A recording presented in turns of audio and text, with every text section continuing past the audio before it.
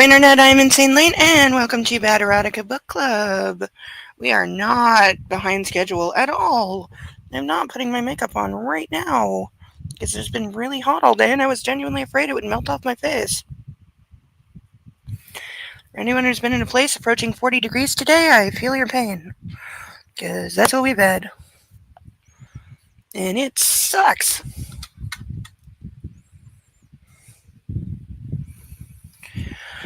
But hopefully things will cool down. I think it's supposed to be like this all weekend, though. So, very hot right now. StreamYard has changed up their buttons once again. Now nothing is labeled. Because they're trying to be more like Apple, I guess.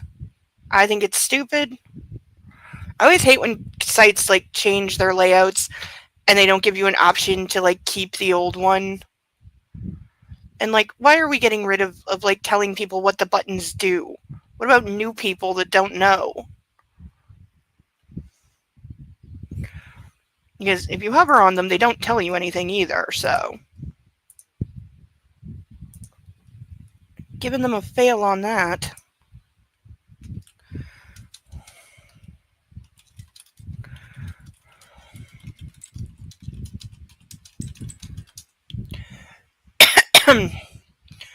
So, as for what happened last week, we had the end of Stalker Girl. She does make one more, final appearance, but the end of her being a threat. Because now she's been caught after breaking into Anastasia's apartment with a gun because, again, Christian Grey is really stupid when it comes to security. And also his security is terrible. So we had... Hi, Cerebellum. Good to have ya. Yes, right? Yes, I'm the same. It's so annoying. That is why I get pissed off. That's why, my desktop almost never changes. Because I know where everything is. I very recently, changed my background picture for the first time in at least 10 years. And it took getting used to. It was weird at first. Let me see. The screen is usually blank. This is my current. I changed it to this. It was the cast of Firefly, but I changed it to this, which, for anyone who doesn't know, is the final shot of the TV series Hannibal. It's the post credit scene that's about 5 seconds long, and provides proof in canon that everybody survived the fall. If you know the show, you know what the fall is, which, depending on how you interpret season 3, did or didn't happen. You can say that about all of season 3 of Hannibal. It, depending on your interpretation, it did or didn't happen. There's 2 or 3 scenes that I can definitely say were real. The rest, I'm I don't fucking know. Oh, the heat is making me go crazy, okay? It's been melting my brain for days, and I'm not even drunk yet. Oh. But, yeah, we had Stalker Girl getting caught. We had Anastasia seeing what the lifestyle really was by seeing a true submissive, acting as a submissive in the way that he acted with her. And obviously there is an intimacy to it. So she got to see him, being like that with other women. And it kind of clicked that, this is what he wants. And she will never, ever, ever be that. So how can we possibly be together? This should have happened in chapter 1 of the first book, and then they never see each other again. But, money. Still bothering me, which is very disturbing because I've been on antibiotics for almost a full week. This is day 6 of 7, and I've been taking them exactly as instructed. I'm very good about that kind of thing. Whenever I have to take meds for something, I'm very, very diligent about it. I'm on time. I don't miss. So the fact that not only have I been having side effects to the meds, they're not I don't know, like just like half of today, it felt like it was finally getting better, but right now it doesn't feel better at all. And on like day 6 out of 7, I should be feeling like almost back to normal, and I don't. I'm still getting like a lot of popping and crackling, and my hearing's going in and out. So I'm not sure. I'm supposed to go back to the clinic on, well, they said a week, which would be technically tomorrow or Monday, depending how you look at it. I'm going to go Tuesday because it'll be quieter. But yeah, I got a call on Monday and make an appointment. And while I'm there, I'm going to try to hit up if I can get an appointment, I'm going to try to hit the Service Ontario Center and get my health card renewed so that the clinic doesn't cost me $60. Because I am an Ontario resident and I have a health card, and it didn't used to be that way. It didn't used to matter if your health card was expired because the number is still valid. But things have changed and gotten, all about the money and stupid and too much American influence. But hopefully, because paying $35 to get the card renewed and dealing with that bullshit is way better than paying $60 every time I need to go to a clinic. Especially as I don't think this is going to be the end of whatever's going on with my ear. And I would like to not go deaf, so trying to pay attention. It's not easy. Also, going out this month. This is going to be me going out twice, not only in 1 month, but in 1 year out of the past, 5, is quite a lot for me.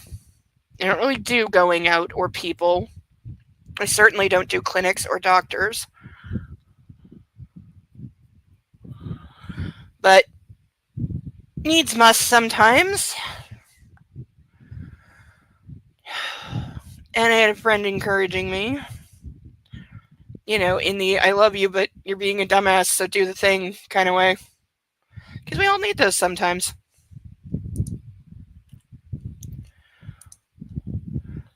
So yeah, we had Stalker Girl is now in an institution. Of course, they had a fight. She disappeared on him for a while, causing him to go insane. I'm amazed he didn't fire all of his security guys, except for Taylor, because we like Taylor. Though some of the others should be fired, honestly. And then while she was trying to do the, we're not compatible, I can finally see that this isn't going to work. You have needs for me to act like that, and I can't act like that, and I can't fill those needs for you. He pulled the ultimate Uno Reverso card, just cranked the manipulation right up to 1,000 by getting on his knees and acting submissive in front of her and refusing to speak and basically being the world's just biggest fucking tool. I know we're supposed to have the ultimate sympathy for him in that scene, that he's just so confused and doesn't know how to act, but he's desperate for her not to leave. And it's like, if it was coming from love, that might be one thing, but it's not. It's coming from ownership and possession, and I must, control your every move. And if I act like this, you will give in and never challenge me like this again. So as far as I'm concerned, Anastasia is in the final stages of indoctrination and brainwashing. We know she has no autonomy left. That's been true for a while. She doesn't know it yet, but she has no autonomy left at all. And, is pretty much under his thrall 24/7 at this point. And he's doing everything he can to make sure they're literally never separated. And he's always got somebody spying on her now. And even though the supposed threat is now gone, what do you bet he's still going to insist on her having a security guard / spy follow her? Because of course he will.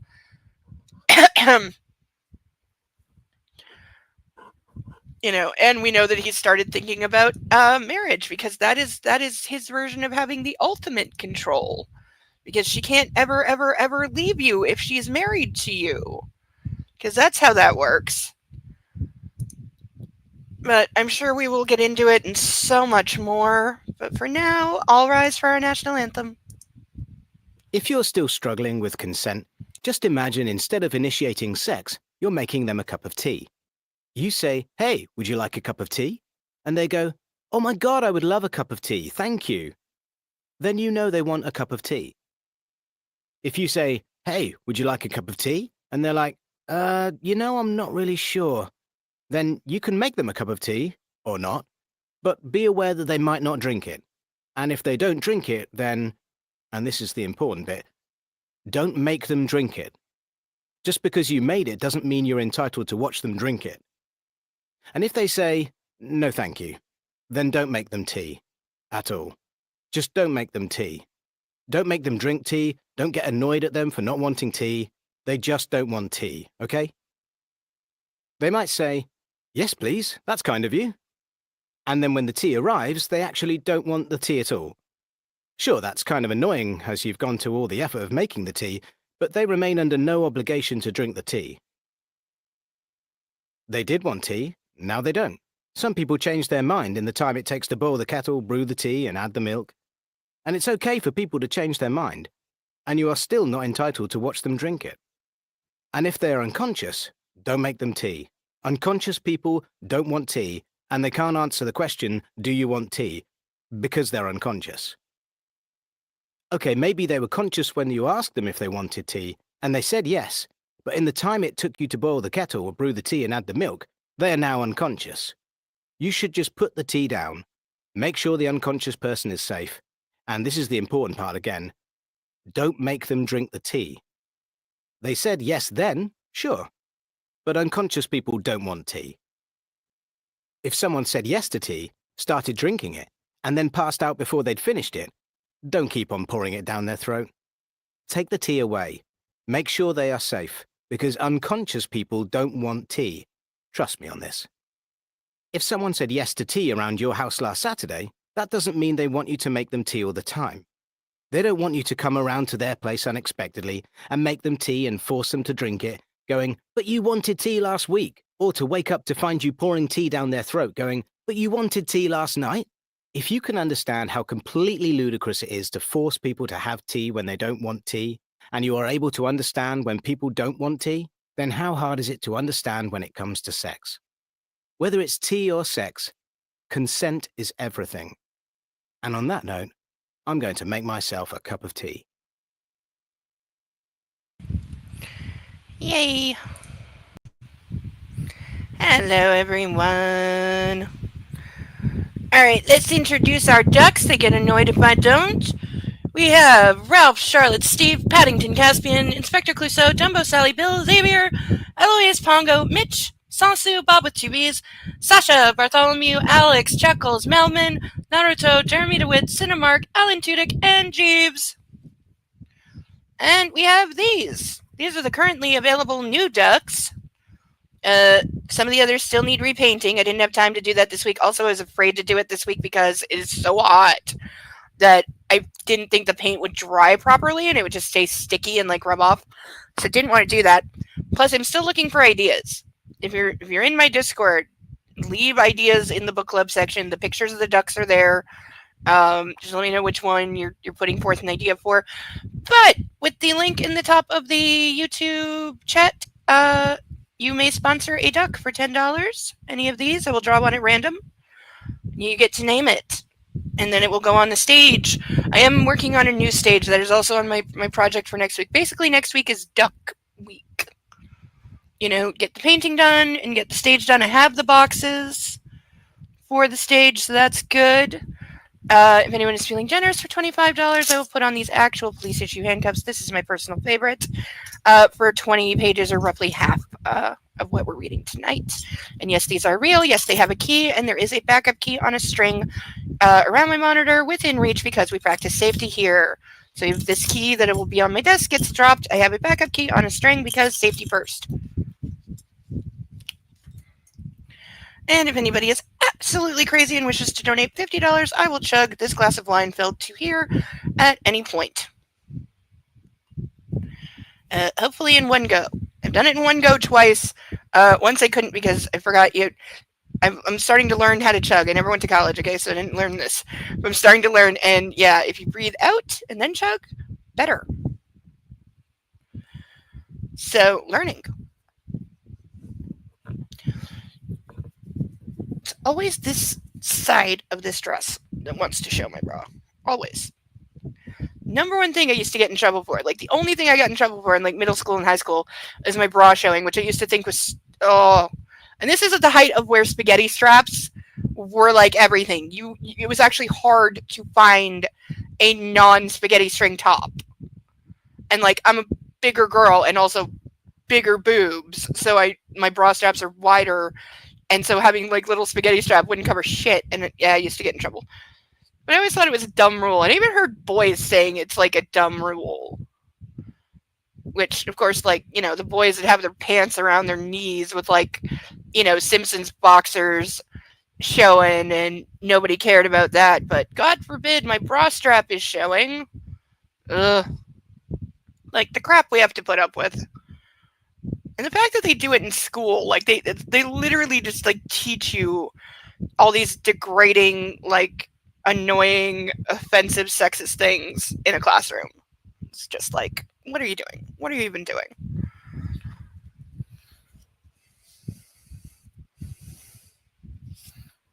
All right, we are on chapter 7 of 10, so we're moving along. We don't have much of this left. It's going to take another few weeks, but we don't have too much left. That's because the chapters are really fucking big. I don't know if we're going to get through this whole chapter. It's a little long, but there are some emails, so those go fast. So we shall see. Wednesday, June 15th, 2011. I put my head in my hands and rubbed my face. I can't believe I asked Anna to marry me. Oh yeah, he proposed and she was just like, what? Like, she didn't answer him because it was just like, are you kidding me moment. Because, like, this is so not how that needed to happen. And also, again, just a reminder, these are people who have known each other at best a month. Like, at absolute best. That's me being a little generous. And she didn't say no, but she didn't say yes either. She may never say yes. In the morning, she'll wake and come to her senses. And this is when he'll serve her orange juice with roofies in it again. The day started so well, but it's been a train wreck since this evening, since Layla. Well, at least she's safe and getting the help she needs. But at what cost? Hannah. She now knows everything. She knows I'm a monster.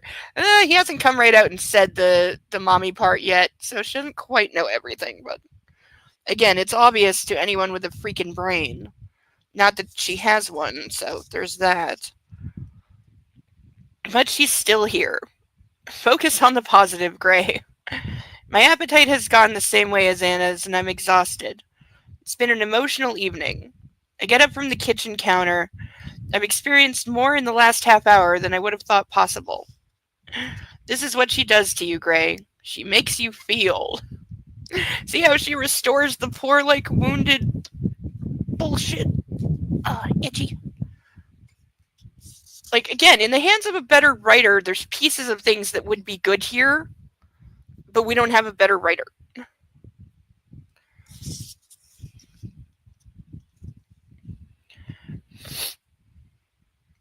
Ugh.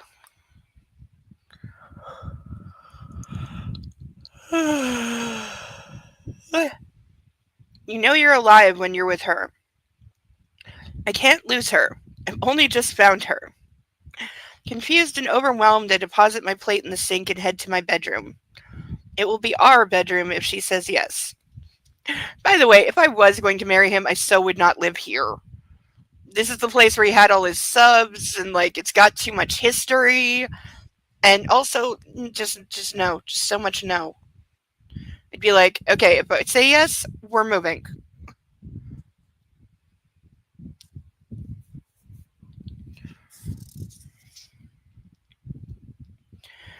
Outside the bathroom, I hear a stifled noise.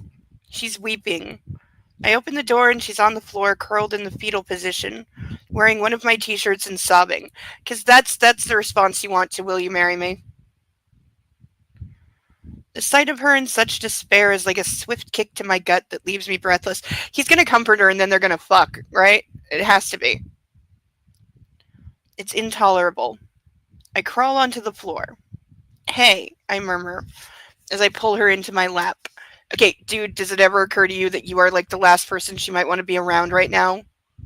She kind of told you that, like earlier, that she needs space, and once again, we have him not giving her space.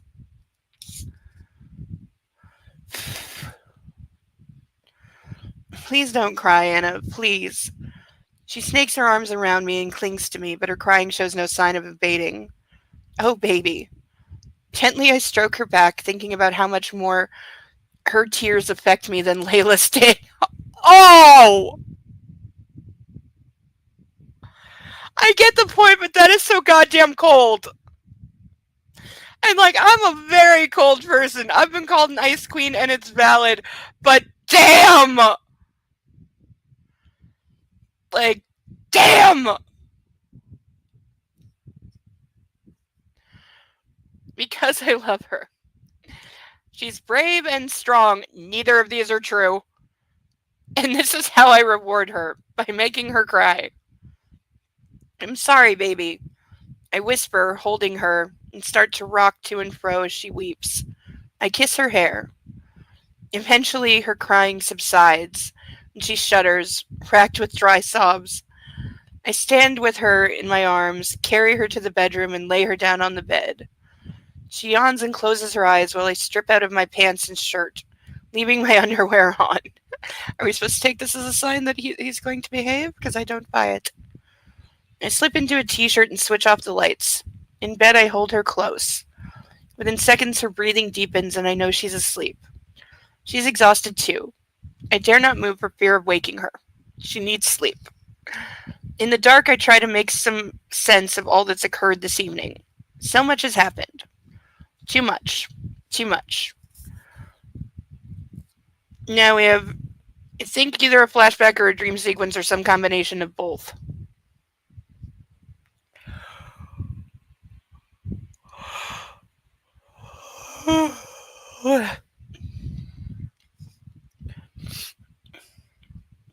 Layla stands before me.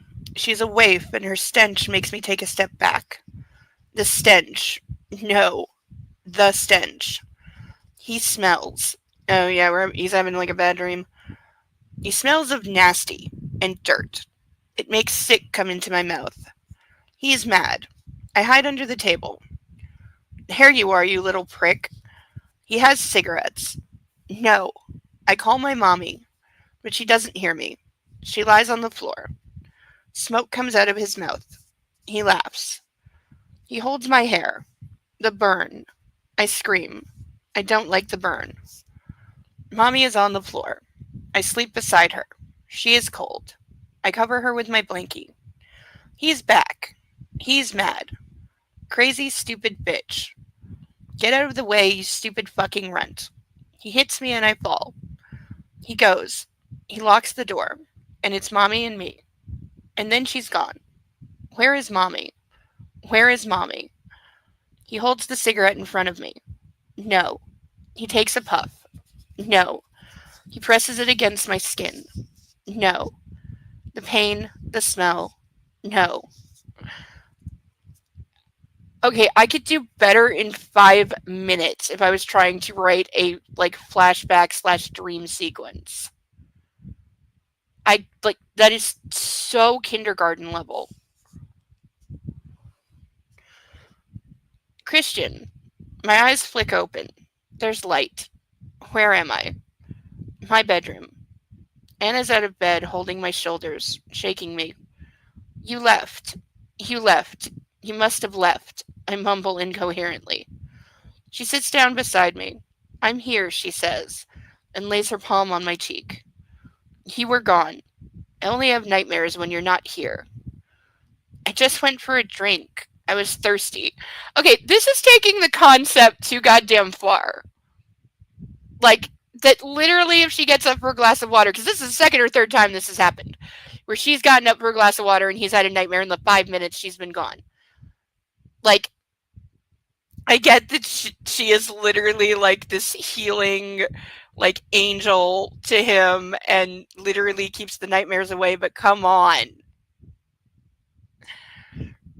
Like, you're pushing it too far here. You're making the Walking Dead mistake.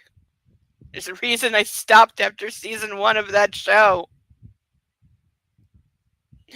It's because they did something so monumentally stupid I couldn't forgive it or take it any. Not that you take those shows seriously, but you know what I mean? The suspension of disbelief went too far because they tried to be too smart and they wound up being really fucking stupid and it was unforgivable, so I was done with it.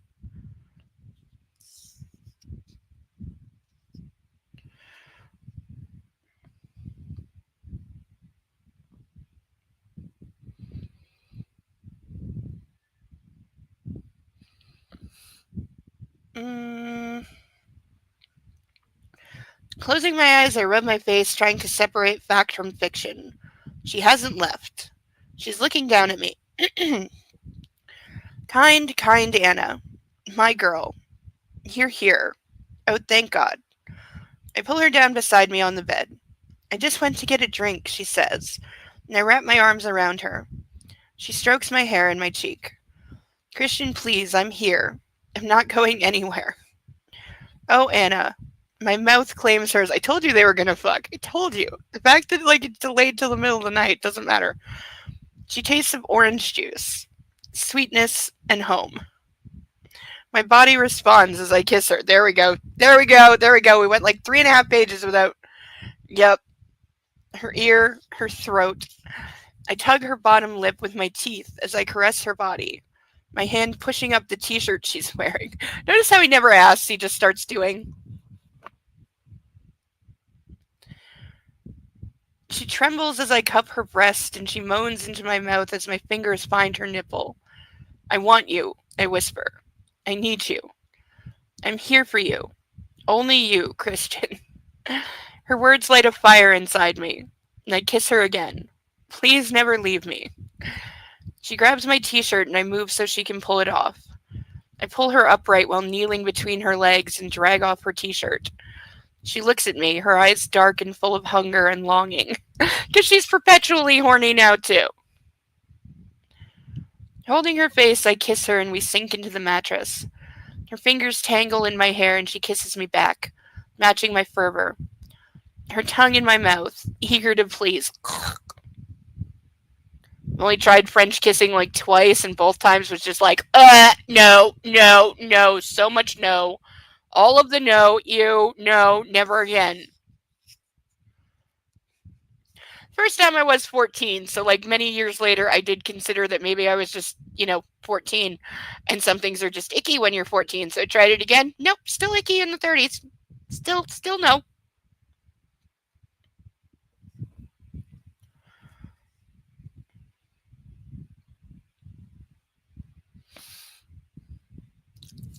Ow! Oh, my ear just went pop and it hurt. Okay, ow! I will say, for all the not being able to hear in the blocked up stuff, it hasn't really been painful, except for the occasional like pop crack, and then it's just like ow, which is good because I had way too many ear infections as a tiny child. I was one of those kids that got them so much they had to put those tubes in your ears, the surgery thing, because it just would not stop. But hopefully that is not starting up again because I will completely die. I must have been old enough to remember it to some degree. I remember I got one when I was like 9, but that was because I was really, really sick with like other things. I kept getting tonsillitis and like strep throat over and over and over and over. And I was supposed to have my tonsils out, but then it kept getting delayed because I kept getting sick. And they can't operate while you're sick. And yeah, it literally delayed it like 3-4 months. I was out of school for like 3 months.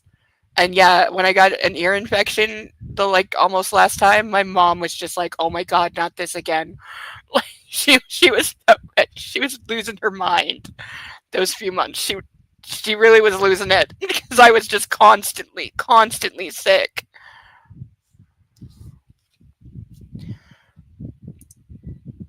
Oh, yeah. It gets bad like when it just keeps happening over and over, and you're little, and the damage it can do like long term, becomes an issue. And ear infections can turn into like worse things.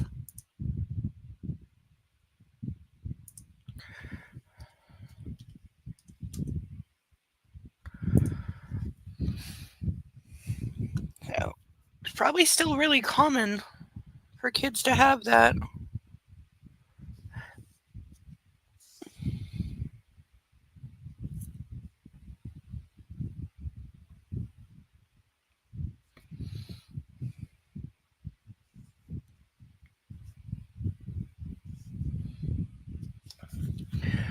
I have that. I get that too. It's not super bad, but I do get it. That high pitched. Yeah, yeah. Gotten it since I was a kid. Yeah. Yep. Still get it. Yeah. I noticed it gets set off by like certain things.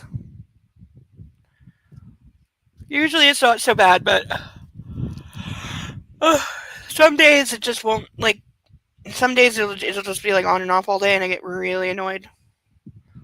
And then sometimes I don't realize that it's happening because I'm not like talking to anyone or paying attention until I notice that somebody is talking to me and I haven't heard a word they said.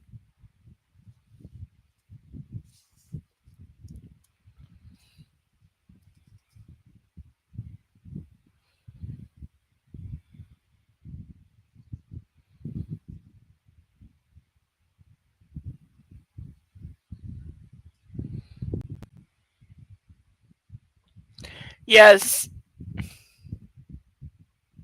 It's like that test pattern tone on TV. Yep. That they used to like when channels would actually go off for the evening.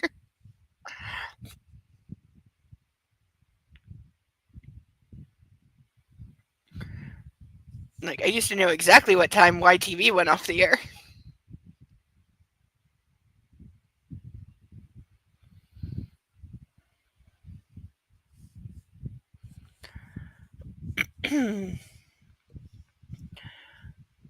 Holding her face, I kiss her and we sink into the mattress.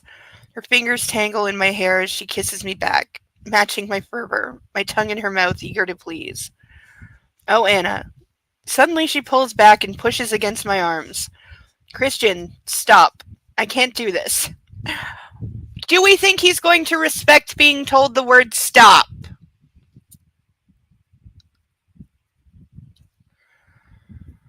I'm grabbing my highlighter. Now I look like a red on my face. Gonna wipe my concealer off. Cause doy.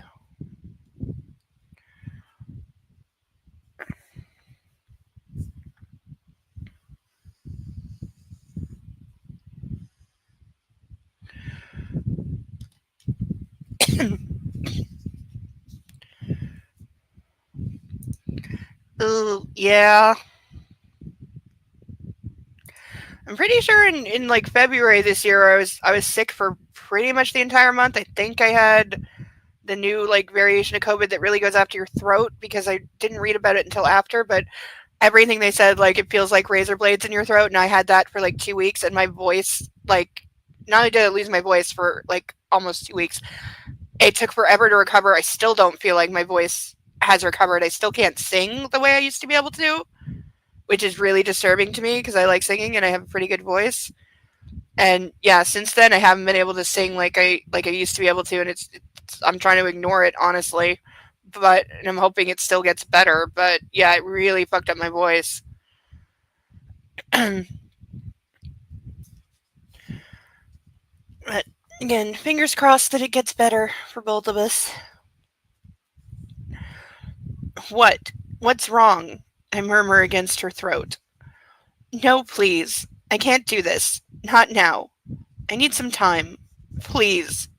Should not be having to say please. You should just be saying, I cannot do this. I need time. Let's just go back to sleep. Oh, Anna, don't overthink this. There we are. There we are. There we are. Less than 5 pages. I bet myself how many pages we would get in before I was doing this, and I said under 10, so I shouldn't have been so generous. I should have known better. Because, yep, all of the red flag.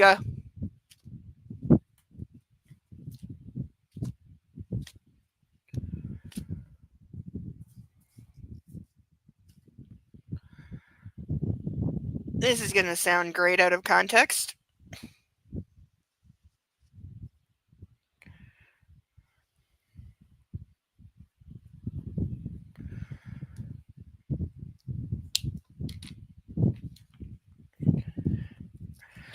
Oh, Anna, don't overthink this, I whisper as my anxiety returns. I'm fully awake. She's rejecting me. No, I'm desperate. Dude, she is not rejecting you. She's saying I don't want to fuck right now because it's been a really long day. Somebody aimed a gun at me. They took a shot at me. I had to see you being intimate with another woman. A crazy person attacked me because I know this guy for 3 weeks. It's a lot to deal with right now. Then you go and put on the big dramatic show and, beg me not to leave on your knees. And then you said, will you marry me? Kind of got a lot to think about right now.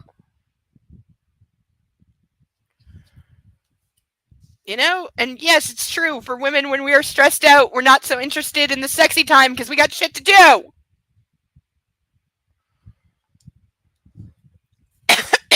Oh, we have a visitor. Hello. Hello. Hi, you're just in time. Oh, yeah? We just hit our first red flag of the evening. Oh, my. That red flag. Yes, because after he has just emotionally manipulated her to the, billionth degree. For the billionth time. Uh-huh. He took it to next level. He actually popped the question. He said, will you marry me while they were fighting? And she was threatening to leave. She hasn't answered him yet, but now they're in bed. He's woken up from a nightmare, which he immediately blamed her for because she got up to get a glass of water. And he said, I only have nightmares when you're not next to me. So he's blaming her for getting up for a drink, that he had a nightmare. And now he wants to fuck to make it better. Ah, yes. Because he always wants to fuck to make things better. But for once, she is telling him no. And I don't mean like a little. She's outright saying, no, I can't do this. Not now. I need some time. Because she's had a very long day. Somebody took a shot at her. There was a crazy stalker. Then his emotional crap. It's been a really long day. So his response to her saying, no, I need time, is to say, oh, Anna, don't overthink this. I know, he's so respectful. Yeah. Yeah. I'm glad that this role didn't wreck Jamie Dornan's career. Yeah, seriously. He's such a good actor. Yeah, people understand. It was a paycheck movie, okay? It was a paycheck recognition movie. That was what it's for. Not everybody gets past those shitty roles. It's true, yeah. No, a lot of, Taylor Lautner never escaped the Twilight bullshit. No. No, he didn't, did he? No, his career ended with those movies. He didn't really do anything. No, I haven't heard anything of him since those. He was in Shark Boy and Lava Girl. Oh, that's right. My kids love that movie. I always forget that he was in that. He was just smaller, but just the same. Yeah. He looks exactly the same. He looks exactly the same. He really does. Right. I tug her earlobe with my teeth, and her body bows under my touch as she gasps. So he's not stopping. I'm just the same, Anna. I love you and I need you. Touch me, please.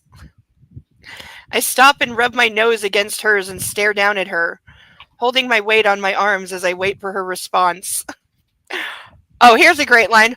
Our relationship rests on this moment. No, it doesn't! No, it doesn't. If she can't do this, if she can't touch me, if I can't have her, there's the appropriate line. Yeah. I wait. Please, Anna. See, and this is more of he knows what he's doing, and he's manipulating her like a cult leader, because what did he do earlier? He massively laid a massive guilt trip and manipulation on her to make sure that no matter what he did, she was not going to leave. Because she didn't try to leave. She just said, I need space. Then he guilt tripped her, pulled the Uno Reverso by pretending to be submissive to her. Oh, I love that. Yeah, he pretended to be submissive to guilt trip her and like Oh, make her feel like she has kind of power, and so she stayed and said like, "Yes, we're okay. I'm not leaving you, but I need some space. We had a long day." And then he blurts out, "Will you marry me?" no, She didn't answer. she can't say no. She can't say no because, but him also, like, marriage is just the ultimate possession. That's what it is to him. It's the ultimate ownership. That's why he wants to do it. Yeah, he doesn't really want it. No, it's just a way, Yeah. because his whole thing is she is mine. I will own her. I will possess her. I will control her. So if I put a ring on it, then she's mine forever. She can never leave me. About it. Yeah. Exactly. And everyone, I'll have a literal ring on her, something to show that she is my property. So all other men will not look at my girl anymore, because he gets jealous of like fucking everybody. Yeah, I dated a guy like that. Ugh. Yeah. But yeah, he's literally drawing the line in the sand that unless she has sex with him when she clearly does not want to, like, dude, you're making that a condition of your relationship, that you get full access anytime you want, regardless of her feelings, regardless of what kind of mood she's in, or what's going on. Which, by the way, this is exactly how a lot of religious conservatives think relationships should be. God. That when you are married, you do not have the right to say no to sex. There's a famous religious book. In TV, it gets parodied as Surrender Dorothy. But there is a famous religious conservative book that actually says, I wish to God I could find out what it was called, or remember the news program I saw it on years ago. But they were like saying how terrible it is, and there's an actual section that one of the news anchors read and just about died reading, that says, for the wife, if the man is demanding sex but you're not in the mood, you should not refuse him, because that would do like damage to your marriage, and also you need to respect him as the head of the household, and as a man and as your husband. However, it said there are ways you can let him know you're not pleased right now by not actively participating or by turning your head to the side. And I'm like, you just described a woman being raped. You just described what rape victims do. They look away and they don't move. Oh my God. And you're telling married women to act like that, to tell their husbands, I'm not pleased that you're fucking me right now, but I don't have the right to say no to you. I was alive when society, possibly the law, said it is possible to rape your own wife. Great. Yeah, that is still in like some states, that is still contested.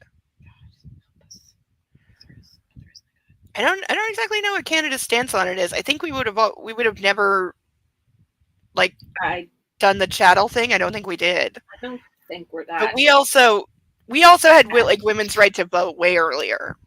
Yeah. So that made a difference as well. We've been a sanctuary. Yeah, for a long, long, long time. Like now we legitimately have American women coming to Canada seeking asylum because of what's going on, and they're allowed now, which, like, there's a fucked up sentence in the world. It's 2025. Yes. And we need the Underground Railroad again. It exists. Oh my God. It's existed since Roe v. Wade was overturned. Like, like here, like, especially because I'm like 30 minutes from the border, and like, oh yeah. I can be in upstate New York in 30 to 40 minutes by car. You put like a certain colored headband or something, yeah. Yeah, you put something outside your house to say goodbye. There are actually groups of like Canadian organizations that are smuggling like morning after pills, etc., into America right now. It's a real thing.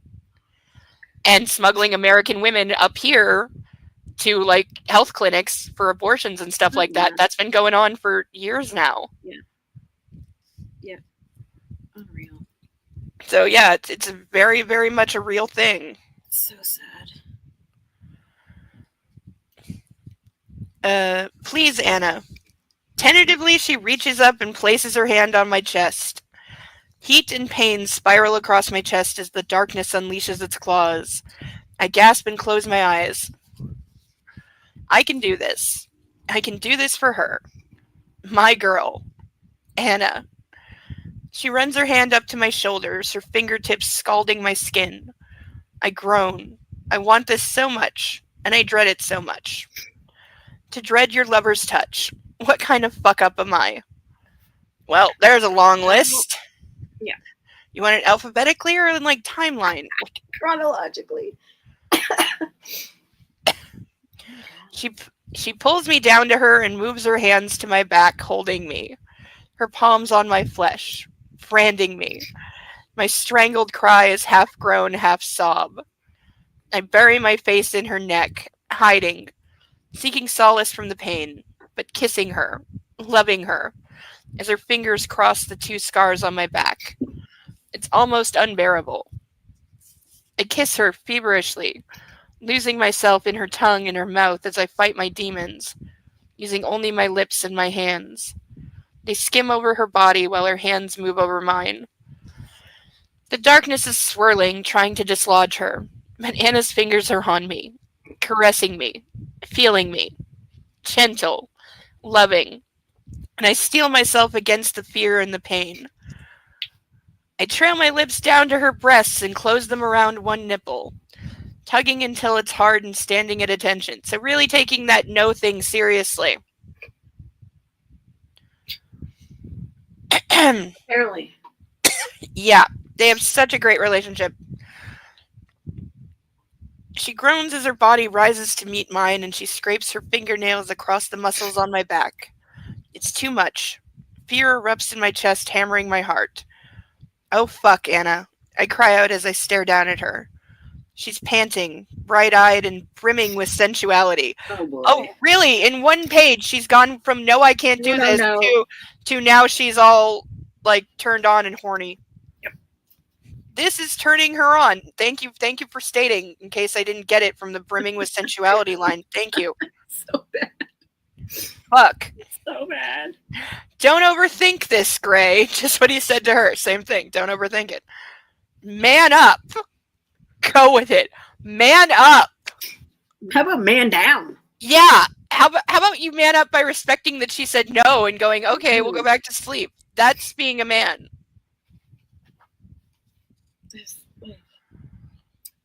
Taking a deep breath to slow my pounding heart, I skate my hand down her body, over her belly to her labia. Let's just go right for it, yeah. I cup her and my fingers are wet with her anticipation. Easing them inside her, I circle them and she pushes her pelvis up to meet my hand. Yeah, because now she's, yeah, totally, like, uh-huh. Like, this is not how women work, like, at all. I mean, no. Well, not all women. Anna, her name is an invocation. I release her and sit up. I know. She goes for the religious imagery gets more. Oh, yeah, I didn't even realize that. And her hands fall away, so she's no longer touching me. I feel relieved and bereft at once. I remove my boxers, freeing my cock, and lean over. I know. I just want to do like the boing. Jack in the box. Yes! Dick in a box. It's also stated he's got like a 12-inch cock, which supposedly is a good thing. I personally would be against, but he is a scrawny white man. There's no way. I know. There's no way. I know. Just, I mean, look at his shoes. First of all. Are those size 13 shoes? I don't think so. I've heard guys argue that the shoe thing is not real. It is. I think it is too. They're just pissed off about it. Yes. Good. And lean over to the bedside table for a condom. I hand it to her. You want to do this. You can still say no. You can always say no. She did say no, you fucking ass! I want to play the anthem again, because it's in there. Okay? She did say no! You didn't listen!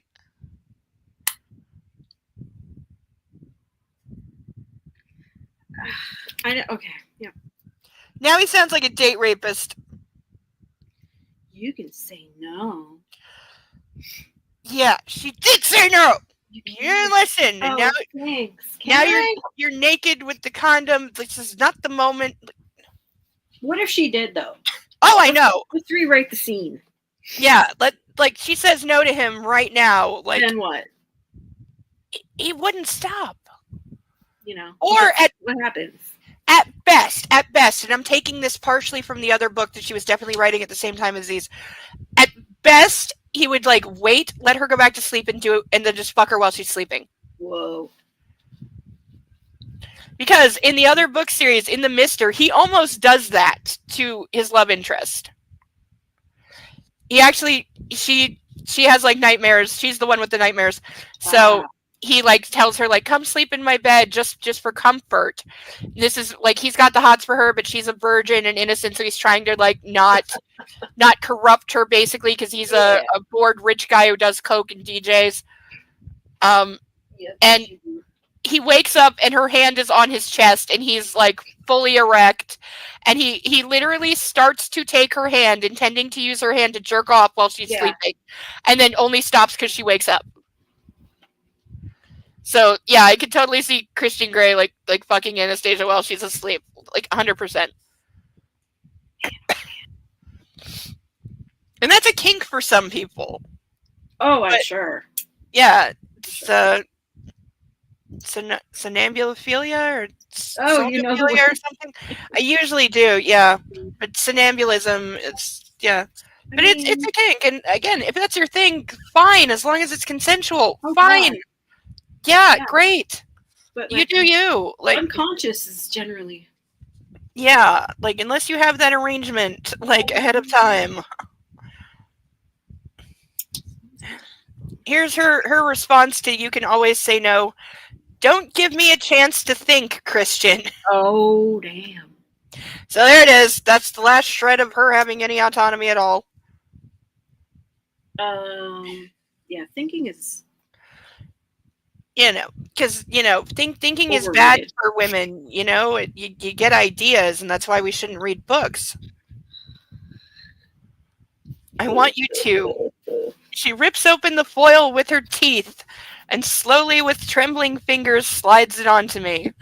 Also, stop with the opening condoms with your teeth. That's a really good way to tear the condom. Like, I just don't. They make them so you don't have to do that. Exactly. They open really fucking easily. They do. So much of this is so repetitive. It really is. It's like hearing it out loud like this. You really notice, yeah. It's so repetitive. Her fingers on my erection are torture. Steady. You're going to unman me, Anna. I also hate it being phrased like that. Like, she uses that a lot. She really does. It's in the other one, too. And also, she also weirdly uses it to refer both to premature ejaculation and to a man crying in front of a woman. Oh. Which I was like, I had never heard it applied to the crying before. That's not right. No, it's not right, because it means it means premature ejaculation. It has nothing to do with crying. Like, it's not unmasculine to cry. No, it is not. She gives me a quick, possessive smile, and when she's done, I stretch over her. Oh, hang on. What does a possessive smile look like? I'm just curious. I have, like, this satanic vibe to it. That's interesting. I'm picturing, like, evil people in movies when Batman's in their dungeon, like, the Joker when he's captured Robin. That's... So now she's... willing and able. Of course. But I need to know she wants this too. I roll us both over quickly. You take me, I whisper, staring up at her. So now he's letting her be on top. Ooh. See, you gave me what I wanted. I'm giving you a small reward by letting you imagine that you're in control, even though you are so completely not. Can we skip back to the part where she said no? I know, right? She licks her lips and sinks down onto me, taking me inch by inch. I tilt my head back and close my eyes. I'm yours, Anna. She grabs my hands and starts to move, up and down. Oh, baby. Leaning forward, she kisses my chin and runs her teeth over my jaw. I'm going to come. Shit. He always yeah. Oh, that's true every time. It is true every single time. As soon as he's in, 1, 2, 3, done. He is like, he has no stamina. No. I still her with my hands on her hips. Slow, baby. Please take this slow. That's a first. Her eyes are full of passion and excitement. That's asking a lot for the middle of the night. And I steel myself once more. Anna, touch me, please. Feel. Uh-huh. Her eyes widen with sheer delight, and she spreads her hands on my chest. It's blistering. I cry out and thrust deep inside her. Ah, she whimpers, so he just hurt her. And her fingernails trail through my chest hair, tantalizing me, teasing me. But the darkness is pushing at each point of contact, determined to rupture my skin. It's so painful, so intense. Tears spring to my eyes and Anna's face blurs in a watery vision. I twist so she's underneath me. There we go. That lasted, what, like 30 seconds? If that. Enough. No more, please. She reaches up and clasps my face in her hands, wiping my tears, then pulling me down so her lips are on mine. I drive into her, trying to find my equilibrium, but I'm lost. Lost to this woman. Her breath is at my ear, short, panting. She's reaching. She's close, but she's holding back. Oh my god, I just had the weirdest thing pop in my head. To Sharon Stone reaching back and grabbing the ice pick. You know what I mean? That was the movie. Fatal Attraction. No, that's not it. I think so. No, that's Glenn Close. Was it Basic Instinct? Basic Instinct. She reaches back. Mm-hmm. Pulls out her. Let go, Anna, I whisper. No. Yes, I plead, and shift and roll my hips, filling her. She moans loud and clear, her legs tensing. Come on, baby. I need this. Give it to me. Right. You. Oh God, that is so like, that is what like a 14-year-old says, thinking that it's sexy. We need this.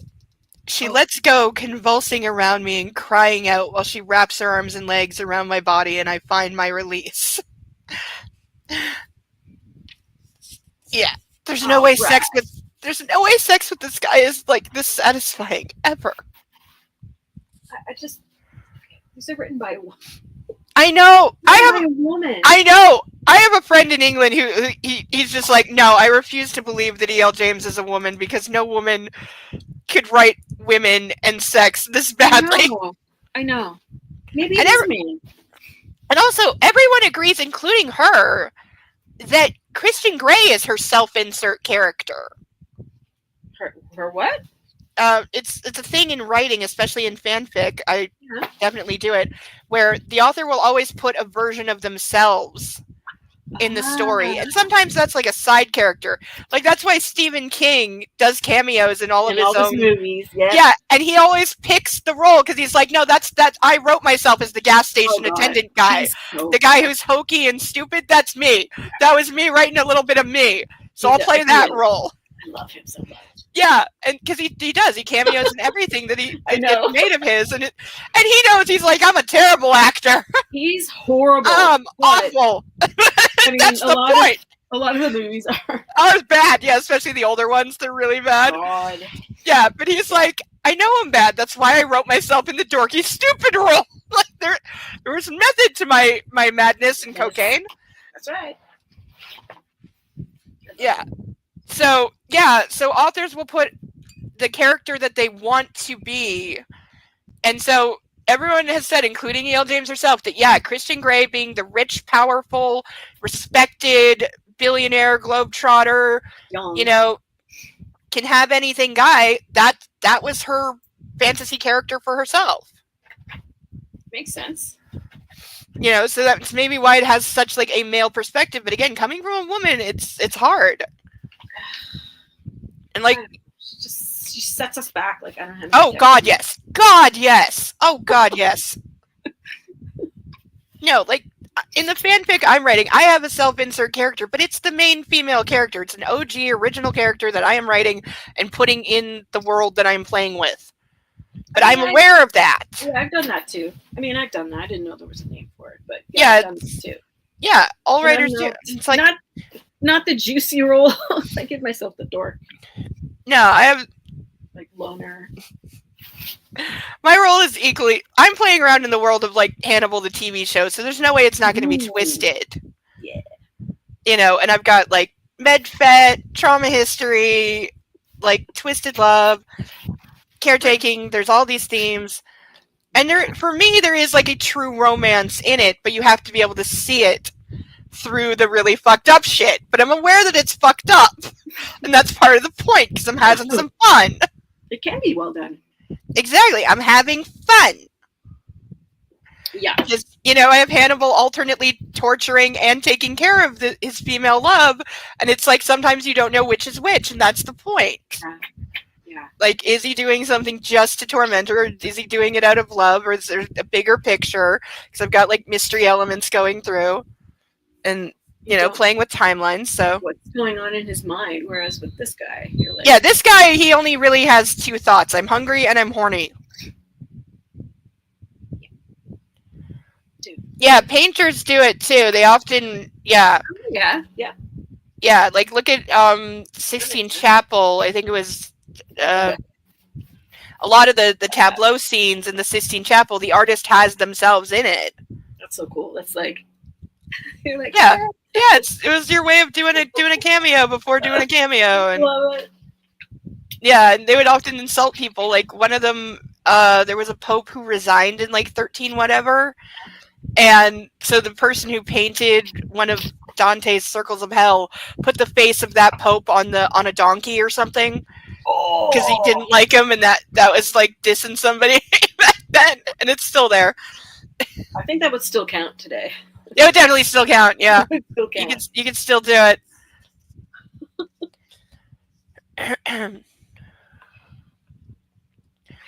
Her fingers are in my hair while my head rests on her chest. She's here. She didn't leave. But I can't shake the feeling that I nearly lost her again. Don't ever leave me, I whisper. Above me, I feel her move her head, her chin lifting in that mulish way she has. Mulish. I know, like there's a word. I know you're rolling your eyes at me, I add, pleased that she's doing so. You know me so well. There's humor in her voice. Thank God. I'd like to know you better.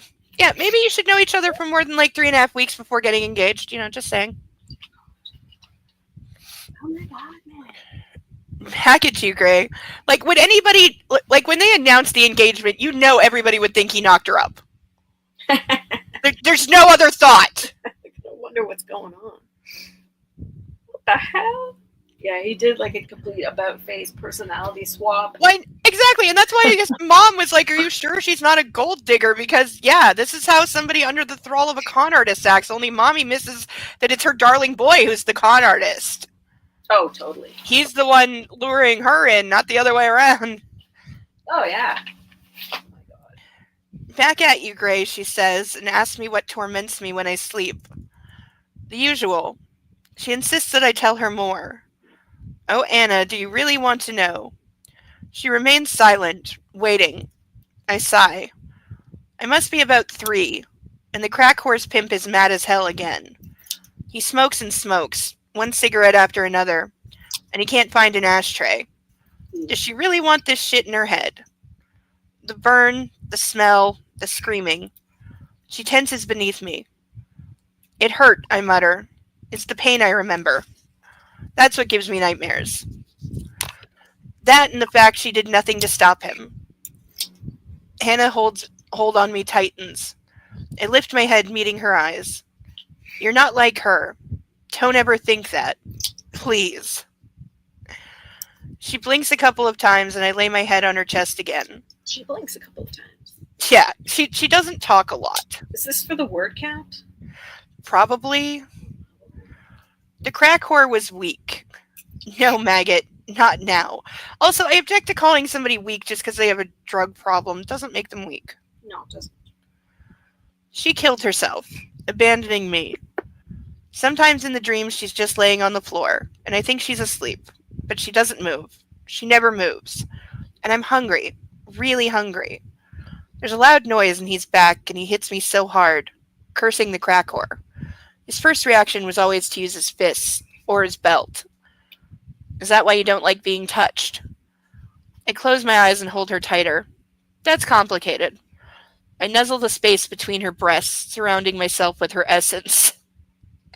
So he's like talking into her boobs, basically. Right. Tell me, she asks. She didn't love me. She can't have loved me. She didn't protect me, and she left me. Alone. I didn't love me. The only touch I knew was harsh. It stemmed from there.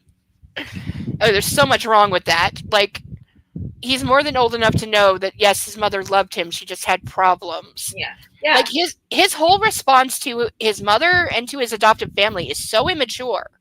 And I refuse to believe that somebody who is, like, 26 years old and is the head of a company and has, like, you know, can run a successful company, that he hasn't fucking emotionally matured or grown up right. to have any kind of adult perspective and see, like, no, my mother was not weak. She didn't not love me. She was a drug addict in a bad situation, and she just couldn't be, you know, a mom, but she loved me in her way, and that his adopted family does love him, because he doesn't think they love him at all. Like, that's why he's such an asshole to all of them, because it's not like he doesn't have a therapist. I know, and again, and he also said that he had a previous therapist for a long time.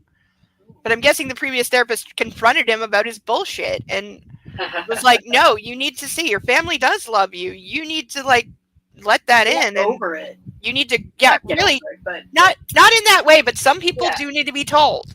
Some people get, like, they live in their victimhood, and I'm not saying it's easy, but yeah, you got to push your ass out of that shit. At some point, what people are saying to you.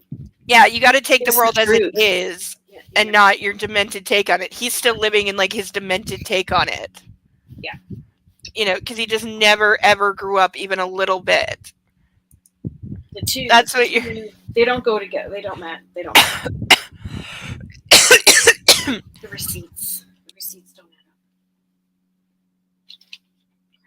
add up. You got engaged at 5 months, Sarah? Yeah, that's what everybody would have thought. And congrats on 21 years of being married. Congratulations. Yeah, serious. That is a hell of an accomplishment. Some people just know. Yeah. They just know. Yeah, granted, that can happen. That's pretty sweet. It definitely is.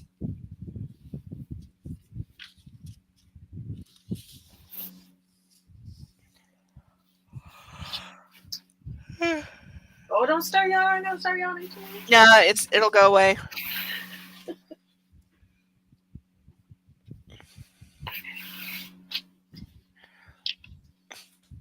I never had a mother's loving touch, Anna. Never. Most of this is in his head. He's not even saying this out loud. Oh, I don't know which. No, all he's saying out loud is she didn't love me. He didn't say any of the rest out loud. Grace respected my boundaries. I still don't know why. Well, because she's a doctor. She's seen trauma before. She knew what she was doing. Kinda, yeah. Flynn explains it better than I can. Can I see Flynn? She asks. 50 Shades rubbing off on you? I try to lighten the mood. And then some, Anna squirms. I like how it's rubbing off right now. Ew. Ew. Going with you. Ew. I love her levity, and if she can joke about this, there's hope. Yes, Miss Steele, I like that too.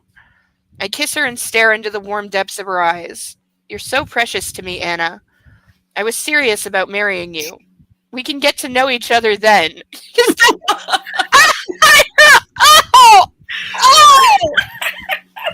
Oh God, that's how that works. Oh my God.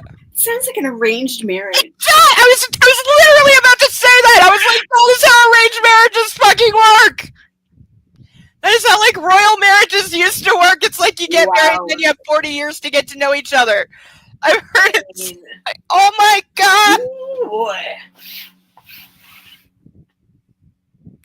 And we're selling this to young women as an ideal to be reached for. I mean, should be a warning inside the cover. Yes. That's a new thing to me. These warnings inside books. I think it's a great idea for parents, especially. Yeah, because sometimes parents are clueless. You know, the kid just goes, "I want a book," and you're just so happy they want to read anything. Yeah. That you buy it and you don't ask, "Oh, what is it?" And then, oops. Yeah. Yeah, I think it's a great idea. It's long overdue. Yeah, like how long have we had warnings on like TV and stuff? I remember. Did you ever watch Charmed, the original one? I never did. Really? Oh, we got to binge that sometimes. It's dated and cornball as hell, but it's so good. But there isn't. I remember when it was originally airing, my mom was sus about it. I was only like 12 or 13. Oh, right. And she was kind of sussy because she didn't know anything about it, so she watched some of it with me. Yeah. Because that was her thing because she didn't like to just say no. She never liked to just say no. And eventually she was okay with it because she understood like it's good teenage fun.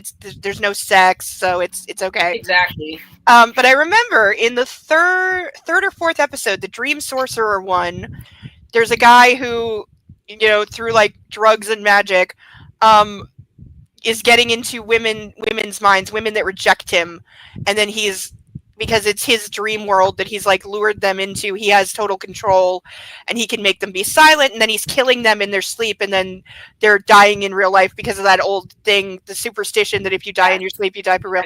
So it was if that was real.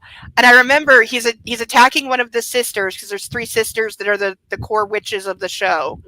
And so demons and like other warlocks are constantly coming for them.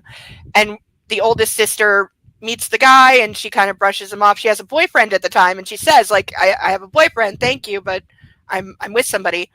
So he starts going after her. And I remember there was right before a really intense scene, there was a warning on the outro to commercials saying the next scene is very intense, contains some sexual violence, contains violence, and then commercials played, and then the warning played again before it came back on. Wow. Because he gets her in the dream sequence and he takes away her voice so she can't scream. He like grabs her by the throat and he's like walking her off the edge of a building while she's helpless and she's in like a sexy nightie, half naked. And on Charmed, I know. They dialed it down after that. I think they got some feedback from the network and maybe dialed down the violence. Yeah, season 4 or something. It was in season 1. It was like the 3rd or 4th episode. It was really early. So yeah, there was that, and that was an intense scene. But I remember the warning on it. Yeah, because like we didn't see them before. Yeah. On the regular anyway. And then when we did, it was like up in the corner. Oh, Sarah wants to know what you're making. I don't know. I don't know. I'm trying to make a banner for my shop. I'm doing something new for my shop, and I'm trying to make a new like shop sign, but nice. It hasn't come to me yet, so I'm just like faffing all over the place. I got paint here, fabric here. Just lay stuff out, see what comes to. And it's great because I can half concentrate on it, which is better than fully concentrating on it, because then I just get frustrated. Yes, I know exactly what you mean. Sometimes you have to stop thinking about something and like let your brain process in the background, and then it'll come to you. This is great if you're stuck on a math problem in school. Go away from it for like 20 minutes, and then the answer just pops in your head, and you're like, oh, of course, that's the answer. Duh! But thank you for asking. Yeah. That's very sweet of you. All right, so we may get her visiting the therapist in this. This was a better book. I would want to follow along with the. I know. You know what I mean? Yes. Oh, so we're here now, and this is what's happening. But I don't. Yeah. So somebody has to have done like a side by side of the two of them. That poor person. I know. Deserve a medal. He sent a letter. Oh God, Sarah, I am so. This is me. This is why on my phone I have so many goddamn memo notes for my fanfic that I forget are on my fucking phone, and then I forget to move them into the main file because as I am falling asleep, scenes and dialogue pop into my head, and I'm furiously doing this. I have actually been so sleepy that I've dropped my phone on my face because I'm doing this and then just whack, and it's like, oh, okay, finish thought, falling asleep, falling asleep, help. No, need this awesome line of dialogue. I'm not good at dialogue. I'm like George Lucas. I'm good at world building, not dialogue. Yeah, I'm not the best at it either. No, like currently I'm like struggling because I'm in the middle of writing 2 scenes, and one is a sex scene, which I'm not so great at when they're not horrifically kinky, and this isn't. This is very vanilla, so I have to behave myself. And I'm trying to write it like as sensual as possible because it's coming after like a traumatic event kind of thing. But it's also a her having power moment. It's the first time we're seeing her have sexual power, and it's kind of a reveal moment. But I also have to write this really long dialogue scene of Hannibal basically manipulating and putting off a couple of cops to buy some time because he almost unalived a reporter for insulting his lady, and so the cops have come inquiring, so he has to put them off, and she kind of comes to the rescue, and then she's like, I want you, and then they start having sex with her very much being in control for the first time, and it's going to transition to them leaving for Europe eventually because we've seen them in Europe, and now this is how we got there. And that's a storyline. Oh yeah, I'm good at complicated, very intricate, complicated storylines. Yeah, and I've got parts 1 and 2 have actually been polished to the point where they're like readable, publishable. I just haven't put them out. But if anybody wants the links, let me know. All right. Because they're readable. Well done.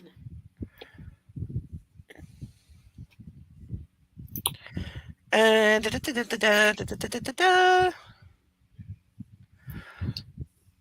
kiss her and stare into the warm depths of her eyes. You're so precious to me, Anna. I was serious about marrying you. We can get to know each other then. So. World's worst idea. I gotta highlight that for being the world's worst.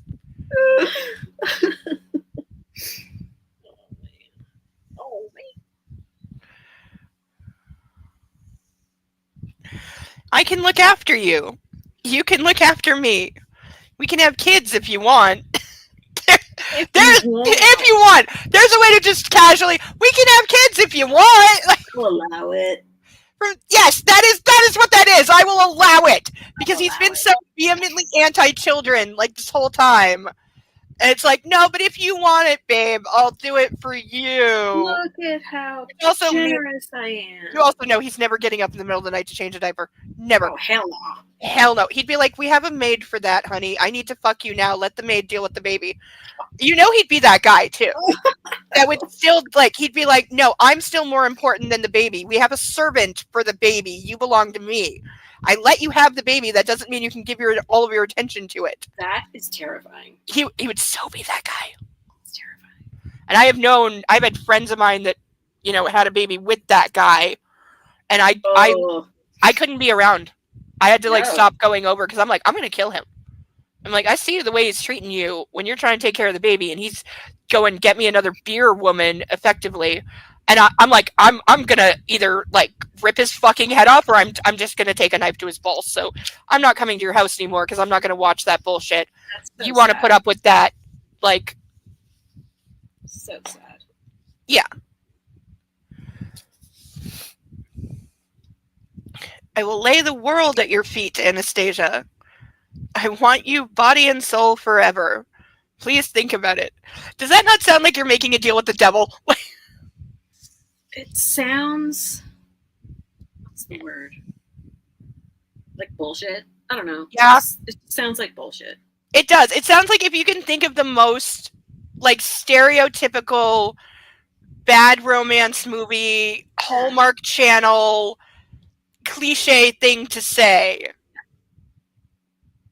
Like, Sheldon did better in Big Bang Theory when he was quoting Spider-Man to Amy. Spider-Man's legit. Yes! Spider-Man's. And she's like, wow, that was really good. And he's like, it should be. It's from Spider-Man too. And She's like, I'll take it. And I don't mind that. I don't mind somebody borrowing somebody else's words to say what they want to say. Especially when you know that they love Yes. Spider-Man too. You know he loves Spider-Man, and he's recognizing that this is a romantic thing to say, and he's saying it to you. So I don't care that he didn't think of it himself. You know, I'll totally take that. Yeah.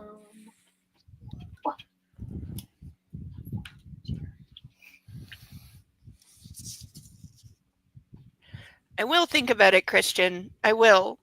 I'd really like to talk to Dr. Flynn, though, if you don't mind. Back to this. Yes. Anything for you, baby. Anything. When would you like to see him? Because I think his therapist literally has no other patients because Christian pays him so much. Well, he's available, like, at the drop of a hat. Real therapists are booked. It's not working, dude. No. Well, because his therapist said, like, he's not trying to help him manage his trauma. He's just trying to help him live with it and not get arrested for what he does to women, more or less. Oh, yeah, okay. He can always plead. Yeah. No, this is a bad therapist. He's horrible. He's horrible, yeah. He's So absolutely awful. So he's a perfect therapist for Christian Grey. Also, he's obviously for sale. Yeah.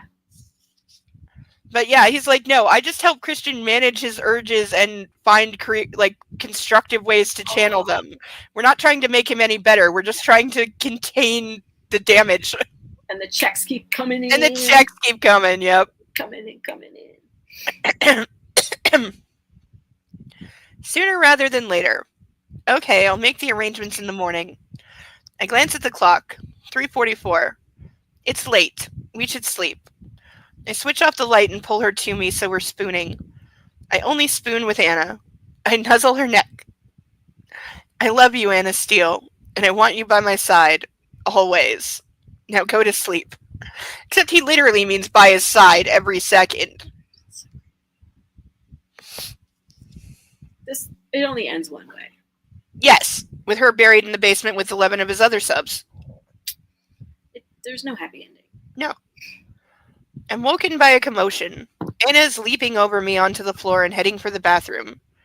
She's leaving? This is always his first thought. Oh like, dude, God. stop! No. I checked the time. Shit. It's late. I think this is the latest I've ever slept. She's going to work. Shaking my head, I called Taylor through the internal phone system. Good morning, Mr. Gray. Taylor, good morning. Could you take Miss Steele to work today? With pleasure, sir. She's rather late. Listen to the Wandery podcast, The Shrink Next Door? I don't know them. The Wandery, that's a good... It's like a series of different stories. It's like the Wandery presents. Okay. Like, yeah. I'll put it on my list. Good stuff out there. The Shrink Next Door. Yeah, we'll go for that. I can only imagine. It's always true crime. Good. With pleasure, sir. She's rather late. I'll wait for her outside the front door. Great. Come back for me. Will do, sir. I sit up and Anna hurries out of the bathroom, drying herself and gathering her clothes at the same time. It's quite the floor show, especially when she dons a pair of black lace panties and a matching black lace bra. Yes, I could watch this all day. See, now he's making me think of that Dennis Leary did a bit on this. He's like, hey, you know how your wife takes like 4 hours to get ready and changes her clothes 50 times when you're going out? Here's what you do. He's like, one, you make yourself a secret sandwich because you're going to be waiting a while and you're going to be hungry. You eat the sandwich and then you sit on the bed and you enjoy the show. Because you've got your wife stripping out of one dress down to her panties right in front of you, walking around, turning this way and that. Now she's wearing just panties and heels while I'm looking at like, enjoy the show, fellas. Enjoy the show. Oh, that's so true. Yeah. It's so true. It's like, there is nothing you can say to make this go any faster. You will only get yelled at. So just sit there and enjoy your half-naked wife. Right? She's not even going to notice. Nope. Nope. Nope. Nope. Nope. Oh. I love that guy. You look good. You can call in sick, I offer. Of course. He never wants her to go to work. No. Not that either of them work. Oh, and we're already coming up on emails. Because all they ever do, whenever the two of them go to work, all they fucking do is email and fight. When they're at work. When they're at work, they don't fucking work. Neither of these people work. No. And doesn't he always cancel his appointment? Yes, he does. He cancels or he walks out of a meeting. Or Oh, man. because he has to go and see her. Like, oh. It's all a front for money laundering or something. Plot twist, Anna's really banging Taylor. He's the catch. He is. I love who plays Taylor in the movies. I love him. Catch. Yes. He's Yes, he is. I could have some fun climbing on that. Delicious. I'd also like to be the one to tie that up. Because that is the perfect type to tie up and spank and, make call you mistress. That would be great. He's lovely. Absolutely. Here's to my first drink of the night, and I can't believe it's 9:30 and I'm just starting. Drink. Nastrovia. Slancha.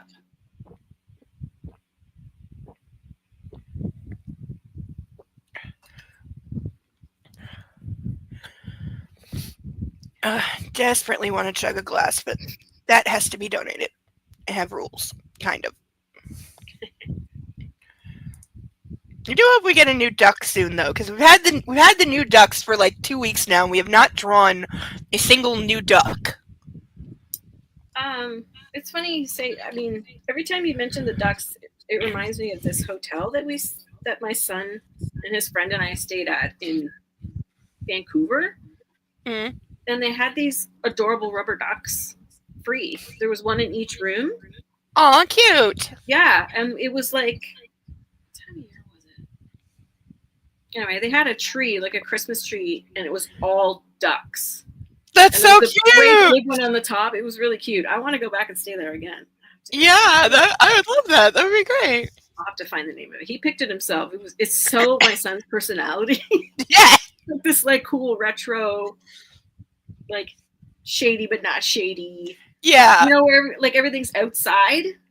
Okay. You have to go upstairs to get like every room is accessible from the outside only. Oh, nice. It was neat. It was fun. But yeah, we kept the duck. Where it is. I'll find it. No, Christian, I can't. I'm not a megalomaniac CEO with a beautiful smile who can come and go as he pleases. Beautiful smile? Megalomaniac? I grin. I like to come as I please. Christian, she sputters and throws a towel at me. Like you don't know he has the sense of humor of a 9-year-old.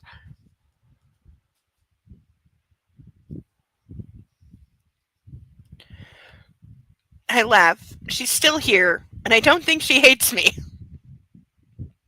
This is where you want to be with the woman you're proposing to. She doesn't hate me.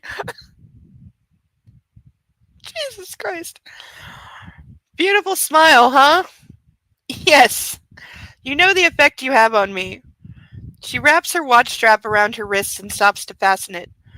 Do I? Yes, you do. The same effect you have on all women. Oh, God, I hate that. Because I'm sorry, I do not believe 100% of women that he walks by on the street are immediately wetting their panties over this guy, like it is claimed. Gets really tiresome watching them all swoon. Does it? I can't hide my amusement. Don't play the innocent, Mr. Gray. It really doesn't suit you. She yanks her hair up into a ponytail and puts on a pair of high-heeled shoes. Baby's in black. She looks sensational. She bends down to kiss me goodbye, and I can't resist. I pull her down onto the bed. I would not thank you for that if I just got dressed. Nope. It's like, no. Dude, I gotta go. Get off me. You're messing me up. No. We gotta go. Remember adulting? Jobs? Thank you for still being here, Anna. In his head. Oh, I mean, okay. I know, like, seriously, he says all the things he should say out loud in his head. What can I do to tempt you to stay? I whisper. You can't, she grumbles and makes a feeble effort to fight me off. Let me go. I know, like, it's like in the first Scary Movie where they did such a great job parodying Scream, where they have the girl like running from the killer, and she's like, "Oh, I'm your helpless victim," and she's like running like such a dork. And I think it's Carmen Electra who said she had like the most fun of her entire life on that movie. She got to be so stupid and funny, and even though at one point she's in a bra and panties, she's like she didn't feel like sexualized because it was done as a joke. And she's like, they were so respectful on set. They made sure like the water was warm for me because we were out at night and it was super cold. And so they were actually genuinely worried about hypothermia once you get somebody wet. Yeah. And she's like, no, they had a heated tent. The second they called cut, somebody brought over a big fluffy robe and wrapped me up. Aww. And she's like, they were so great. That reminds me of Jenny McCarthy and Scream. Which Scream was it? Third Oh, one? I can't remember. I know I've seen like the first two. I love those movies. Yeah, I haven't seen the new one. I want to see the new Final Destination though, because I've heard good things. I love those two. Yeah, I've heard good things. I'll watch it no matter what. I love this. Yeah, the franchise. Yeah, they're good. They're very creative. You know, they made an entire generation afraid of logging trucks. It's a noun now. This Really? is a Final Destination situation. Yep. I've heard on literally it came up on a body cam that a police officer referenced it because somebody, drunk girl drove through half a goddamn neighborhood, and she drove through a white picket fence, a literal white picket fence. She was alone in the car, and one of the officers, when they went back to the car to like look for her purse or something, there was as she's about to open the door, she says to the other officer, she's like, "You heard of those Final Destination movies?" She opens the door. There is a fence post stake going right through the windshield into the seat. If anyone had been there, they would have been dead, no question. And they were all just like, "Whoa, okay, yeah," because it was into the seat. Like there would have been no surviving it. It's like, yeah, definitely. Yep. That's a Final Destination moment. Yeah, like that girl was lucky to be alive. I know. Like she drove through like 3 yards, couple fences, hit like 2 different trees. She literally took like 100-pound chunk out of this really big tree, like almost broke the trunk in half. She hit it so hard. Oh my god. Like the front end of her car was no longer the front end of a car. It was nothing. Yeah, car versus tree usually does that. Tree. Yeah, the tree will. But yeah, she broke a big hunk off that tree. They probably had to cut it down. Poor tree. Yeah. But just wow. Like, yay for airbags. Yeah. Because that's the only thing that saved her being roadkill. Okay, I'll be right back. Okay.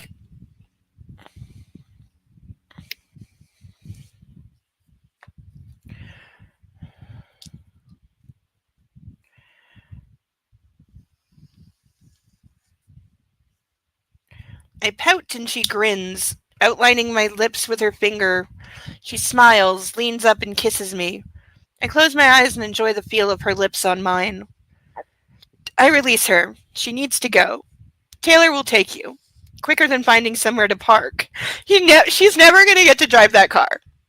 Like, again, why is there such a big plot and a recurring theme of him buying her a car when it is clear she is never, ever, ever, ever, ever, ever, ever going to be allowed to drive her own goddamn car ever again for the rest of her life?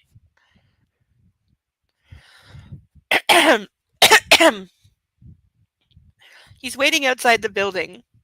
Okay, thank you, she says. Enjoy your lazy morning, Mr. Gray. I wish I could stay, but the man who owns the company I work for would not approve of his staff ditching just for hot sex. She picks up her purse. Personally, Miss Steele, I have no doubt that he would approve. In fact, he might insist on it. Why does he always have to be borderline threatening? Why? Why are you staying in bed? It's not like you. This should be her first clue that he's up to something. Crossing my hands behind my head, I lean back and give her a broad smile. Because I can, Miss Steele. She shakes her head in mock disgust. Laters, baby. She blows me a kiss and hurries out the door. I hear her footsteps clatter down the hall, and then all is quiet. Anna's left for the day. I miss her already. I grab my phone with the intention of writing an email to her. literally has just walked out the door and he has to email her already. What should I say? I told her so much last night. I don't want to frighten her off with any more revelations. Keep it simple, Gray. Him to her, missing you. Please use your BlackBerry. X. So just reminding her to stay off the company server that he controls. And instead use the BlackBerry that he definitely, has all the spyware and tracking software on. But, we're pretty sure he's put air tags in every one of her purses, dresses, and shoes by now, so... And that car has got all kinds of GPS tracking. I wasn't sure, but my eyes are actually a little puffy.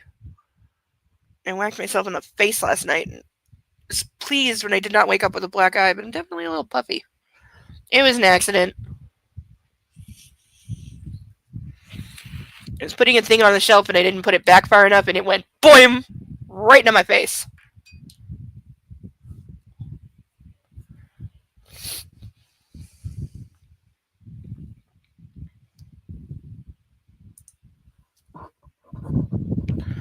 May's puppy's still asleep wherever he is. But he did have a lot of barking to do today. Plus, it's been so hot. I know the pets are struggling to sleep when it's so hot. It's the only time I've ever seen the cat lay on the floor. Because he objects to being on the floor, just in general. But for him to just stretch out and lay on the floor, it's hot. So now that the sun is going down, it's starting to cool down a little bit. It's still 32 degrees. But I think it's enough that they can finally get a good nap in.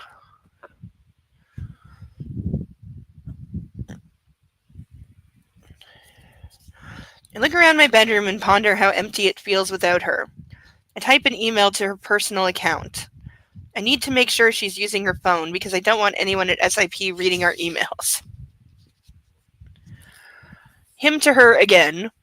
My bed is too big without you. Looks like I'll have to go to work after all. Even megalomaniac CEOs need something to do. I hope that will elicit a smile. I press send and then call Flynn's office. I leave a message. If Anna wants to see Flynn, she should see Flynn. With that, I'm done. I climb out of bed and head to the bathroom. After all, I do have a meeting with the mayor today. What do you bet he blows that off? I'm ravenous after yesterday's evening events. I never ate dinner. Mrs. Jones has prepared a full breakfast for me. Eggs, bacon, ham, hash browns, waffles, and toast. I could not eat half of that. I mean, I'd enjoy trying, but... Kale has gone to town. She's in her element. While I'm eating, I get a response from Anna. Her work email. Now he has an excuse to go down there and bitch at her. Her to him. My boss is mad. I blame you for keeping me up late with your shenanigans. You should be ashamed of yourself. Oh, Anna, I'm more ashamed of myself than you will ever know. Him to her. Shenanigans, because we need to invent words now. You don't have to work, Anastasia. You have no idea how appalled I am at my shenanigans. But I like keeping you up late. Please use your BlackBerry.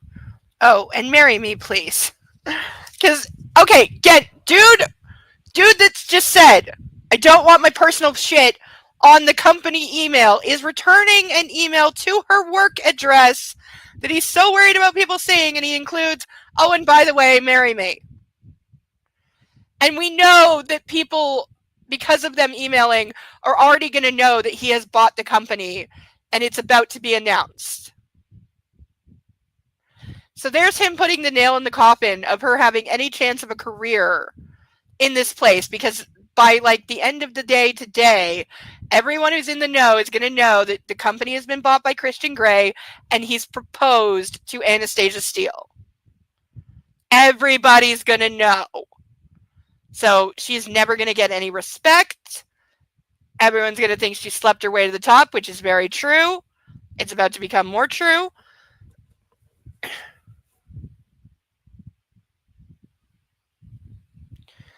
And, like, yeah, they've said so many times, this is a small company.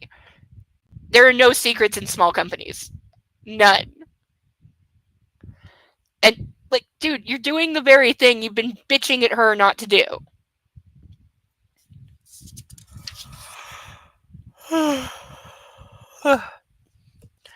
Mrs. Jones is hovering about in the background while I eat my breakfast. More coffee, Mr. Gray? Please. And his response comes through on my phone. Her to him. I know your natural inclination is towards nagging, but just stop. I need to talk to your shrink. Only then will I give you my answer. I'm not opposed to living in sin. Oh, for fuck's sake, Anna. This is going to be the excuse. He's going to go down there and demand it. Him to her. Anastasia, if you're going to start discussing Dr. Flynn, then use your BlackBerry. This is not a request. How about go fuck yourself? I'm trying to work. That also is not a request. All right. Have you been listening in? No, I was downstairs. What Okay. did I miss? They're email fighting. Oh, yes. She's been at work for less than 30 minutes. Her boss is mad that he's late. He's yelling at her to stop using her work email because people can see it because it's company email. Who? Which guy? Christian. Oh, okay. He's yelling at her to use her BlackBerry that he gave her for their private email because he doesn't want their private business being on the work servers. Yeah. Makes sense. And in an email where he is chastising her for not using the BlackBerry, he adds, "Oh, and I need you to marry me, please." It's like, dude, you just said don't discuss personal shit on her work email. And this is after they've already discussed the fact that he's buying the company and it's about to be announced. And I'm like, okay, the whole company knows. As soon as you put that in an email that like people in security have access to, everybody knows. And now everybody's going to know that you're marrying her. So what did you just do to her reputation, her job? Yeah. Her career's over. Her career's over. Her career is less than a week old. She's been working there for like 1 week. And it's going to be, oh, yeah, the girl who's marrying the guy who just bought it. She's the assistant to the editor. Sure. Yeah. The job. On her knees. Man, I know, but he's yelling at her for doing the thing, and then he does the thing, and it's like... So now he's really yelling at her. Use your BlackBerry, all caps. This is not a request. Yeah, that would get me to ignore you for the rest of the day, at least. At least. Yeah, I'd be like, I have work to do. I'll see you at home, darling. Click. Like, that'd be the end. I don't care if he emails me 50 times. I'm not responding for the rest of the day. I just did a big ignore for a few days myself. Yep. Yep. My phone rings. It's Flynn's PA. He can see me tomorrow evening at 7. I ask her to have Flynn call me. I'll need to ask him about bringing Anna to the session. I'll see if I can schedule a call later. Thanks, Janet. I also want to know how Layla is this morning. Okay, dude, you need to distance. Because you are the thing that she is obsessed with that drove her crazy. You need to fucking distance. Because you're only going to make her worse by hanging around and, checking in on her. Because you're just going to reinforce all her, erotomania. Because that's what she has. She's an erotomania. You're just going to make it worse. Because you're going to, falsely be feeding her hope. And that's not what she needs. She needs to be rid of you. Let's assume he knows that, right? No, I know. It's very much about, because we also know that he still keeps tabs on all of his former submissives. Right. Some of whom he hasn't seen in years. Gross. But he's still stalking all these women remotely. Gross. Oh, yeah. Him to her. It's the better part of valor. Please use discretion. Your work emails are monitored. How many times do I have to tell you this? Yes, shouty capitals, as you say. Use your BlackBerry! Shouty capitals, I forgot. Yeah. Dr. Flynn can see us tomorrow evening. I hope that will please her. 2 for dinner, Gail asks. Yes, Mrs. Jones, thanks. I take a last swig of coffee and set my cup down. I like bantering with Anna over breakfast. That's not bantering, that's you being an asshole. Wait, what? What did I just miss? I thought I heard Mrs. Jones. Oh, that's his housekeeper? Yeah, that's his housekeeper. Her name is Mrs. Jones, yeah. I was mixing her up with Mrs. Robinson. If she marries me, she could be here every morning. Marriage. A wife. Cray, what are you thinking? Marriage. Yeah. What changes will I need to make if she agrees to marry me? I'm going with none because you haven't made any for this relationship. Realistically, it's all. All the changes. Yes, but this is not going to happen because he doesn't change. They never do. No. I get up and stroll to the bathroom. I stop by the stairway to the upper floor. On impulse, I head upstairs to the playroom. Unlocking the door, I step inside. My recent memory of this room is not a good one. Well, you are one fucked up son of a bitch. Anna's words haunt me. A vision of her tear-stained, anguished face comes to mind. I close my eyes. Suddenly I'm empty and aching, feeling a remorse so deep it cuts through sinew and bone. I never want to see her that unhappy again. Last night she was sobbing. She cried her heart out, but this time she let me comfort her. That's a huge difference from last time. Isn't it? Last time you didn't, offer to comfort her, you dumbass! Because you don't do aftercare, which is why you're a terrible dom. I gaze around the room. What will become of it, I wonder? I've had some amazing times in here. Anna on the cross, Anna shackled to the bed, Anna on her knees. I like your kinky fuckery. There's a phrase that needs to die. Yeah. So stupid. I sigh and my phone buzzes. It's a text from Taylor. He's outside waiting for me. With a last lingering look at what was once my safe place, I shut the door. My morning is uneventful, but there's a certain excitement running through GEH. It's not often that I host delegations to the company, but the mayor's visit is causing a buzz throughout the building. The mayor? The mayor. Wow. I get through a few early meetings and all seems in place. Ooh, he's working? Apparently so. At work? At work. When I'm back in my office, Andrea puts Flynn through to me. John, thanks for calling. I assume you wanted to talk about Layla Williams, but I noticed that you're in my schedule and I'm seeing you tomorrow evening. I asked Anna to marry me. Just blurt that out. So I proposed to the girl you told me not to take things too fast with. Your advice sucks. But I'll still pay you. Yeah, probably $100,000 a session. Oh my god. Wouldn't surprise me. That's crazy. All right, link to the Discord's in the chat. I always forget to post it, so trying to remember.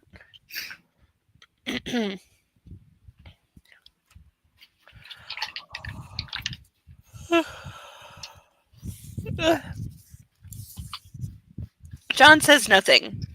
You're surprised, I ask? Frankly, no. That's not what I expected him to say, but I let it go. He continues. Christian, you're impulsive, and you're in love. What did she say? She wants to talk to you. She's not my patient, Christian. But I am, and I'm asking you. He's silent for a moment. Okay, he says eventually. Please tell her what she wants to know. If that's what you wish. Please tell her what she In other words, here. position to break confidentiality. Well, he has to, or else the therapist can't tell him anything, or at least he shouldn't. I'm not saying this guy has morals or ethics because he went to a fucking charity event that Christian hosted and bid against him for his own girlfriend just to rile him up. I do. How's Layla? She had a comfortable night and was forthcoming this morning. I think I can help her. Good.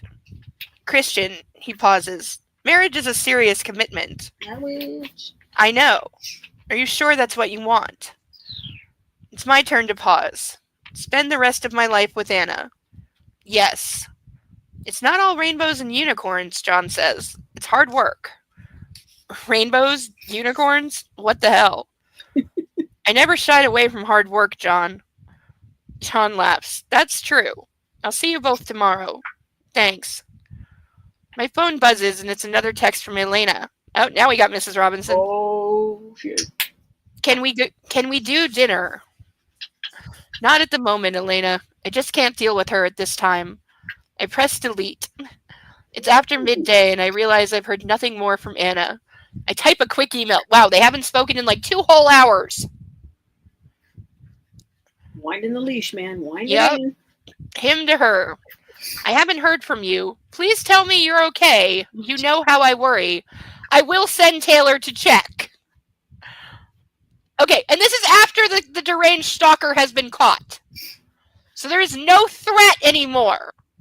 He was like that when there was no threat before. Yes, this is what I mean. He's like, and I'm missing that scene where she says, "Why do I still need security? You know, it's over now. We can go back to like normal," He's which the is threat. never gonna happen. He is. My next meeting is lunch with the mayor and his delegation. They want a tour of the building, and my PR guy is beside himself. Sam's all about raising the profile of the company, though sometimes I think it's about elevating his own profile. Andrea knocks on the door and opens it. Sam's here, Mr. Gray, she says. Show him in. Oh, can you update the contacts of my phone? Sure. I hand her my phone, and she stands aside to let Sam enter. He gives me a supercilious smile and starts a run-through of the various photo opportunities he's planned for the tour. Sam is a pretentious man and a recent hire I'm beginning to regret.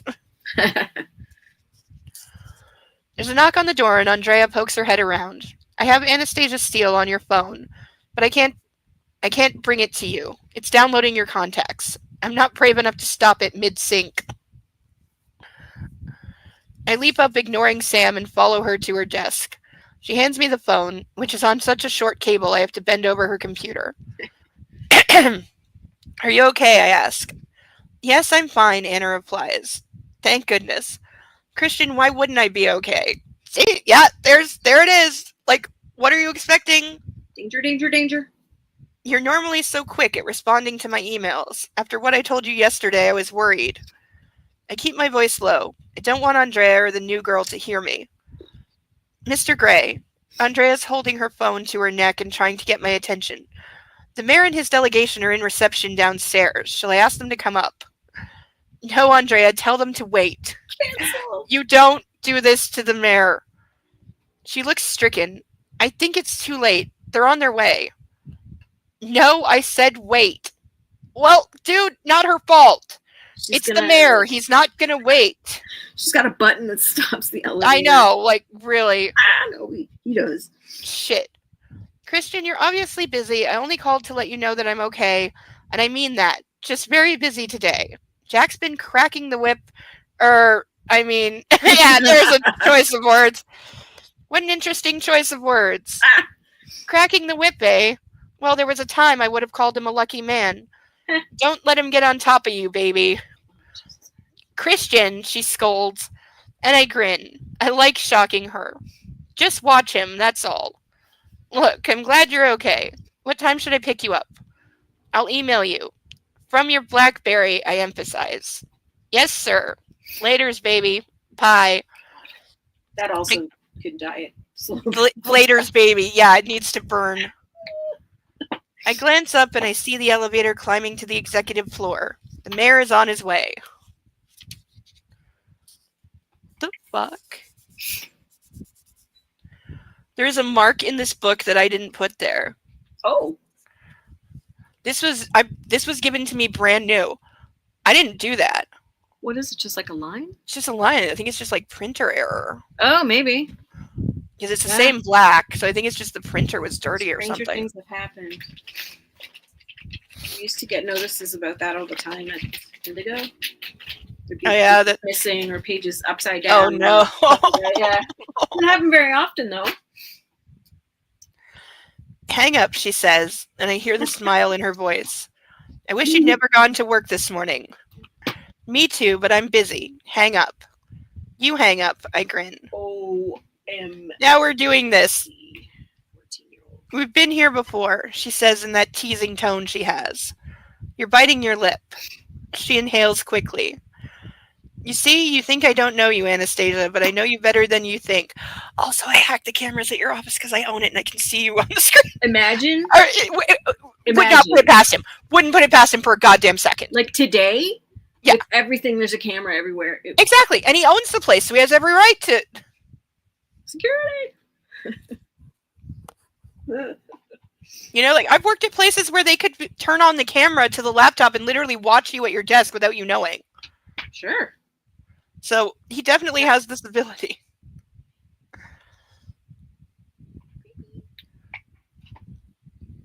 Christian, I'll talk to you later. Right now, I really wish I hadn't left this morning, too. I'll wait for your email, Miss Steele. Good day, Mr. Gray.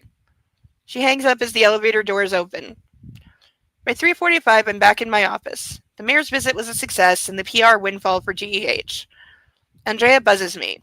Yes, I have Mia Gray on the line for you. Put her through. Christian, hi. We're having a party for your birthday on Saturday and I want to invite Anastasia. Whatever happened to, hello, how are you? Mia makes a dismissive noise. Spare me one of your lectures, big brother. I'm busy on Saturday. Cancel it. It's happening. Mia, no ifs or buts. What's Anna's number? I sigh and stay silent. Christian, she shouts down the phone. Jesus, I'll text it to you. Christian! No bailing. You'll disappoint Mom and Dad, and me and Elliot. I sigh. Whatever, Mia. Great. See you then. Bye. She hangs up and I stare at the phone with frustrated amusement. My sister is a pain in the ass. I hate birthdays. Well, my birthday. Reluctantly, I text Mia Anna's number, knowing that I'm unleashing the force that is my little sister on the unsuspecting victim. Why does he have this adorable relationship with her? Because in the books, Edward had Alice. She's Alice. Alice was, yeah. She was the quirky, the only things we know about her is that she's quirky, she has visions that are sometimes true, and she enjoys planning parties. In the book, she actually has a backstory that would have made a very interesting movie in and of itself. A few of them would have. Yeah, a couple of them had actual backstories. Like Jasper had a good backstory, and Alice had a very good backstory that I wish we had gotten more of. She was she is like older than the rest. Yeah. She's one of the older ones, and she was in an insane asylum for a long time back in like 18 whatever for her visions. Right. And so she was abused and tortured until she like almost died there, and then she got turned by somebody else, and that I think was like an abusive relationship, and then Carlisle found her, and it's so again, she's got a better backstory than the entire story of Twilight. Yeah. Edward got the flu. Spanish flu. Whatever that was. Yeah, he died of Spanish flu in 1918. Which, to be fair, it was a pandemic. It did kill about like 1/5 of the US population at the time. Not nearly as exciting as Battle Scars. Nah. Oh my god. Yeah, she was sitting on a really great bunch of sequels or whatever. Mm-hmm. No, she was going to do this. She was going to tell Twilight again entirely from Edward's point of view. That's why she only put out the one book eventually. But that's because it got hacked like halfway through. It was leaked, and she was understandably like devastated, which I understand. We lost our shit when we heard that, because we were still all big into Twilight.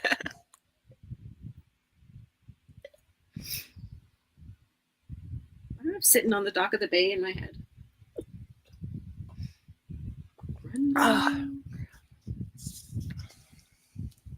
Also, I have a radio station in my head.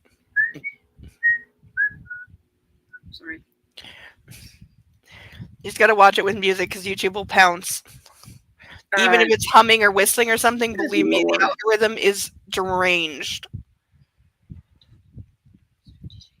And it tends to attack first and never ask questions. No, they never give explanations. No, I've got a copyright on one of my body cam videos from last week, and I still am waiting for an explanation as to what the problem is because they didn't tell me.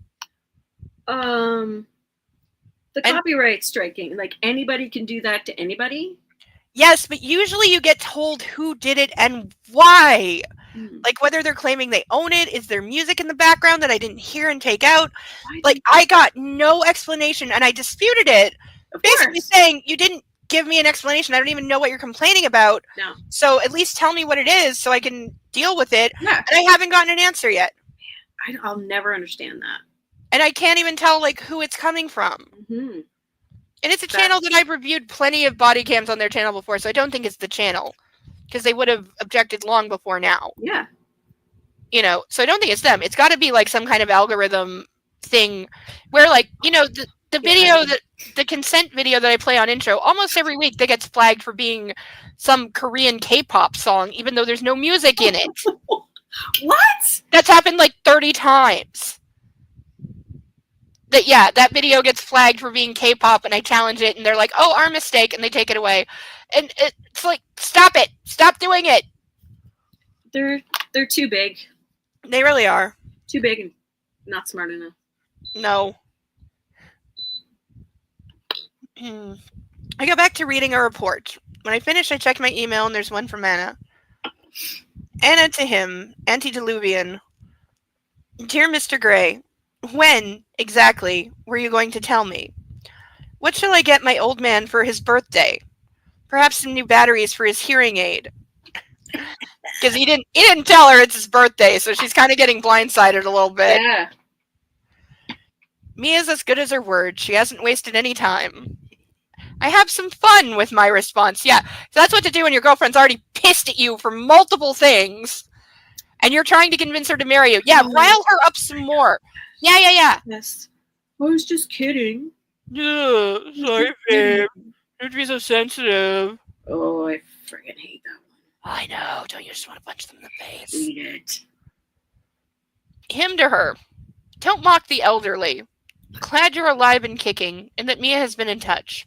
Batteries are always useful. I don't like celebrating my birthday. X. And again, the old man joke works in Twilight because he's 100 years older than her. Here, he is like 3 to 4 years older than her. That's it. Again, also the story makes more sense if he's 20 years older. Oh, yeah. Way more. Still creepy. You know, and I would have no problem with that. Every man I have ever had a relationship with, I can't say this about women because when I date women, they're usually about my age. But when it comes to having sexual relationships with men, I don't mean dating, I mean sex. They are typically a minimum of 3 decades older than me. And given that I started having those kind of relationships when I was like way underage, there have been times where they were 6 decades older than me. Holy shit. Well, I was like 13. Still the 70 guy. Oh yeah. Yeah, I'm not saying it was legal. Oh no. or not creepy, you know, and you see that in hindsight, but at the time you don't see it. Yeah. You know, they're nice to you and they bought you a sandwich. That's good enough. Food works for me too. Yep. Hey, when you're on the street hooking to put food on the table and somebody is willing to feed you, that's love. Yeah. Her to him. Dear Mr. Gray, I can imagine you pouting as you wrote that last sentence. That does things to me. He's like corrupting her, I swear. AXOX. Her reply makes me laugh out loud, but what do I have to do to make her use her phone? Him to her, Miss Steele. Will you use your BlackBerry? All caps. All caps and 3 exclamation points. Get her an iPhone. Just kidding. But also, even back then, who was still using a Crackberry? Like, even Obama had given his up by then. Like, It was. Obama actually said that was the hardest thing about being president. The Secret Service made him give up the crackberry because it was unsecure. I think iPhones were like super, super new. In 2011, yeah, they would have been. And then But they have hella security problems. the Blackberries, No iPhones. they do? Oh, hell yeah. They have no built-in security. That gives me very little comfort. Well, Samsung still holds the ultimate record for producing the only phone to ever be globally banned by the FAA and still to this day forbidden from being on any plane. Because of the battery issue? Yes, because of the one that exploded. Yeah. Yes, because they had 3 incidents of it happening on planes causing emergency landings. And Samsung, it actually got worse because initially they only banned I think it was the Galaxy 6 that was exploding. Like a 6 or 7. But it happened on a plane. They caused an emergency landing. They're like, okay, these phones are banned unless, because Samsung said, okay, turn in the defective phone. We'll give you a new one with a good battery. But then what happened is a customer had a replaced phone. It was supposed to be a good to go one. He replaced it before flying because they banned it. So he deliberately made sure he got a new one before he got on his flight, and it exploded in his pocket mid-flight and severely burned him, filled the cabin with smoke. They had to emergency land. Like 9 people went to the hospital. And so that's when the FAA is like, okay, this model of phone is hereby banned forever because we're done with this. Those batteries, are those the ones that burn underwater? Yes, lithium-ion batteries, yes. That's what's in your fucking Tesla. Yes. There's like 30 of those in your Tesla. Yep. So don't talk to me. I rode in a Tesla for the first time last week because one of the Ubers that I took to the clinic was a Tesla, and I didn't know how to open the door. I didn't either. I didn't know how to open it. They have like a strip built into the door handle. You just have to press the outside, and then it like comes out like a lever. And I'm like, I'm gonna break this fucking thing. And then on the inside, it's a get out, hold and push it open, and it's like, who designed this fucking car? I was not that like, impressed. I'm not taking a Tesla again. If it comes up as options, I'm swiping right on the Tesla. No. Swipe right. No, like it was very comfortable and it had legroom and the air conditioning was good, but I don't like it. Yeah. I'm not taking it again. It was odd. Also in Vancouver, there's 367 million of them. I bet, yeah. Everywhere in Vancouver. I bet. Yeah, they're not so popular here because they're not really good in the city. No. I mean, I don't know. They get more sunlight out there? I don't know. You know, plus I've heard they're really shitty in winter because the rule, anything that runs on a battery, you're going to have way less battery life when it's cold. That's just a fact. Beep, beep, beep, beep. So, and they're generally low clearance. They don't have good like snow capability. They're not built for snow. No, they're not built for weather. So, yeah, I think that's why they're not a very popular car here. Yeah, they're getting flowers coming up in February out there. Yeah. Heard of him. Dear Mr. Gray, your twitchy palms can't stay still for very long, can they? I wonder what Dr. Flynn would say about that. Oh my goodness. But now I know what to give you for your birthday, and I hope it makes me sore. So this is proof that he's just fully brainwashed her now, because now she's flirting about the things that terrify her and him beating her that she doesn't like. And I will say beating or hitting because that's what she refers to it to. Even in the book, and he does too. If he wanted to play this as a BDSM lifestyle, he should be correcting her every time, saying, I'm not hitting you like an abuser, I'm spanking you because that's the lifestyle. But they don't make the distinction. He does use that word a lot. He says hit or beating, like, and he says spank all the time, but sometimes, yeah. He used to. When you charge it, you plug it into an electrical charging station just like your phone. It's electricity. You're using coal-fired. Depending on where you're from, if coal is what the hydro plants in your area use, then yeah. Yeah. So you're just running up your hydro bill. Yeah, I've heard like that's why people go to like charging stations, and because most people don't have a charger at their house. It's like $20,000 to get it installed at your house and then like paying for it, obviously.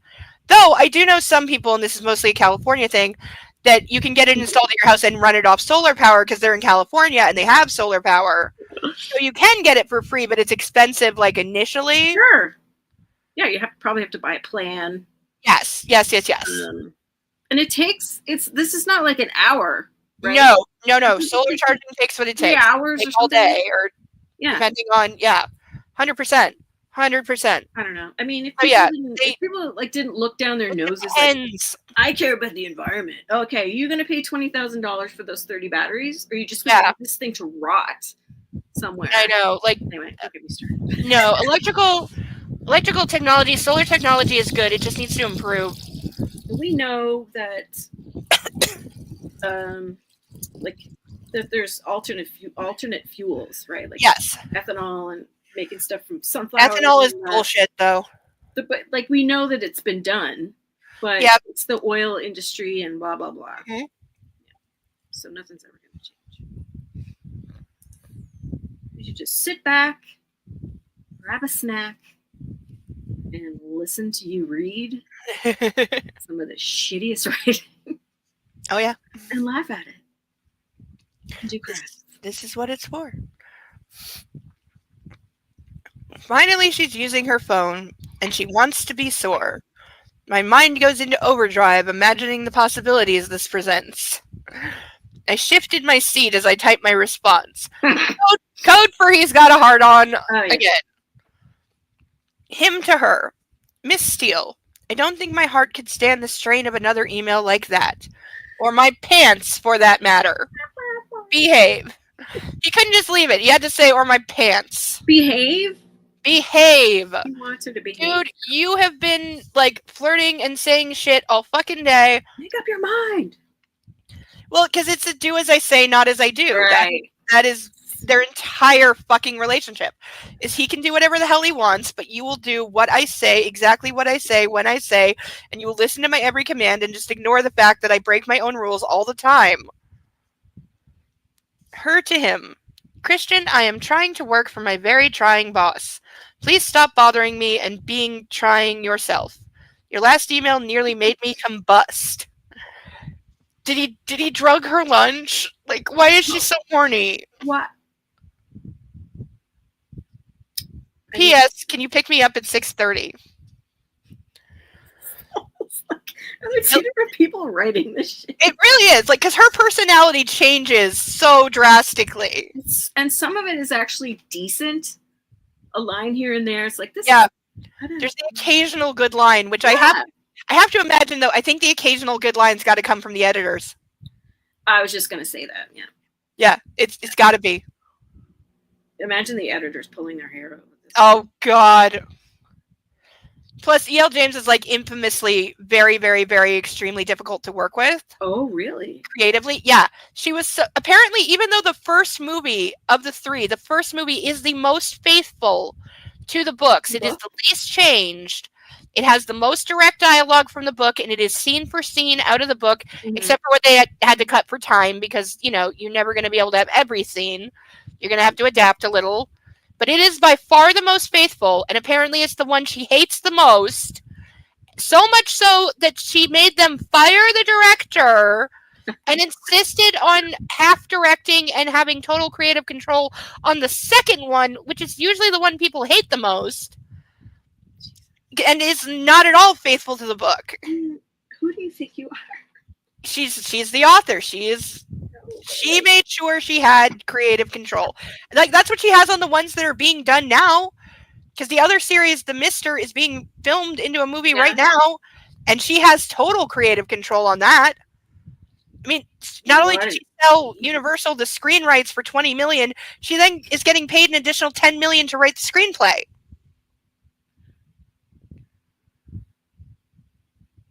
And she's listed as executive producer, which gives her, like, total control. There's other producers and a studio attached now, so there should be a director and some cast any day. Excuse me. I should have looked this week to see if there was progress. I mean, leave us alone, E.L. They're getting into production. Well, that That one's being filmed in London because it's got a billion references to the Thames River and all kinds of London landmarks. So there's no way in hell you could film it anywhere else. Like, because I warned my friend, because I'm like, you live, because I asked him, because it mentions like Chelsea Embankment, and I'm like, how far is Chelsea Embankment from you? And he's like, it's about 6 blocks north. And I'm like, okay, let me know when you start seeing film crews on the Chelsea Embankment. Let me know, because I know why they're there. You're gonna want to move. Maybe so. Or Airbnb your place and make a fortune. Yeah, I know, right? Fans, come and experience up close filming. Well, also in the other book, something that we found, there is an actual full address listed for a house. It is a full number, street, postal code, a real address. And so we thought the only way she could put a real address in is if either it doesn't exist, it's a made-up address, or she owns it. We looked it up online as I was reading. We Google Earthed this address. She doesn't own it, and it is real. She doxed some random person as the house in this book, and I'm like, oh my god, when the movie comes out, when fans put it together, whoever owns this house is going to be... Yeah. They're going to be... Like, oh my god. It's like in danger. Yeah. Well, it's like when... Do you know the movie Bruce Almighty with Jim Carrey? I've heard of it, yeah. Yeah, when they were doing promos for that, because it involves God paging him with a return number, and when they were doing promos with the trailer, they accidentally put a real phone number. They didn't mean to, but they did. And so this poor lady, this random old lady in like New Brunswick, started getting like thousands of calls a day of people thinking that they're calling God. That's terrible. And she had to like change her number and move. And they apologized. They paid for it. They literally paid for it because they were like, "Oh, it's like 555, 555." Yeah, in the actual, by the time the movie came out, they had changed it to a 555 number. Because there's a reason that every number that you see on TVs and movies starts with 555, and that's because back in the 20s, when they moved to a 7-digit phone system in North America, the studios got together and bought the 555 prefix. So that only movie studios and TV companies can use 555. There will never be a real phone number that starts 555. So that's why every phone number in movies and TVs is always 555, because then it can't be real. That's cool. Yeah, somebody was thinking. Somebody was thinking when they did that. Thinking ahead. This was good thoughts. Precisely.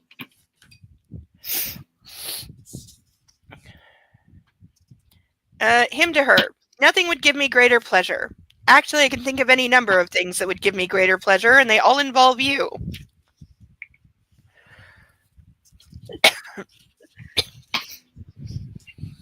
Taylor and I pull up outside her office at 6:27. I should only have a few minutes to wait. Oh, is this that scene? This might be that scene. We'll see in a minute. I wonder if she's had any thoughts of my proposal. Of course she needs to talk to Flynn first. Perhaps he'll tell her not to be a fool. Does he mean that in terms of her saying yes or no? I don't know. Which way? I don't know. Girl, don't be a fool. Yeah, like run. Yeah, run. He would too. He would tell her to run. The thought depresses me. Okay, so I think he means he expects the therapist to tell her to leave. I wonder if our days are numbered. But she knows the worst and she's still here. I think there's room for hope. I check my watch. 6:38. He's been in his head for 11 minutes in one sentence? What? Is he in a fugue state? And, wait, he's not using his phone? No. I stare at the door of her office building. Where is she? Suddenly, she's in the street, the door swinging behind her, but she doesn't head towards the car. What gives? She stops, looks around, and slowly sinks to the ground. Yeah, this is that scene. This is where her boss, whose name, in case you forgot, is Jack Hyde. Right. Think about that for a second. Hyde. And it's spelled that way with a Y. Jekyll and Hyde. Because he sexually assaults her. Yeah. He turns all creepy and slams her against the door and tries to kiss her. She needs him in the balls, which is the one good moment in the second movie.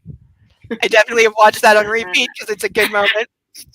And then she runs out, but she doesn't. I'm sorry, I don't care if you're traumatized. You don't run out the door and literally sink to the ground on the sidewalk. Especially if you know your boyfriend's there to pick you up. You run to his car, get in the car, lock all the doors, and then turn into a puddle. Right? Yes. No wonder Dakota... safe in the car with the locked doors. And I've never fainted in my entire life. Me either. Times I wish I could have, but no. But no, I've never close once when I was giving birth. I have passed out from heat stroke, but that doesn't count.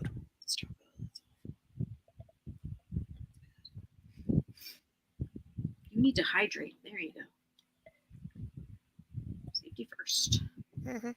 Oh, I'm making a mess. And I should actually drink some water too. Because it is still really hot and I'm sweating. So regardless of drinking, I should be drinking. H2O. Yes. How come they can't make a glue gun that stands up? Sorry. No, I know, right? I'm agreeing with you because, yeah, I've had so many fucking glue guns and they have those little plastic stands on them. They're shit. Yeah, the stands are useless. Useless. Garbage. Need some concrete on the bottom. Like, put a bike kickstand on it or something. I don't know. Yeah, I remember the first time I asked my mom to use one alone. Or to use it like myself and not her do it. I was like 5, and she was, shall we say, incredibly reluctant. Well, yeah, but because she's like, it's very hot, you'll burn yourself. And you know what? Yes, I did burn myself, but I learned. And she let me do it while she was like literally 1 foot away at the counter, like holding a knife but not actually cutting up the carrots because she's staring at me. Look.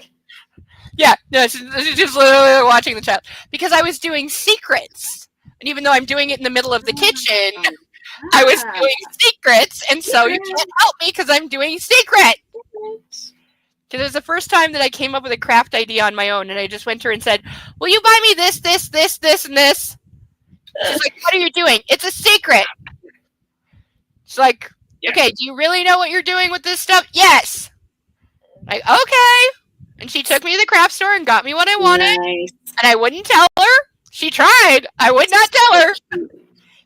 And then when I got to her, I'm like, okay, I need to use the glue gun. She's like, what? The what? But I need it. But it's very hot. Why don't you just tell me? No! And all my 5-year-old eye are like, no, Mom, I can do it. I'll do it for you. My secret. Can't ruin my secret. I can totally picture it.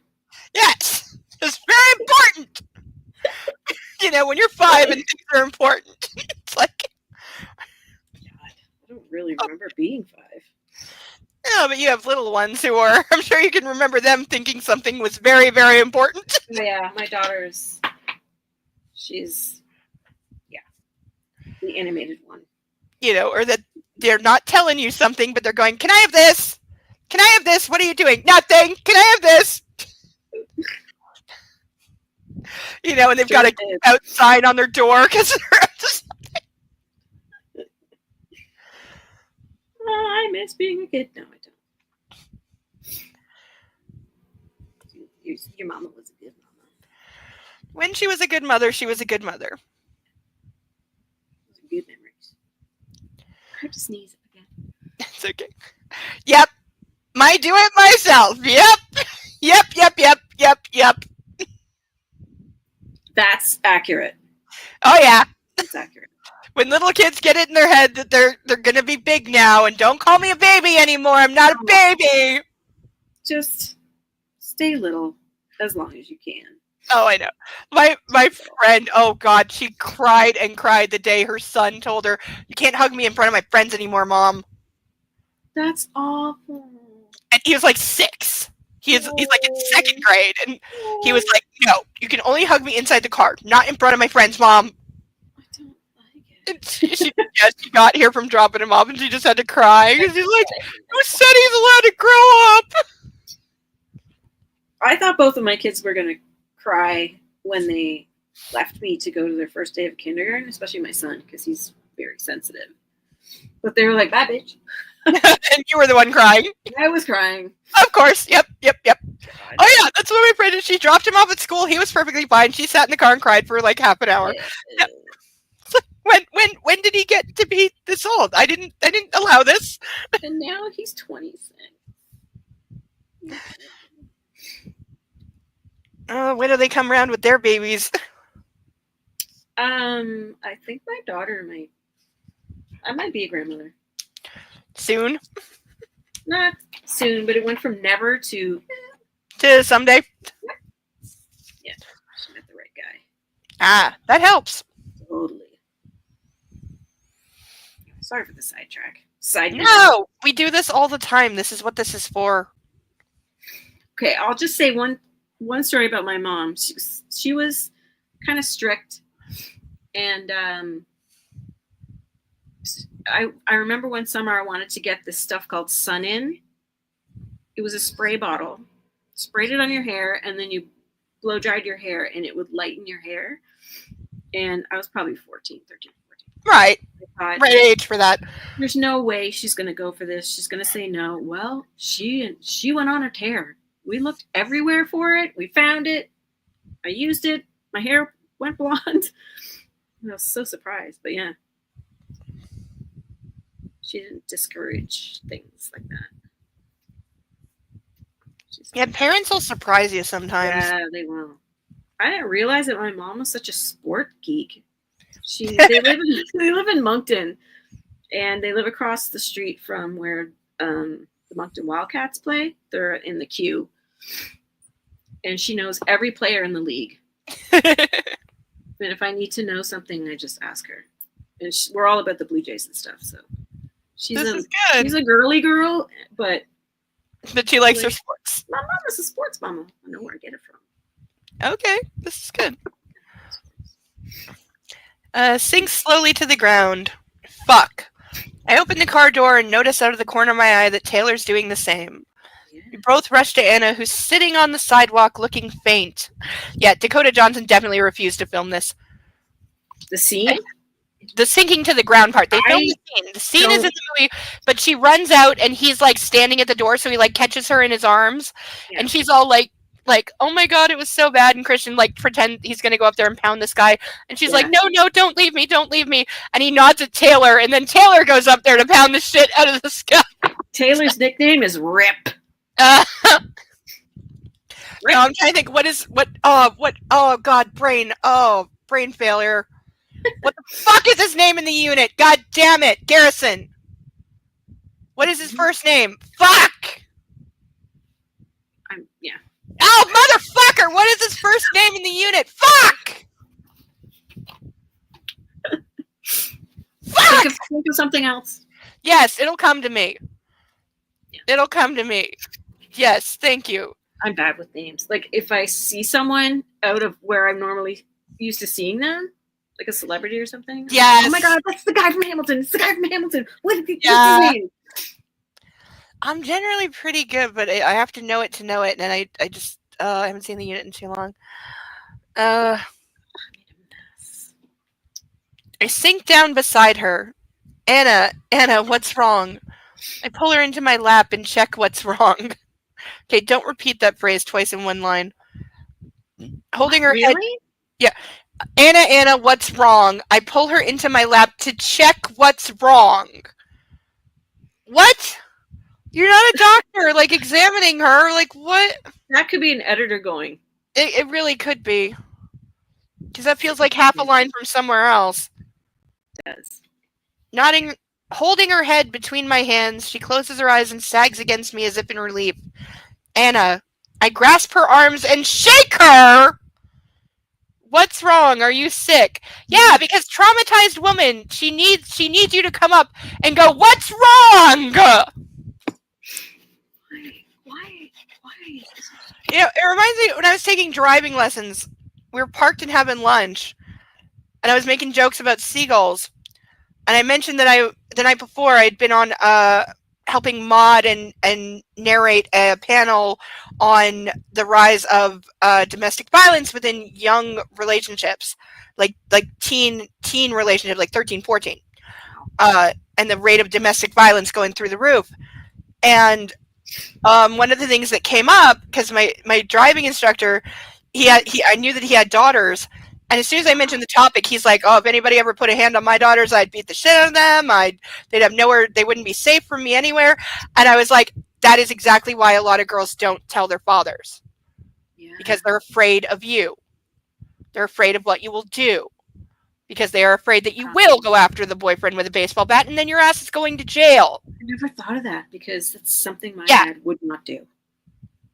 Yeah, I can understand that, but But when you hear, like, because so many girls, so many fathers are like that. If anybody ever raised a hand to my baby, I'd get my shotgun, and especially in the States, like, oh my God. Oh, yeah. Oh my God. And so, but that is why a lot of women don't tell their fathers. They're like, I think he really would go after him, and then I'm losing my father, and it's my fault. And it's my fault that daddy's in jail, or the boyfriend is dead, or both, and it's all my fault. And so, that's why a lot of women don't tell their families. And I saw it hit him when I said that. He, like, literally went back and was like, whoa. Yeah. Maybe we need to have a whole other conversation. Because his daughters were, like, 16 and 19. They're, like, right at that age. Right at that age. And I could see it clicking with him of, like, maybe I need to have a different conversation that I didn't think of. Yeah. Because it's like, there's a reason they don't tell you. I mean, and it makes sense solely when you say it. Because I could tell that to him, he always 100% thought that his kids would tell him anything that's wrong. It never occurred to him there might be a reason why they don't. And I was like, this is the reason. They're afraid of you. They're afraid of what you're going to do. And they don't want to be responsible for putting daddy in jail and breaking up the family.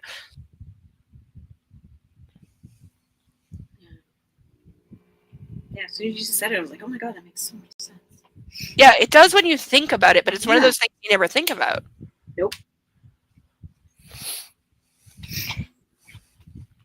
Yeah, like when I said that on the panel, because I was with 4 other guys on the panel, and as soon as I said that, we had like dead silence for about a minute and a half. As the guys were just like, yeah, they couldn't think of anything to say for a minute. I'm sneezing again. That's okay. I was sneezing my head off earlier. Pollen's up because of the heat. What's wrong? Are you sick? Jack, she whispers. Fuck. Adrenaline sweeps through my body, leaving a murderous fury in its wake. See, this is why we don't tell you. I glance up at Taylor. He nods and disappears into the building. Yeah, Taylor's like, yes, sir, I'll put his body with the rest. Taylor's the one I would go after. Absolutely. What did that sleazeball do to you? Anna giggles. It's what I did to him. And she doesn't stop laughing. He's hysterical. I'm going to kill him. Anna, I give her a shake, so he's still shaking her. Did he touch you? Only once, she whispers, and her giggling stops. Rage fuels my muscles, and I stand holding her in my arms. Where is that fucker? From inside the building, we can hear muffled shouts. I set Anna on her feet. Can you stand? She nods. Don't go in. Don't, Christian. Get in the car. Christian, no. She clasps my arm. See, she's trying to protect him from himself. She's like, you are, like, rich and famous. If you beat the shit out of somebody, it's going to be in the papers. He's going to sue you. Like, do not blow up our lives. Yeah. This is what will ruin it. Yes. Get in the goddamn car, Anna. Yeah, because after being sexually assaulted by a man, what she needs is to be yelled at and controlled by another one. Shaking her. Little lady. I'm going to kill him. No, please, she begs. Stay. Don't leave me on my own. I drag my... She has to play, like, the simpering victim to get him to stay. Like... Well, plus she might actually genuinely, like, yeah. Exactly. Like, and that's the other thing. Like, guys get so enraged. They don't see that, like, this person just told you this horrible thing. They need you to comfort them right now. And all you're thinking, quite frankly, you're being selfish. You're thinking about you. How dare you touch my daughter, my girlfriend, my wife? You besmirch my honor, sir. Therefore, I will kill you. It's like, no, think about the person who just went through the thing. Take care of them first. Yeah. Like, you wanting to beat the shit out of them, on some degree, it's selfish. Totally. What do you plan to accomplish? Yeah, and also, yeah, what good is gonna come? Like, don't. He doesn't go in, does he? No, because she stops him by simping on him. I drag my hand through my hair, trying and failing to hang on to my temper while the muffled shouting inside SIP intensifies. Abruptly, it stops. Because Taylor broke his neck. I pull out my phone. Christian, he has my emails, Anna says in a whisper. What? My emails to you. He wanted to know where your emails to me were. He was trying to blackmail me. I think I'm going to have a coronary. That motherfucking asshole. Fuck. I growl as I call Barney. Barney is his slightly illegal henchman. Ooh. Hello. Barney. Gray. I need you to access the SIP main server and wipe all Anastasia Steele's emails to me. Then access the personal files of Jack Hyde and check they aren't stored there. If they are, wipe them. Hyde. HYDE? Yes. All of them? All of them. Now. Let me know when it's done. Will do. I hang up and dial Roush's number. Jerry Roush. Roush Gray. Good evening. Hyde. I want him out. Now. But Roush blusters. This minute. Call security. Get him to clear his desk immediately or I will liquidate this company first thing in the morning. Is there a reason? Roush tries again. You already have all the justification you need to give him his pink slip. Actually, no, they don't. The fact that you own the company doesn't mean you can just fire anybody you fucking want for no reason. Well, I was going to say, what do they have on him? Well, he just sexually assaulted his assistant. Before that. Nothing. Okay. I see. Before that, nothing. So that's why I'm saying, like, dude, you need to tell them. You just say he just sexually assaulted his assistant. Don't say who she is. You can't say that out loud. No, just say he just sexually assaulted a member of staff. Fire him immediately for cause. Because if you fire someone without cause, they can sue you. You know, it would be so much cooler if he was like the computer hacker. Yeah, maybe. Hey, no, second. Do. Wiped. No, but he wields the power of his cell phone and a checkbook. What is his skill? Writing checks. Nobody uses checks anymore. Nobody.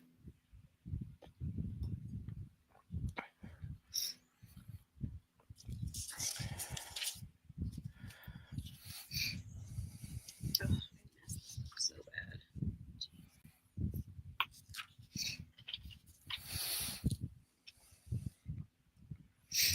You've read his confidential file.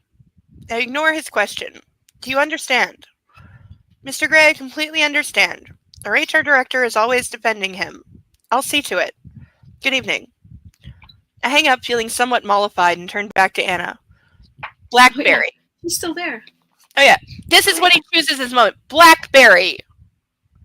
So he's now blaming her that she was put in a position where somebody tried to blackmail her. With what, though? Like, seriously.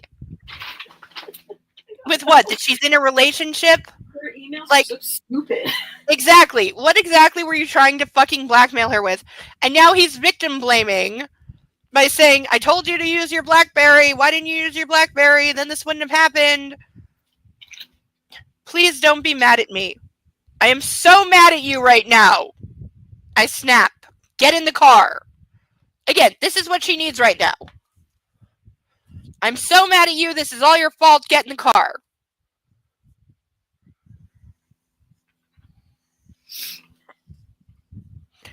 Christian, please.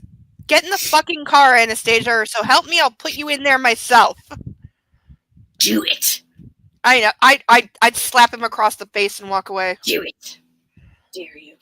You do a good Palpatine. Do it. One of the streamers I follow, she has that on her like little soundboard. I gotta put one of those together for my my body cams because I got permission from Only Cops because Josh said something on a stream and I asked, can I clip that? And I got told yes. And it's him responding to a cop who's being an aggressive jerk for no reason. And I love when former cops call out, like, hey, this guy is an asshole. Yeah. Yes, I know Emily D. Baker. If that's who you her. mean, Sarah Bellum, EDB, Emily D. Baker, I know her. Yeah. But Josh said, hey, this guy is a hammer, she's a nail. And that's the analogy that I often use for American cops, is they are taught to be just blunt, violent instruments, and they have no other skills. And so whoever is basically the loudest person there, they'll identify as the problem and try to obliterate them because that's all they're taught to fucking do. Which is why they wind up arresting the wrong person in like half of domestic violence cases. They ignore rape cases. They don't know how to deal with like crying, victimized women. They say disgusting things. I have personal experience with that and of my mother getting it. And yeah, my mom was attacked by a break-in rapist when I was like 9. And I remember it. And I remember like how the police acted. And this guy was a serial rapist that had been active in that neighborhood for months. Had raped several women. And he would use this ruse of knocking on the door late at night saying like, oh, my car broke down. Can I use your phone?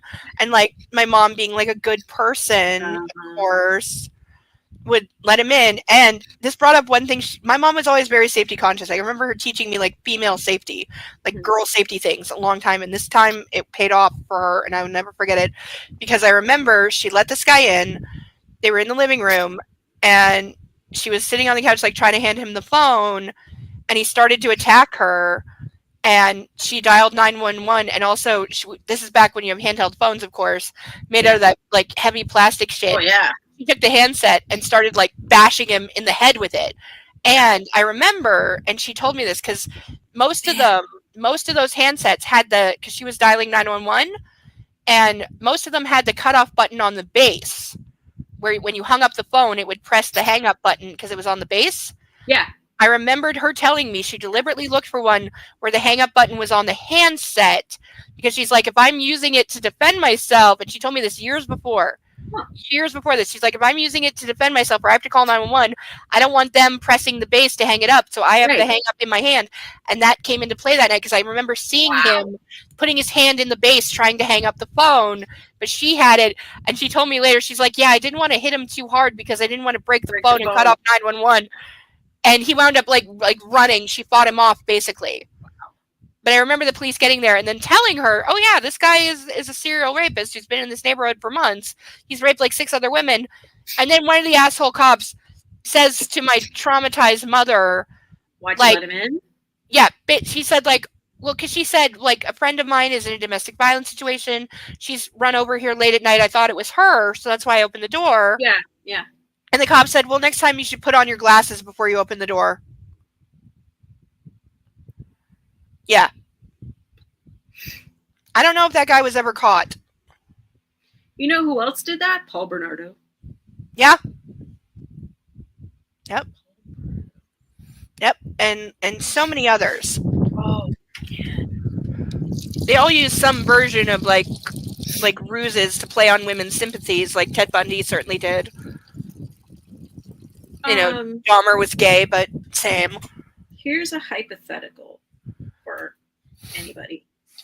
But what would be your response if a guy approached you and you were like, no.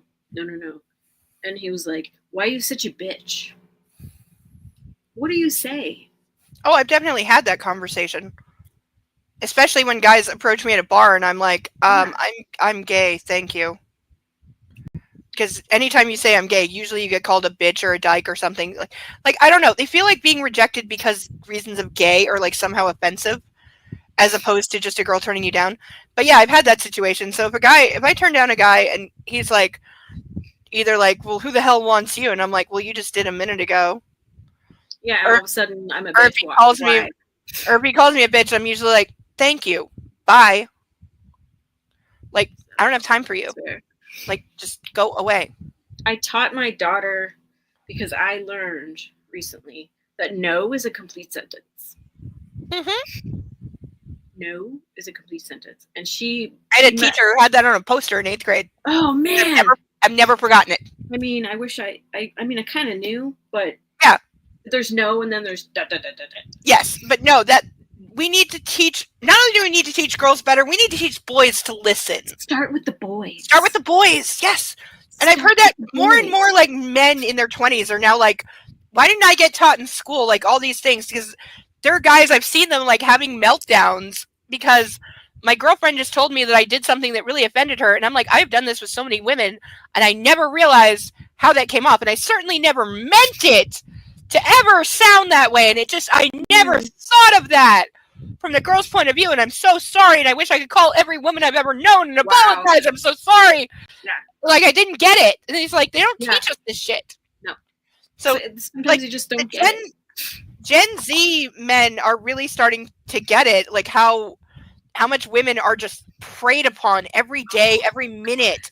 Like, you walk down the fucking street, you get catcalled by like whatever, and then if you don't like turn around and flirt with them, they're like, oh, you're a fucking bitch, and they throw like a shake at you or something. I've had that happen, and it's like, dude, you're catcalling a random woman, and then because I didn't like flash my tits at you, suddenly I'm a fucking see you next Tuesday, and you're throwing things at me on the street. Like, I have anger issues, but that's probably why.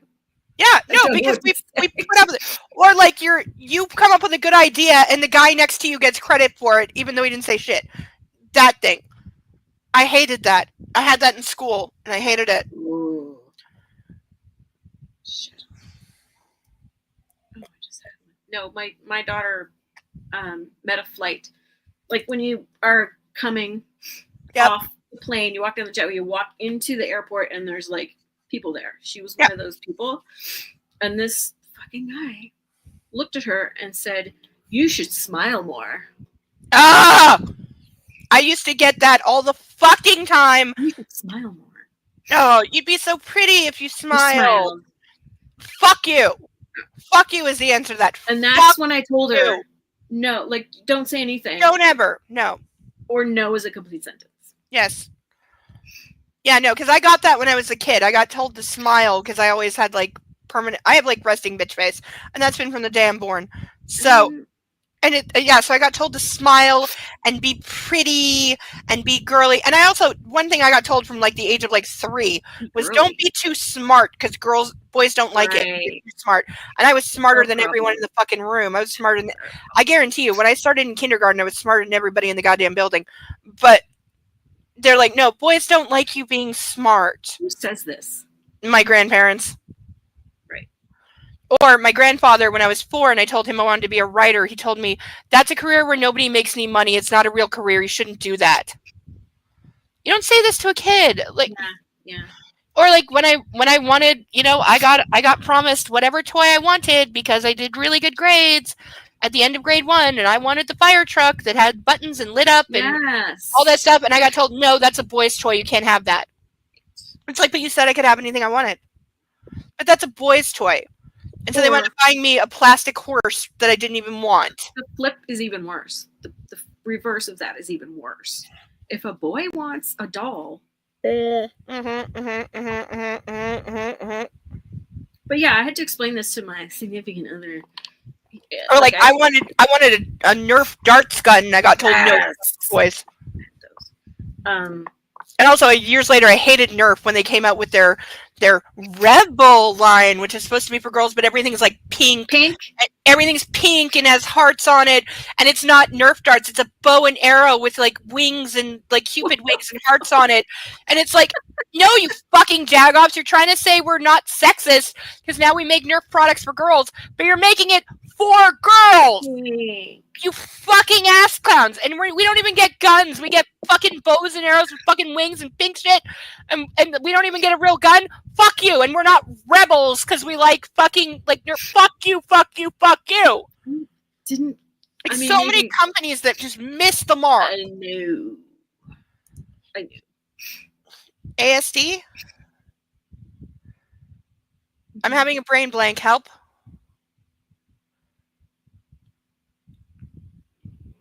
Teach us.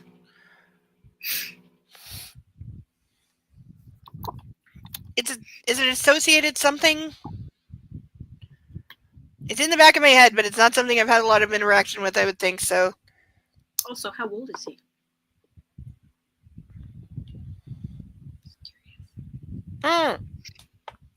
Autism spectrum disorder. Hi. High five. High five to your kid. Because yeah, I am definitely autistic. I'm neurodivergent as fuck. I rate on the spectrum, but back then nobody thought girls were a thing, even though it runs in my family and I show every goddamn sign. So yeah, but I didn't have anyone to call me out, so I'm just really like antisocial and very socially awkward. What do you mean? Those are two different things though. What do you mean call you out? What does that mean? I didn't have anyone to correct me when I went. I just got bullied and abused when I had like really inappropriate social interactions because I see things differently than the rest of the world and I say things I shouldn't, or at least I'm told that I shouldn't. I'm incredibly blunt and I will say exactly the wrong thing in a situation. I will always say the worst, most wrong thing. And also I have no guile and I can't pick up on guile in other people. So if people are like trying to be subtle, like give me a subtle hint, I'm not going to get it. Ooh. And I've told people, I'm like, okay, I think you're like hinting at something. You can't do that with me. You have to be directly and blunt. You have to be in my face. You have to tell me. If you don't want me to do something, don't fucking be subtle. Shout in my face. Don't do it or I'm not going to hear you. Because I don't understand. Yeah.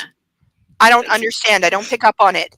That's why I can't do euphemisms with language because I don't know what you're saying.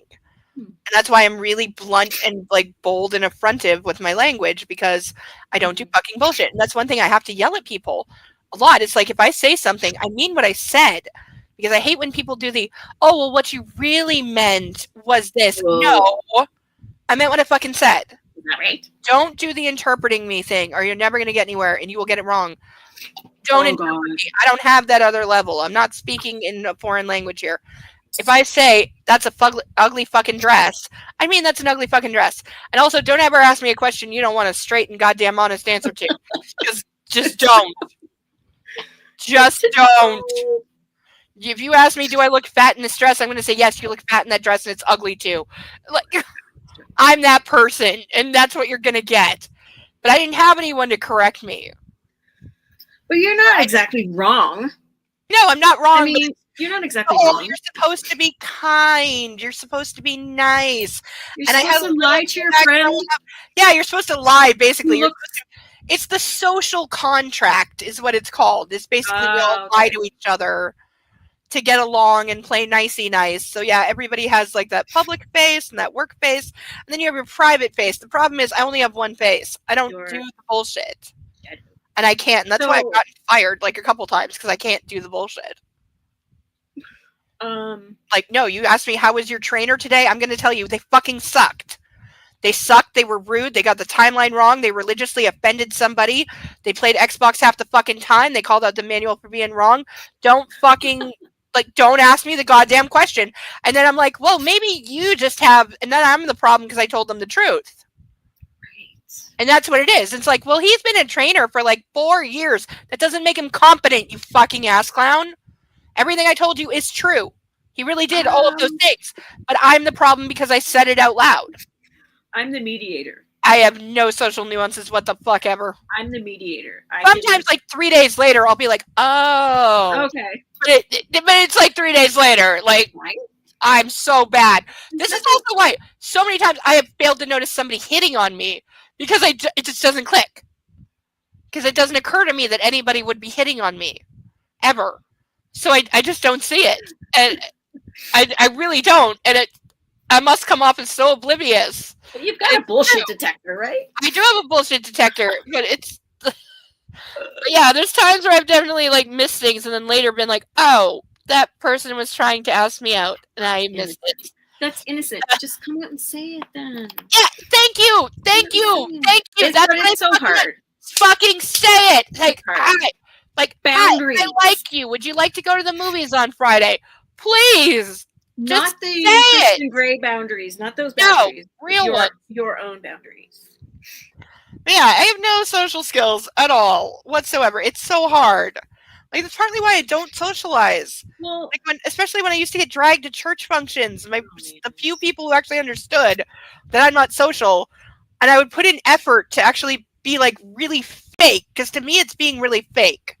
That's what socializing is, and like bullshitting and talking about the weather and being like, oh yeah, I saw that TV show, it's so cute, and being like a twittering, like a stupid simping twittering bitch that I absolutely despise, and I want to burn you after I cut you apart because you're Okay. a twat of society and I hate you. Like everything's wrong with women. You put us back 50 years with this twittering garbage rather than having a real conversation, and I fake it for 20 minutes and I could sleep for a week because it's exhausting. Austin.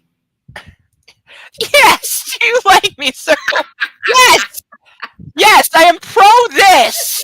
Yes, I'll take that. Please write that on a napkin and pass it to me. Yes. You won't be offended either way. No, and exactly. Yes, you are right. And so many times when I ask people, I can tell they're afraid to answer me. I'm like, trust me, I'm not going to be offended by whatever the fuck you say. Tell me the truth. That's what I want. I'm not looking for social bullshit. Just tell me the truth. That's all I want. I'm up in my own feels, and then I'm up in everybody else's feels, because they come off them like waves, and I can see, and I'm in the middle, like you're saying this and you're saying this, and they're both going, oh yeah.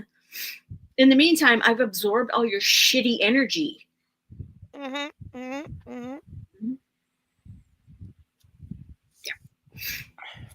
All right, we gotta get some reading done. All right. Don't do anything stupid, please, she says. There's our appeal to every man. Don't do anything stupid. Yep. I'll say one final thing and then I'll shut up. I said this to John a long time ago. I said, at least you're not afraid when you leave the house. Yeah. Every time you leave the house, you have to be eyes in the back of your head. He's like, what do you mean? No, and I explained it to him and he was like, oh shit. Yes. Yeah. Yeah, there is a really great scene in an early season of Jag where the female lead role is explaining to Admiral Chegwin when there's somebody after him.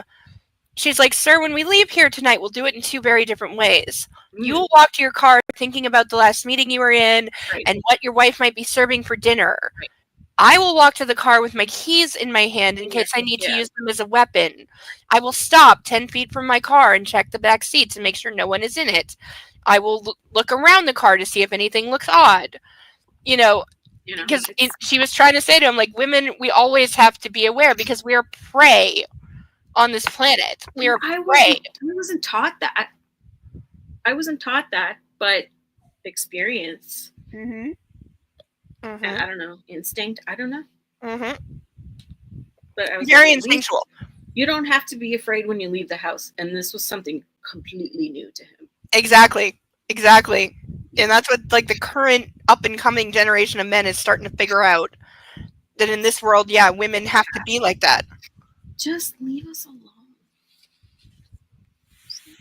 I know. It's like I'm just trying to, like, read a book on a park bench. I'm not here for you to... Yeah. We're just barely past that whole, well, what were you wearing nonsense. I got asked that when I testified as a victim in a sexual assault case. The defense was allowed to ask that, even though we have laws saying she's not allowed to ask that. The judge allowed it. I was 12 years old, and this defense attorney was questioning whether I was showing too much cleavage and made the 65-year-old man molest me. Because maybe I was flirting with him at 12 years old. Yeah, maybe. Yeah. Judge allowed it. I still want to beat the shit out of that defense attorney. Let's go. Do it. Yes. If I knew her name, I swear I'd, like, roast her. It was a woman? It was a woman, yeah. It was a woman defending a child molester and questioning my state of dress. Yeah. That's the case where I take the file, she was not slide it back across the desk, and I say, I'm not taking it. Go ahead and fire me. I'm going to sue you for wrongful dismissal. Bye. Yeah.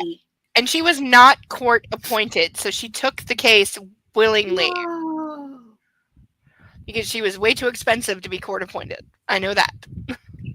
So she was hired. She was hired, and obviously willing to sell her soul. Some things are worth walking away from. Really? Right? Don't do anything stupid, please, she says. Stupid? I see red. I told you to use your fucking BlackBerry. Don't talk to me about stupid. Get in the motherfucking car, Anastasia. Now. Yeah, this is what you do to your just sexually assaulted girlfriend. Yep, just blame her outright. That would be a moment of like, okay, now I'm Bye. awake. Now we're done. I'm awake. I'm walking away and don't ever talk to me again. By the way, the answer is no. Bye.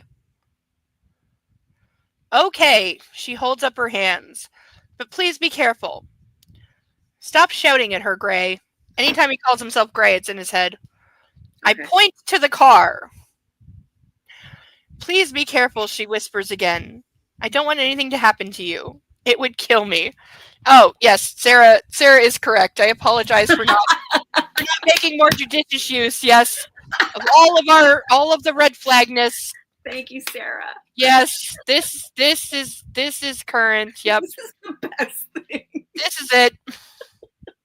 It's the best thing. This is all of it right now. I mean, This it's is the the whole. entire. Yep. Definitely. This is everything. Code Red. Yep. We have reached irredeemable jag-off. That's, for me personally, that's when I'm like, I'm out. Oh, yeah. Dude. I'm gonna ride home. Points to Sarah. Definite points. Extra points. All of the points. Also, I'm seeing him as a little tiny, whiny little baby boy. Yes. You're not powerful, man. You're not powerful. No. And there it is. She cares. Her affection for. I know. She's afraid of you. Oh my god, it's so warped. And not in the good way. Her affection for me is plain in her words and in her kind, concerned expression. Calm down, Gray. I take a deep breath. I'll be careful, I say, and watch her walk to the Audi and climb in. When she's in the car, I turn on my heel and stride into the building. I have no idea where to go, but I follow Hyde's voice. His irritating, whiny voice. Taylor. No one. I know, right? Taylor is standing outside an executive office beside what must be Anna's desk. Inside, Hyde is on the phone, and a security guard stands over him with his arms crossed. I don't give a fuck, Jerry. Hyde is protesting on the phone. The woman is a prick tease. This was the first time I ever heard this word because it's a British word. Because E.L. James is British. Oh, I've used it. Most people don't know that, yeah. I do really? know that one. Yeah, I know that one. I hadn't heard it. It's apparently a very British term. You know what? But usually it's like for strippers. Like I heard it. It's kind of a compliment. Don't lie. Don't laugh. I heard it for the first time in Dazed and Confused. Okay. I don't know it. But... And Parker Posey, I love her. She's an amazing actress. And she says, prick teasers, like that. It's all out of context. But yeah, I heard it a long time ago. Mm-hmm. And I gotta pee. I'll be right back. Okay. Telling the world. I've heard enough. I storm into his office. What the? Hyde says, shocked to see me. He has a cut over his left eye and a purplish bruise forming on his cheek. In other words, Taylor beat the shit out of him. Why did we not get that scene in the movie? Why can we not have that scene? I want that scene. I suspect Taylor's been administering his own brand of discipline. I want to toke up so hard right now to enjoy this more, but I'll wait till after the stream. We have got like 20 pages left in only an hour or so, so I'm rushing. I'm trying to rush. Or we'll go over time. Who cares? I don't sleep anyway. Especially in this heat, I can't sleep. My bedroom is a fucking sauna. So I literally can't sleep in this heat. So staying up half the night, at least I'll get something done. Maybe I'll sweep my floors. You know, because it's been too hot all day to do fucking chores, but it's finally cooling off a little. I'm seriously starting to notice how, like, bruised my eye actually is from fucking can of, like, and it was a can of, like, the spray and shampoo that fell on my face. And it's like, okay, I need to, like, make up over this before I go to the clinic, because I don't need to answer questions about why I have, like, kind of a black eye, especially because I'm only 2 years from having an unexplained severely broken wrist that they definitely thought was domestic violence. It wasn't at all. It was an accident, but other reasons, and they wouldn't listen, and I don't need the bullshit. Like, there's a reason I don't give my real name at these places. You know, for the wrist, I went to a clinic that's 4 hours away from my house and didn't give a name. There's a reason for that.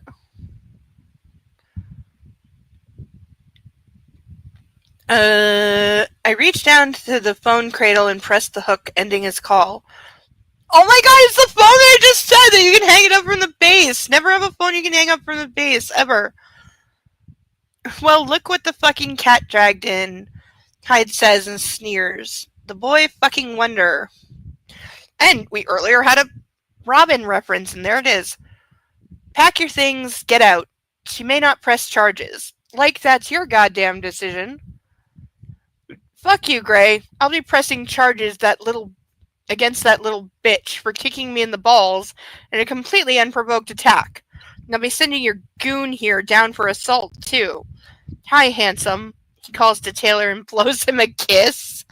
He was way less craven in the movie. I really wish they really should have dialed up his, like, mustache twirling level of evil, because, like, not like the movies weren't a joke anyway. You might as well play into it.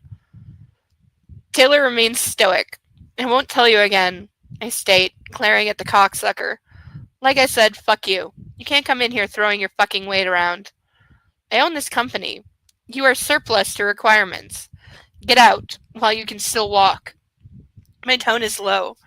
The color drains from Hyde's face. Yeah, mine. Fuck you, Hyde. I knew it. I knew something shady was going on. That little bitch, your spy. By the way, that is what everyone in the company's gonna think. When she started working there, like, a week before he bought it, and then it gets announced, people are going to do the math and then find out they're getting married. Yeah, everyone's going to think that this was corporate espionage and she is a spy. Because that is a completely logical, reasonable assertion. No. I know. I had a nap this afternoon and Kitty got in bed and, like, stretched out. He didn't want to be petted or anything. He just wanted acknowledgement, and then he wanted to lay down and sleep. But yeah, I could tell he'd been missing his cuddles because it's too hot. But he was like, I have to get my love in. I need my love. I'm a kitty.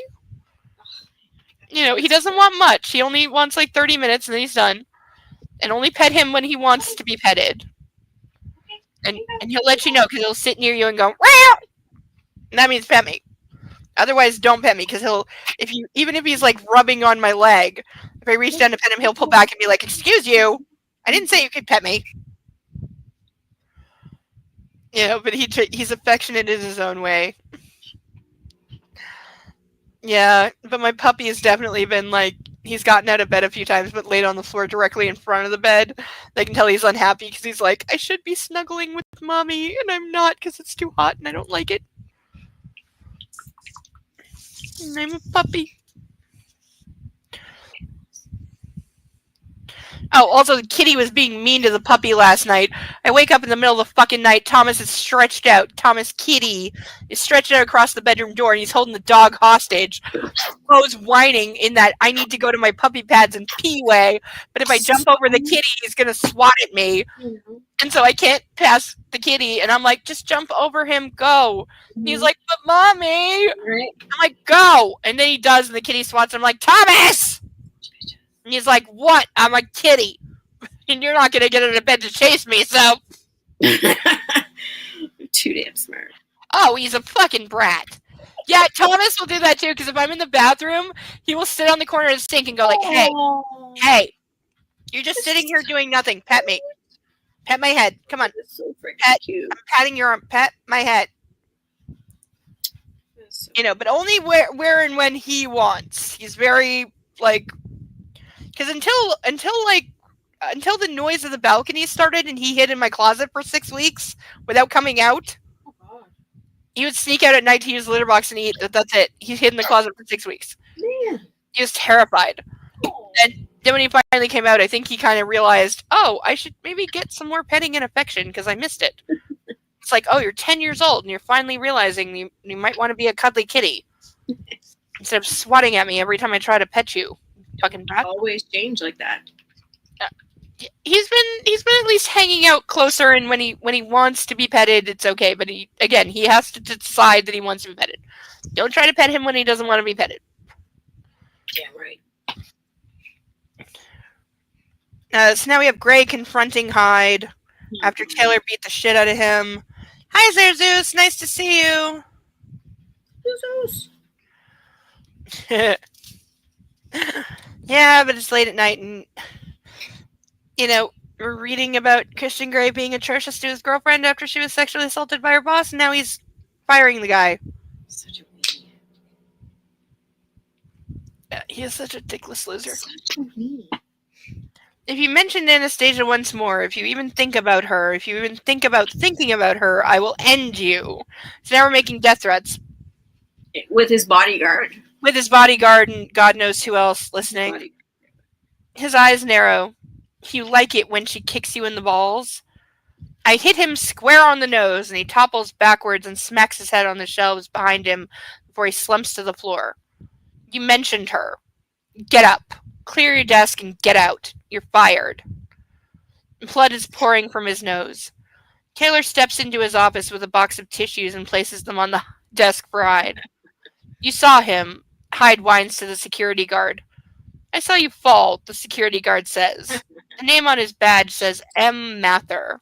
Good job. Right, so now you need to fire the security guard. Because I don't care if it's for me. Anyone willing to turn those kind of lines. That's supposed to be like an Eminem reference. Maybe. Or am I like weird? Can you get the color I want? Oh, I'm in there. Small changes. Small. Don't waste a lot of paint. I like playing with paint though. I get it all at the dollar store. Me too. Yep.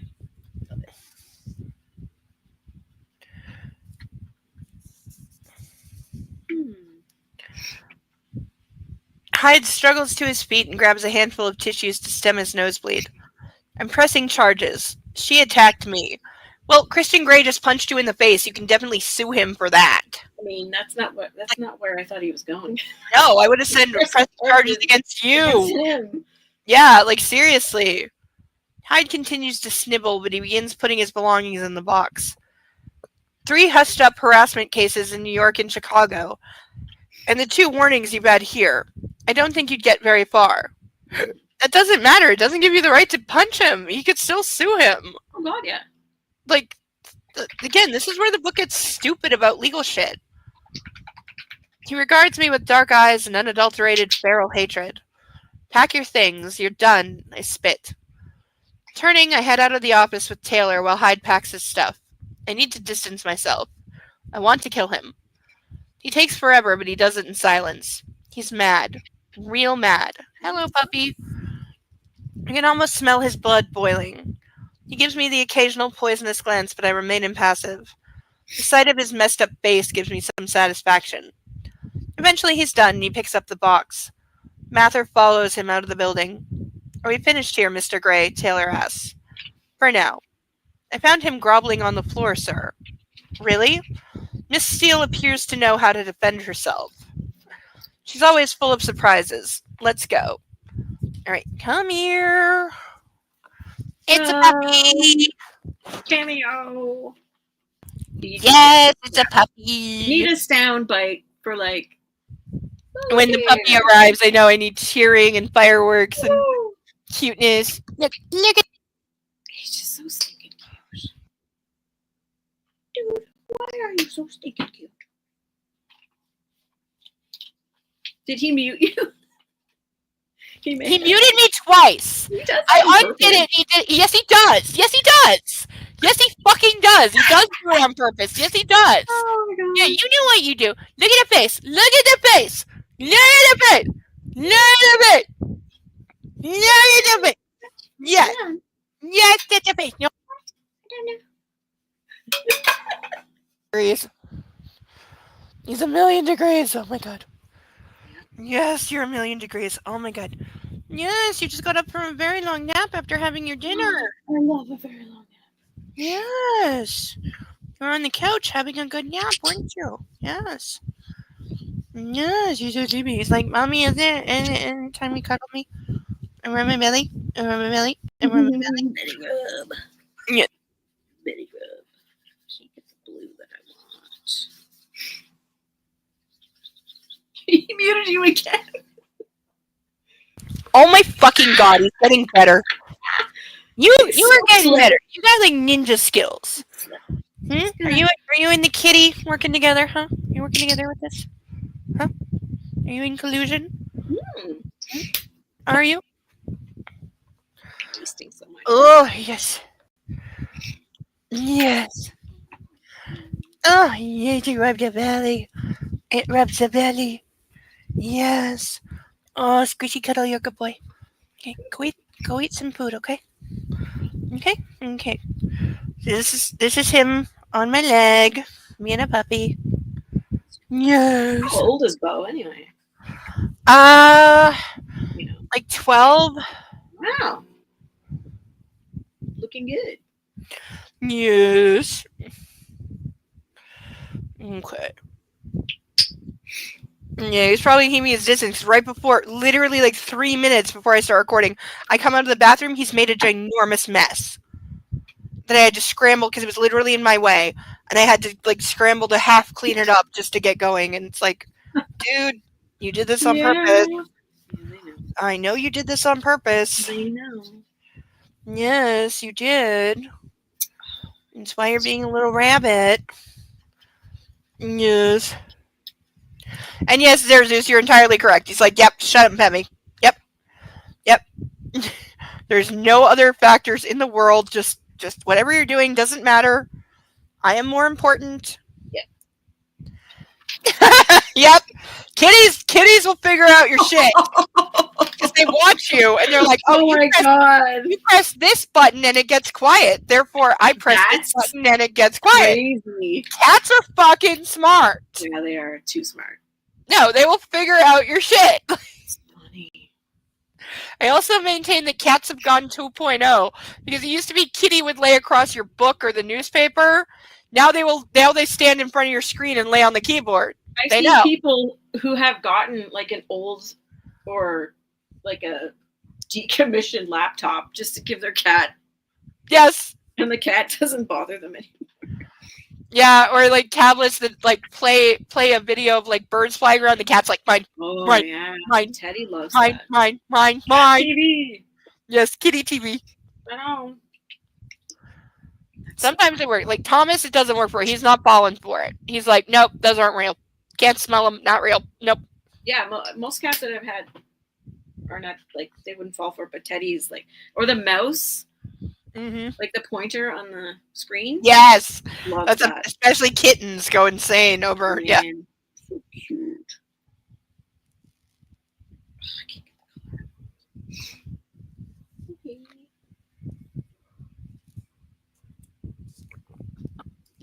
Ah.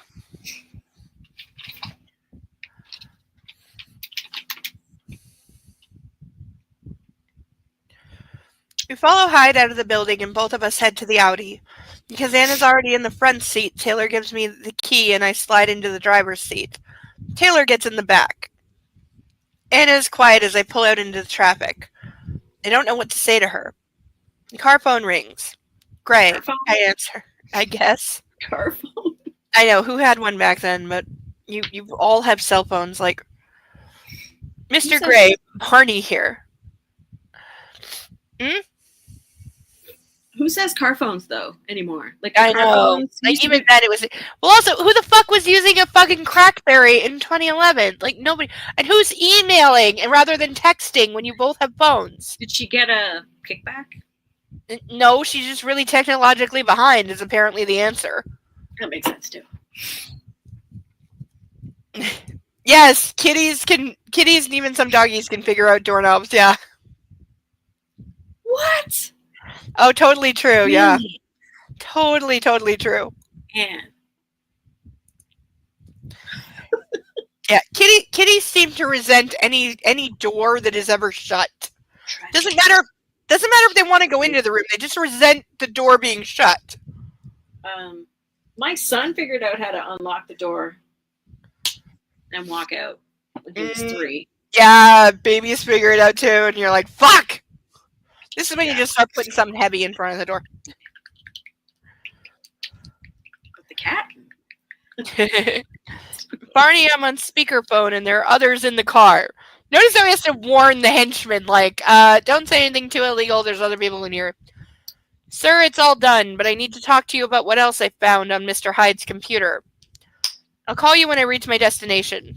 Thanks, Barney. In other words, like, illegal shit. No problem, Mr. Gray. He hangs up and I stop at a red light. Are you talking to me? Anna asks. She's asking him, are you talking to me?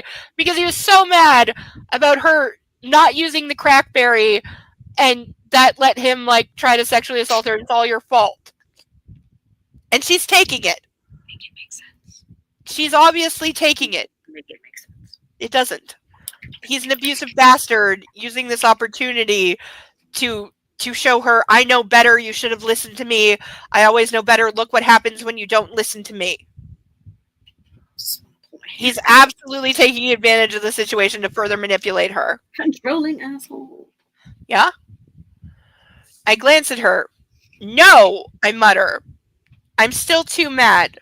I told her he was trouble. I told her to use her phone for email. I was right about everything. I feel vindicated. So just come right out and say it.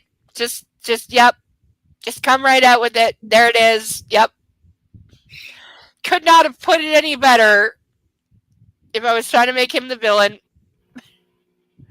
But again, this is the guy you're supposed to be head over heels in love with. And willing to overlook all of his fucked up shit. Yeah. And the fact that he likes to beat and whip you and make you cry because you look like his crack whore mother that he never got over. You have a way with words. Thank you. Clearly. Gray, grow up. You're behaving like a child. In his head. Okay. Flynn's words circle my brain. I've long held the belief that you never really had an adolescence, emotionally speaking. I think you're experiencing it now. So his therapist explains that even though he's 26, he's basically emotionally about 12, and he's having to grow up now. But he doesn't ever actually do that. And, this hurts my brain. It does. I glance across her in the hope that I can say something amusing. Staring out the window. I'll wait until we get home.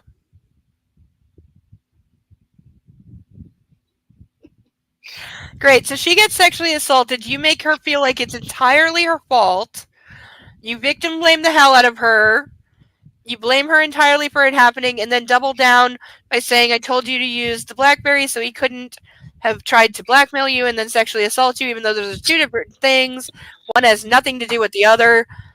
And yeah, it's you that gets to be mad at her because she let this happen. Like this is like so many stories out of the States where like somebody in their 40s will rape a 12-year-old and then the family not wanting to fucking deal with it. The guy will be like, "Oh, well, I'll marry her if you'll let me." And the family's like, "Yeah, you should marry her because then it's okay." There's no minimum age for marriage in most states. Yeah, this actually came up in about 2016 was the last time. Because in most states, the minimum age for marriage is 10 with parental consent. However, and this is true, women can be married off to, and there's no age limit. As long as they have parental consent, a 10-year-old can be married off to a 46-year-old. It doesn't matter. But to file for divorce, you have to be 18. So basically, you can marry a child into sexual slavery for up to 8 years. And there are women who have been through it, have been like, yeah, I was married off at 11 after a guy raped me, because then my family figured, well, if he married me, then it's not rape, and I'm not, because they were so religious conservative. They're like, well, she's not a virgin anymore. How is any man ever going to want her? You know, she's been sullied, she's broken, she's damaged, she's used good, she's worthless now. But, oh, the guy who raped her wants to marry her. Well, that's okay, because then it's a religious union before God, and it's okay that he raped her. So we'll marry her off, and then they get forced to drop out of school.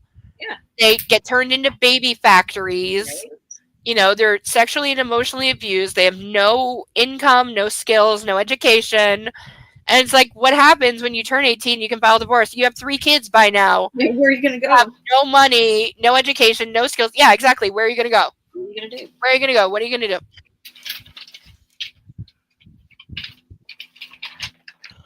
And that's what it is. That's the way it's been. And that goes back to, and I'm going to cite an episode of Dr. Quinn. It was season 2, episode 1, I think, where they introduced the character of Dorothy Jennings, who is leaving her abusive husband after many, many, many years. And she eventually gets asked the obvious question. Dr. Quinn asked her, she's like, you know, why didn't you take the children and run a long time ago? And this is set in like 1820. Yeah, and that's what I thought. And Dorothy very honestly looks her in the eyes and says, what was I going to do with no money and 3 children? And it's the truth. Because back then, like, women couldn't even work.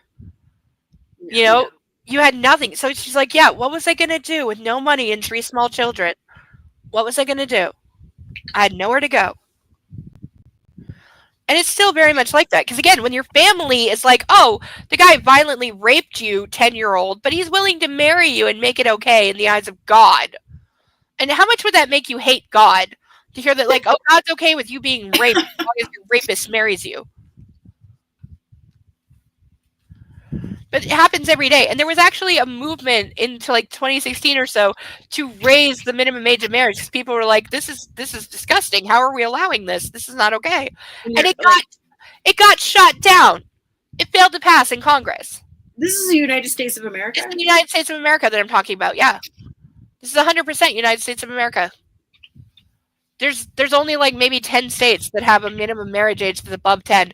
And by I said above, like most of them are like 12, maybe 14. With parental consent, you can do anything. You know, and your parents think, oh, but it's religious, blah, blah, blah. And But it's you can't not. drink or vote or drive. You can't drink or vote or drive. And again, I don't like that you can be married off at 10, but you can't file for divorce till you're 18. So you're old enough and responsible enough to be married, but not to get divorced.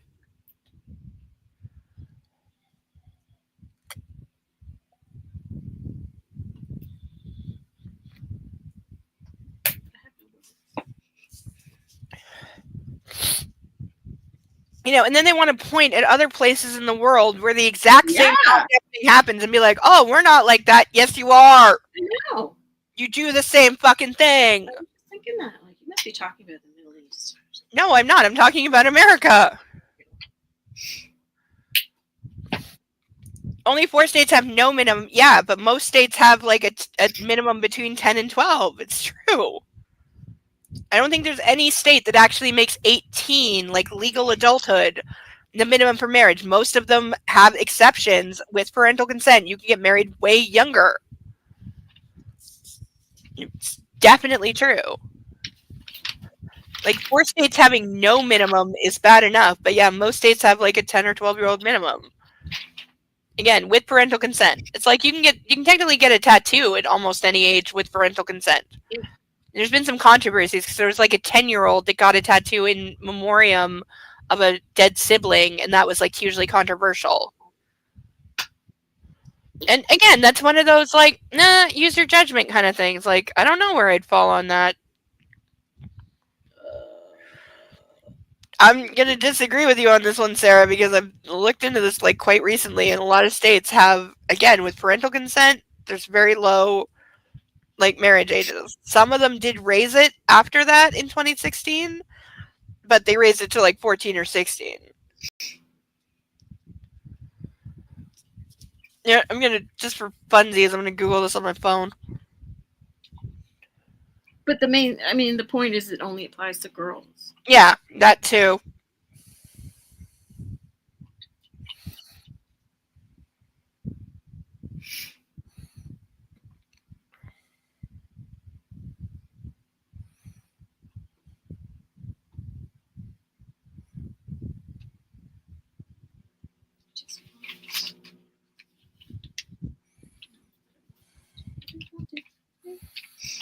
Child marriage in the States. That it's called that. Yeah. Child marriage is still legal in 80% of the United States. Meaning you are under 18. What's the source? 4 U.S. Like, states, government? Equality Now, Wikipedia, the Justice Center.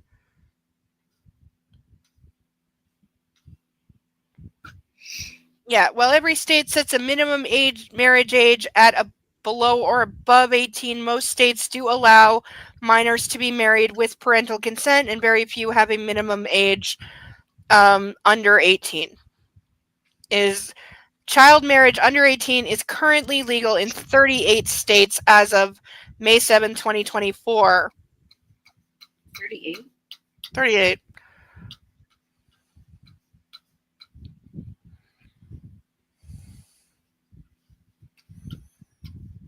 No, that means at least like 12 states have now said you cannot get married under 18 no matter what.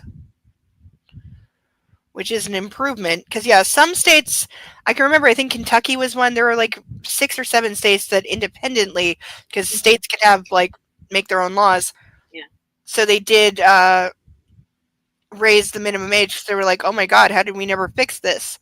So they did. Yeah, it's not But a lot of states didn't. 200 years ago.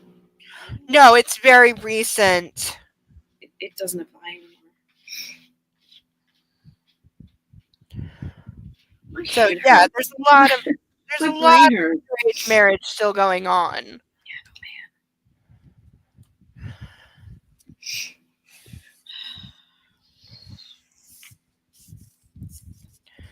Outside of Scala, I open Anna's car door while Taylor climbs into the driver's seat. You're saying there are limits to age gaps? There are when it comes to sex, not to marriage. See, that's the thing. Marriage gets around all of the statutory rape laws. Because if she's your wife, it's not rape. Does that mean That's the issue. the age gap can't be more than this many years apart? Not if you're talking about marriage. If you're just talking about sex, then yes, a 14-year-old having sex with an 18-year-old is illegal. But if the 18-year-old then marries the 14-year-old, then it's legal. Because that's the wife, and you're allowed to have sex with the wife no matter what the age gap. And that's why, again, the marriage thing is often used to get around the laws.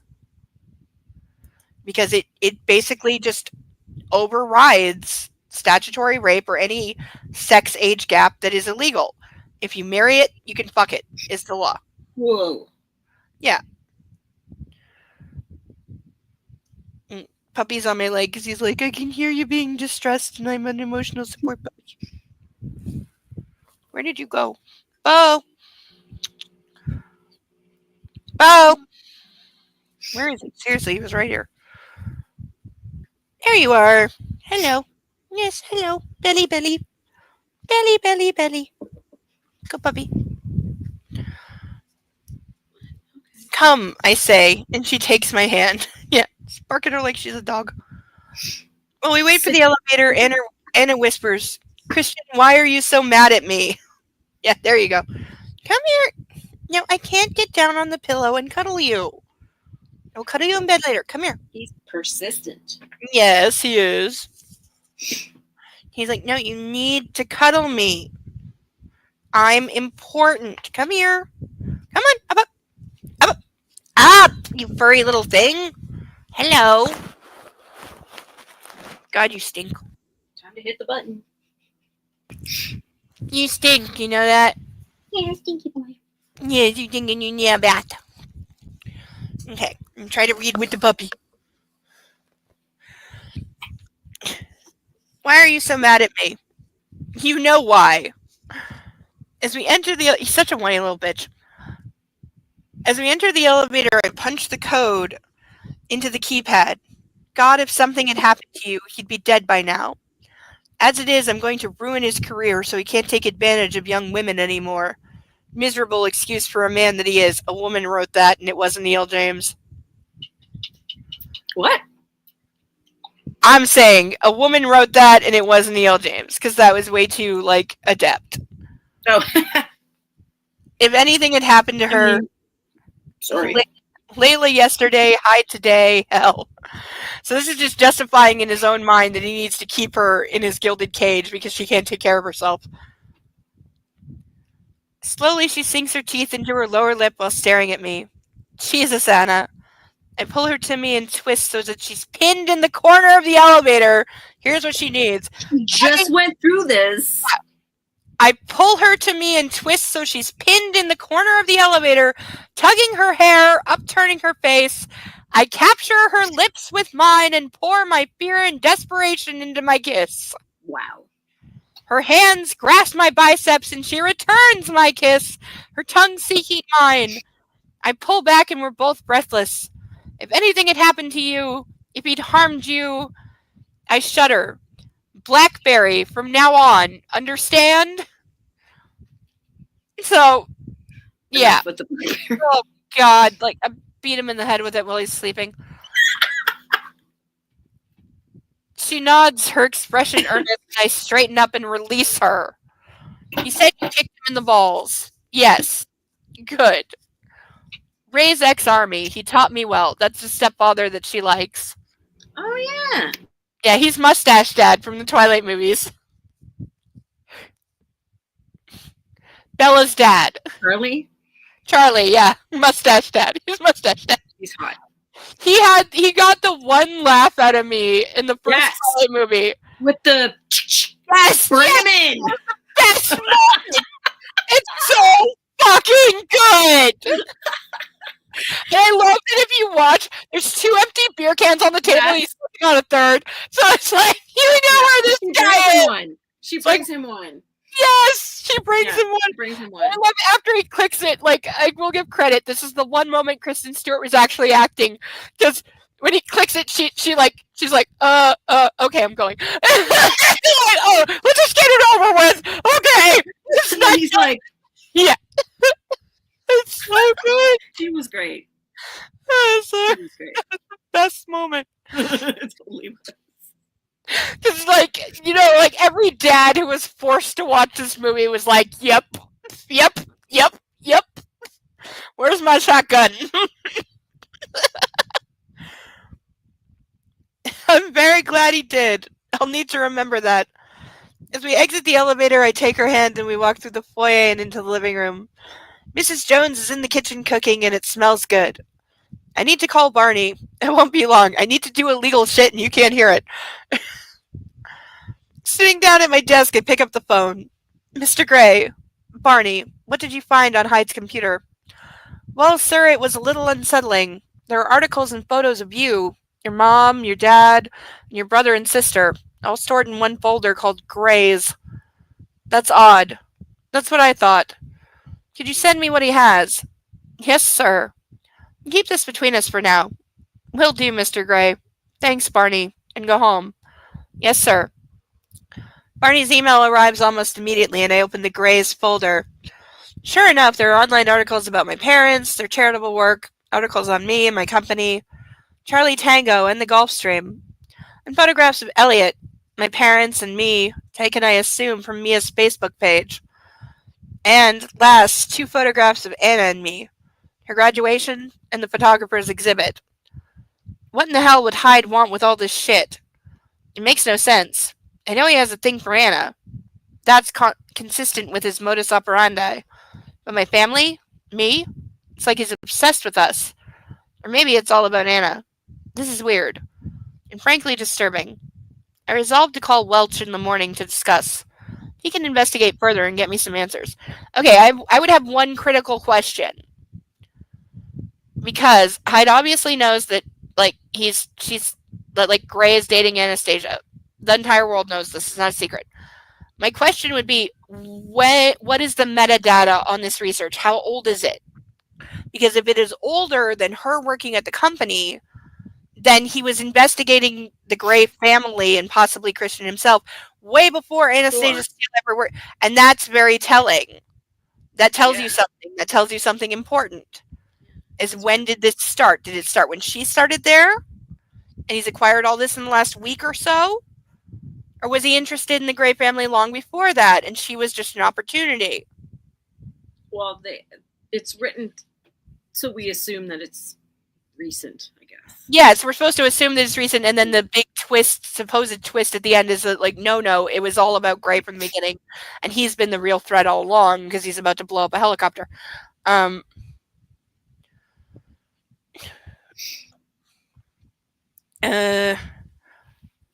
closed the email, and sitting in my inbox are a couple of final acquisition agreements from Marco. I need to read them tonight, but first some dinner. Evening, Gail. I call out when I'm back in the living room. There's a puppy, like, melting on my arm right now. Going, it's not the best, but I'll take it. You can see a little pat of him right here. This is his head. This is his head on my arm that's holding the book. All the rest of him is just melted onto my desk. He's like, I'll take what I can get. Because my free hand is petting him. My hand that's holding the book is cramping. Good evening, Mr. Gray. Dinner in 10, sir. Anna's sitting at the kitchen counter with a glass of wine. After dealing with that asshole, I think she's earned it. I'll join her. I know, like, she needs your permission to have a fucking drink. That's what I assumed she meant. I retrieve the open bottle of Sancerre and pour one for myself. Sounds good, I respond to Gail and raise my glass to Anna. To ex-military men who train their daughters well. Cheers, she says, but she looks crestfallen. What's wrong? I don't know if I still have a job. Do you want one? Of course. Then you still have one. She rolls her eyes and I smile and take another sip of my wine. So did you talk to Barney? She asks. And I take a seat beside her. I did. And? And what? What did Jack have on his computer? Nothing important. So we're back to lying to her about a threat. Which is all he did throughout the entire Layla thing. He just lied to her consistently. Now he's still doing it. That worked out well. Yeah, that worked out real great. She almost got shot. Mrs. Jones places our food in front of us. Chicken pot pie. One of my favorites. Thanks, Gail. Enjoy, Mr. Gray. Anna, she says pleasantly and departs. You're not going to tell me, are you? Anna persists. Tell you what. She sighs and purses her lips and takes another bite of her meal. The contents of Jack's computer are not something I want Anna to worry about. Jose called, she says, changing the subject. Oh? He wants to deliver your photos on Friday. Oh, right. Personal delivery. Why is the artist doing this, not the gallery? How accommodating of him. He wants to go out for a drink with me. Yeah, like he's going to allow that. I see. And Kate and Elliot should be back. I put my fork down on my plate. What exactly are you asking? I'm not asking anything. I'm informing you of my plans for Fridays. That was the first time she had balls like the whole series. Like, no, I'm not asking your goddamn permission. I'm saying I'm going out with my friends. That's why I'm convinced there's two people writing this. I know. Really? It's so, like, what the fuck? Bizarre. Look, I want to see Jose, and he wants to stay over. Either he stays here or he can stay at my place, but if he does, I should be there too. He made a pass at you. Christian, that was weeks ago. He was drunk. I was drunk. You saved the day. It won't happen again. He's no Jack, for heaven's sake. Ethan's there. He'll keep him company. He wants to see me, not Ethan, Anna says. I scowl at her. He's just a friend, she continues. She's already endured Hyde. What if Rodriguez gets drunk and tries his luck again with Anna? I don't like it. And it, like, he gives her, like, no credit. Again, she has literally just fought off a would-be rapist, and he's, like, giving her no credit for being able... He literally just raised a glass and said to military men who teach their daughters to defend themselves. And now he's giving her no credit for being able to fend off the photographer. Like, This, for some reason, so fucked up. It's just doing my head in. That's what it's designed to do. I really think it is. Like, if you read this to terrorists in Gitmo, they'd confess anything. Oh man. Hannah takes a deep breath. She's trying to keep her cool. He's my friend, Christian. I haven't seen him since his show, and that was too brief. I know you don't have any friends apart from that god-awful woman, but I don't moan about you seeing her. Yes, she What does. is it? Yes, she does. She does. She totally does. She's entitled. What has Elena got to do with this? I'm reminded that I haven't responded to her texts. I want to see him, she continues. I've been a poor friend to him. Also, this is Anastasia having no autonomy, because yes, Jose did, again, he sexually assaulted her while she was drunk. Because he didn't take no, she told him no. Yeah. He didn't stop, and he grabbed her and stuck his tongue down her throat. And yes, Grace saved the day, but he's still, like, I would not be friends with Jose again after that. What? No. Like, again, she has no, like, sense of self-preservation, no autonomy at all. But at the And I same think that's time, why she she's such a does. perfect victim. Yeah, with Hyde, she does. That's the Because one he's- exception. He's the one person she knees in the balls. And everyone else is just allowed to do whatever, including, like what the fuck? Like, it's so messed up. Is that what you think? I ask. Think about what? Elena, you'd rather I didn't see her. Exactly, I'd rather you didn't see her. Why didn't you say? Because it's not my place to say. You think she's your only friend. She's exasperated. Just as it's not your place to say if I can or can't see Jose. Don't you see that? She has a point. If he stays here, then he can't make it past her. Make it past her, can he? He can stay here, I suppose. I can keep an eye on him. Thank you. You know, if I'm going to live here too. Her voice trails off. Yes, she'll need to invite her friends here. Jesus. I hadn't thought about that. He's in his head again. He hadn't thought that maybe she would want to have friends over if they lived together, because he just thought about her being naked and on her knees 24/7. On the piano. Yes. Get on the piano. It's not like you haven't got the space. She waves her hand in the general direction of my apartment. Are you smirking at me, Mrs. Steele? Miss Steele? Most definitely, Mr. Gray. She gets up and clears both our plates. Gail will do that, I say as she sashays over to the dishwasher, but I'm too late. I've done it now. I have to do work for a while. Cool. I'll find something to do. Come here. She steps between my legs and I put my arms around her neck. I hold her close. Are you okay? I whisper into her hair. Okay? After what happened with that fucker. After what happened yesterday. I lean back and study her expression. Yes, she replies, solemn and emphatic. Try to reassure me? I tighten my arms around her. What a weird couple of days this has been. Too much too fast, maybe. My old life impinging on my new one. She still hasn't responded to my marriage proposal. Perhaps I shouldn't push her for an answer right now. That's probably the most enlightened thing he's ever said. Ding, ding, Okay. ding, ding, ding, ding, ding. I'm sorry. To go on your Oh. pillow. You need to go on your pillow. Oh.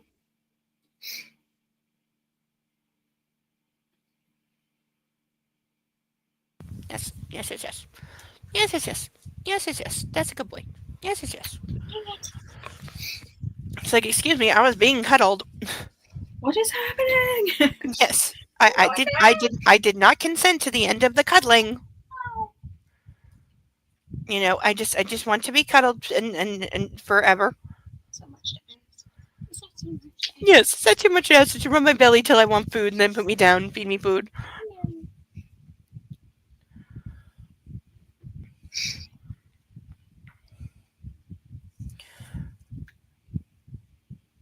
Uh,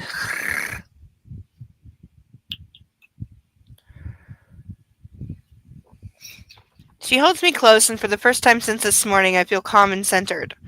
Let's not fight. I kiss her hair. You smell heavenly as usual, Anna. So do you. She kisses my neck. Reluctantly, I release her and stand. I have to read these agreements. It should only be a couple of hours. My eyes are tired. I rub my face and pinch the bridge of my nose and glance out the window. It's getting dark, but I've finished going through both documents. I've made notes and forwarded them to Marco. Now it's time to find Anna. Maybe she'd like to watch TV or something. I loathe TV, but I'd sit and watch But with her, I'd sit and watch a film. I expect to find her in the library, but she's not there. Maybe she took a bath. No, she's not in the bedroom or the ensuite. I decide to check the sub's room, but she's not. But on my way, I notice the playroom door is open. Looking inside, I see Anna sitting on the bed, gazing with distaste at all the canes. With a grimace, she looks away. I should get rid of them. I lean against the doorframe in silence and watch her. Okay, I'm curious, because this room is always kept locked. How did she get in? He's the only person who has the key. She's a smart girl. I don't know. Did you ever find out? No. She slips from the bed onto the couch, her hands running over the soft leather. She spies the chest of drawers, rises, and makes her way towards it, and opens the top drawer. Well, this is unexpected. From the chest, she pulls out a large butt plug and, fascinated, examines it, then tests the weight in her hand.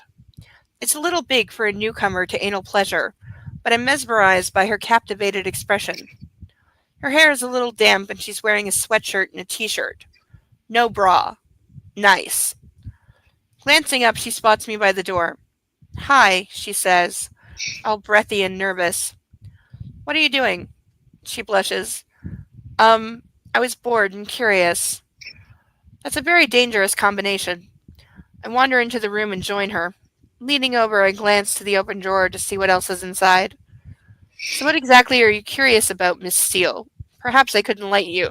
Yeah, because right after she's been sexually assaulted and then you did the same thing in the elevator and blamed her the whole time, yeah, this is a good time for let's try anal. That you've like, always said no to. Like, with your character, I'll find something to do, and then the most... Yeah. It's not realistic. Oh, of course not. Everything. Of course not.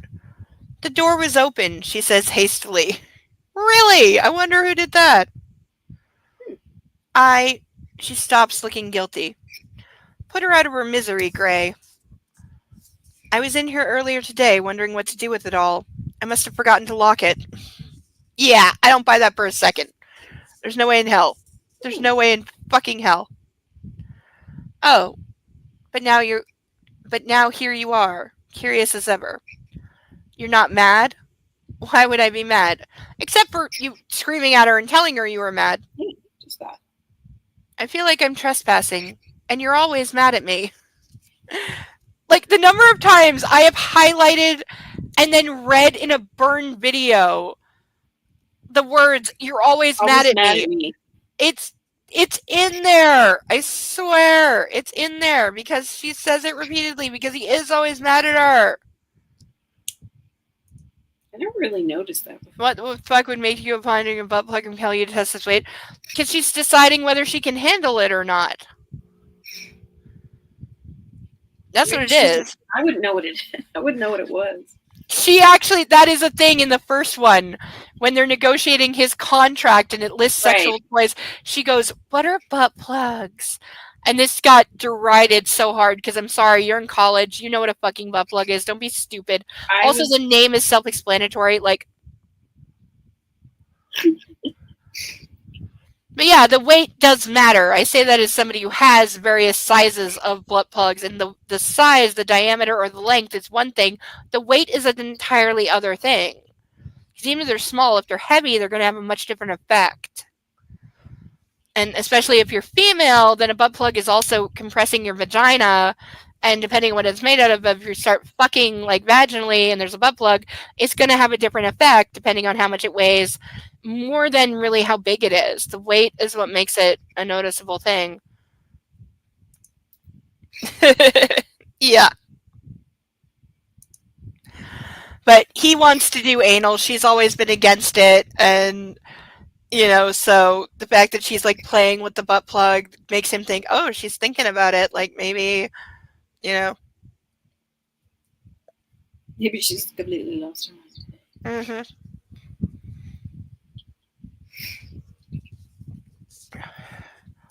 Am I? Yes, you're trespassing, but I'm not mad. I hope that one day you'll live with me here, and all this. I wave my hand around the room. It will be yours too. That's why I was in here today, trying to decide what to do. I watch her expression, thinking about what she just said. I'm mostly angry at myself, not her. Am I angry with you all the time? I wasn't this morning. Yeah, when you were flirting. That's the only time you're not angry. The only time you're not angry is when you're fucking, and half the time you're angry when you're fucking too. It's true. It is true. Do you now? I ask, raising. She smiles. Were you playful? I like playful, Christian. Do you now? I ask, raising an eyebrow and returning her smile. I love her compliments. What's this? She holds up the toy she's been examining. Like, you still don't know. It's been 3 weeks. You have Google. Like, you don't have a right to be this stupid. Always hungry for information, Miss Steele. That's a butt plug. Oh, she looks surprised. Bought for you. For me? I nod. You buy new, toys for each submissive? Some things, yes. Butt plugs. Definitely, yes. She eyes it warily and places it back in the drawer. And this? She waves some anal beads at me. Anal beads. She runs them through her fingers, intrigued, I think. They have quite an effect if you pull them out in mid-orgasm, I add. This is for me, she asks, referring to the beads. She keeps her voice low as if she doesn't want to be overheard. For you. This is the butt drawer? I stifle my chuckle, if you like. She turns a lovely shade of pink and closes it. Don't you like the butt drawer, I tease? It's not top of my Christmas card list. There's her smart mouth. She opens the second drawer. Oh, this will be fun. Next drawer holds a selection of vibrators. She shuts it quickly. And the next? That's more interesting. She opens the next one down. She picks out a toy and shows it to me. Genital clamp. Hastily, she puts it back in the drawer and chooses something else. I remember they were a hard limit for her. Some of these are for pain, but most are for pleasure, I reassure her. What's this? Nipple clamp. That's for both. Both? Nipples? Yes. There are 2 clamps, baby. Yes, both nipples. But that's not what I meant.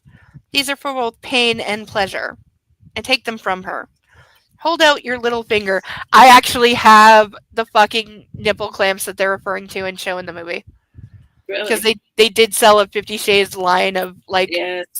fake BDSM shit. Yeah. It's the most childish $5 crap. And at various times, people who knew I thought it was funny bought it for me. So I have some of it. I don't have it at hand right now, but yeah, I have some of it. I mean, if it's cheap, Yeah, no, like is so that safe? If it's cheap No. made, No, because they break. right? And also, it's a way for like total amateur losers to feel like they're hard or something, and it's like you don't even know what the fuck to do with that. Like, go away. I take them from her. Hold out your little finger. She complies, and I clamp the clip to the tip of her finger. Her breath catches. The sensation's very intense. But it's when taking them off that they're at their most painful and pleasurable. She removes the clip. I like the look of these. Her voice is now husky, making me smile. Do you, Miss Steele? I think I can tell. She nods and places the clip back in the drawer, and I lean forward and remove another set for her consideration. These are adjustable. I hold them up to demonstrate. Adjustable. You can wear them very tight, or not, depending on your mood. Her eyes move from the clamp to my face, and she licks her lower lip. She pulls out another toy. This. She's intrigued. That's a Wartenberg pinwheel. I pop the adjustable clamps back in the drawer. Wait a minute, I have to see if I have that, because I do have that, but I don't know if I have that right here. Give me a second. Yeah. Yes, I do. Yep, it's right here. Yep. This is what it is. Ah, Also used in medicine to check sensation, because the wheel, it's a little pointy on the end, but not much.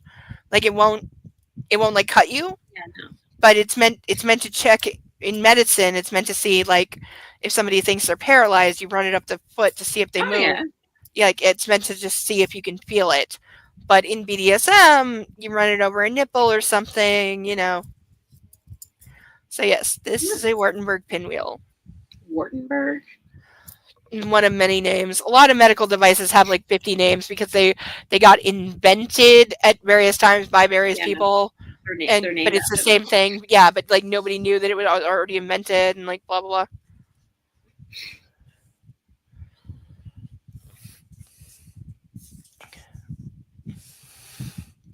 Yes, cerebellum is right. Also used in sewing for tracing the pattern. Correct. Oh yeah. Because it puts little markers to tell you, like, yeah, totally true. Thank you for pointing that out. Very good information there. Yes. 4. Excuse me. I take it from her. Give me your hand, palm up. She does, and I run the spiky wheel over the center of her hand. Ah, she gasps. Imagine that over your breasts. She snatches her hand away, but the quick fall and rise of her chest reveals her excitement. This is turning her on. There's a fine line between pleasure and pain, Anastasia. I place the pinwheel back in the drawer. She's looking at the other contents. Clothespins? You can do a great deal with clothespins. This is one I knew well before these books, because yeah, clothespins, especially the plastic ones with the really wide, like, flat tips, amazing for BDSM. You can do so much with them. And the plastic ones don't break. The wooden ones get contaminated because you can't clean them properly. So I don't like the wooden ones because they can absorb germs. You have to throw them out. But the plastic ones you can decently clean or even put in a dishwasher. So yeah, the plastic ones are really good. That's really why I bought them. That's why I still have some. They're only used on like nipples and clits and stuff, or the tip of a penis. Also good. But yeah, the plastic ones are really good. The broader the tip, the better. They make metal ones, but those are, I don't tend to like those. You can do a great deal with a clothespin. But I don't think that would be your thing, Anna, he says in his head. She leans against the drawer, closing it. Is that all? This is turning me on, too. I should take her downstairs. No, she shakes her head, and opening the 4th drawer, she retrieves one of my favorite devices. Ball gag, to keep you quiet, I inform her. Of course, this is his favorite. Shocker. Soft limit. I remember, but you can still breathe. Your teeth clamp over the ball. Taking it from her, I demonstrate with my hands how a ball gag fits in a mouth. Have you worn one of these? She asks, curious as ever. Yes. To mask your screams? No, that's not what they're about. Actually, it is, you fucking loser. She cocks her head to one side, perplexed. It's about control, Anastasia. How helpless would you be if you were tied up and you couldn't speak? How trusting would you have to be, knowing I had that much power over you? That I had to read your body and your reaction rather than hear your words. It makes you more dependent, puts me in ultimate control. That is so much bullshit. I am somebody as a member of the BDSM community who I don't allow gags on myself, but I abuse them on others, and you have hand signals, you have blink signals. You still have a reliable way to communicate, and you check in, especially if you are using a gag of any kind, you check in like every 5 minutes to make sure. You make them look you in the eyes and tell you that everything is okay, especially if they can't speak out, because now they can't say green, yellow, red, or the safe word. You've taken that away, so you have to have an alternate way to communicate. Mine, for me, if for some reason I can't speak, and again, I don't allow this, but just in case I can't or I'm overwhelmed, that means stop. And everyone who's ever been allowed to sum me knows I snap at you, you stop immediately, you physically get away from me. Like now, or I will murder you. Because I always have a knife within reach, and I make that clear to my subs, or my people I let sub me. I'm like, know that I always have a knife within reach. You'll never know where it is, but I have a knife within reach. You don't see it. And I will get to it if I need to. But it is here. So if I snap at you, that means stop instantly and physically back up. That's the important part. Physically get away from me. I will chill myself and get myself back into the reality, but you have crossed the line and we're done. But if you don't back up, know that I can fucking slit your throat in like 3 seconds or less. Because if they're ignoring the hard no, because this is my safe word at that point, if I can't speak, you either stop or you have crossed the line and I feel in danger of my life and I will defend myself. And if that means I end you and throw you off my balcony, that's what it is.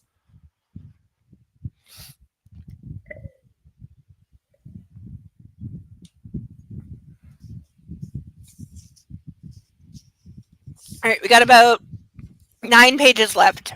Alrighty. So we started circling for like last chance to sponsor a duck, everyone. $10 to sponsor a duck, or even though it is late, I will still honor the $50 chug. I will refill this glass and chug it if anyone wants to donate for chugging or a duck. I will definitely honor it. PayPal link in the top of the YouTube chat. It should be there. And why PayPal? Because YouTube is a greedy bastard and takes 30%, and I need every penny I can get. Because when it's marked as survival fund, I mean it. It's paying for groceries, it's paying for cat food, it's paying to keep the lights on, it's paying to keep my internet running because I don't make enough money to survive in the month, and this helps.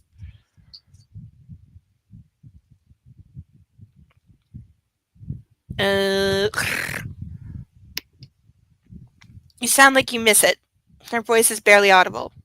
It's what I know. You have power over me. You know you do.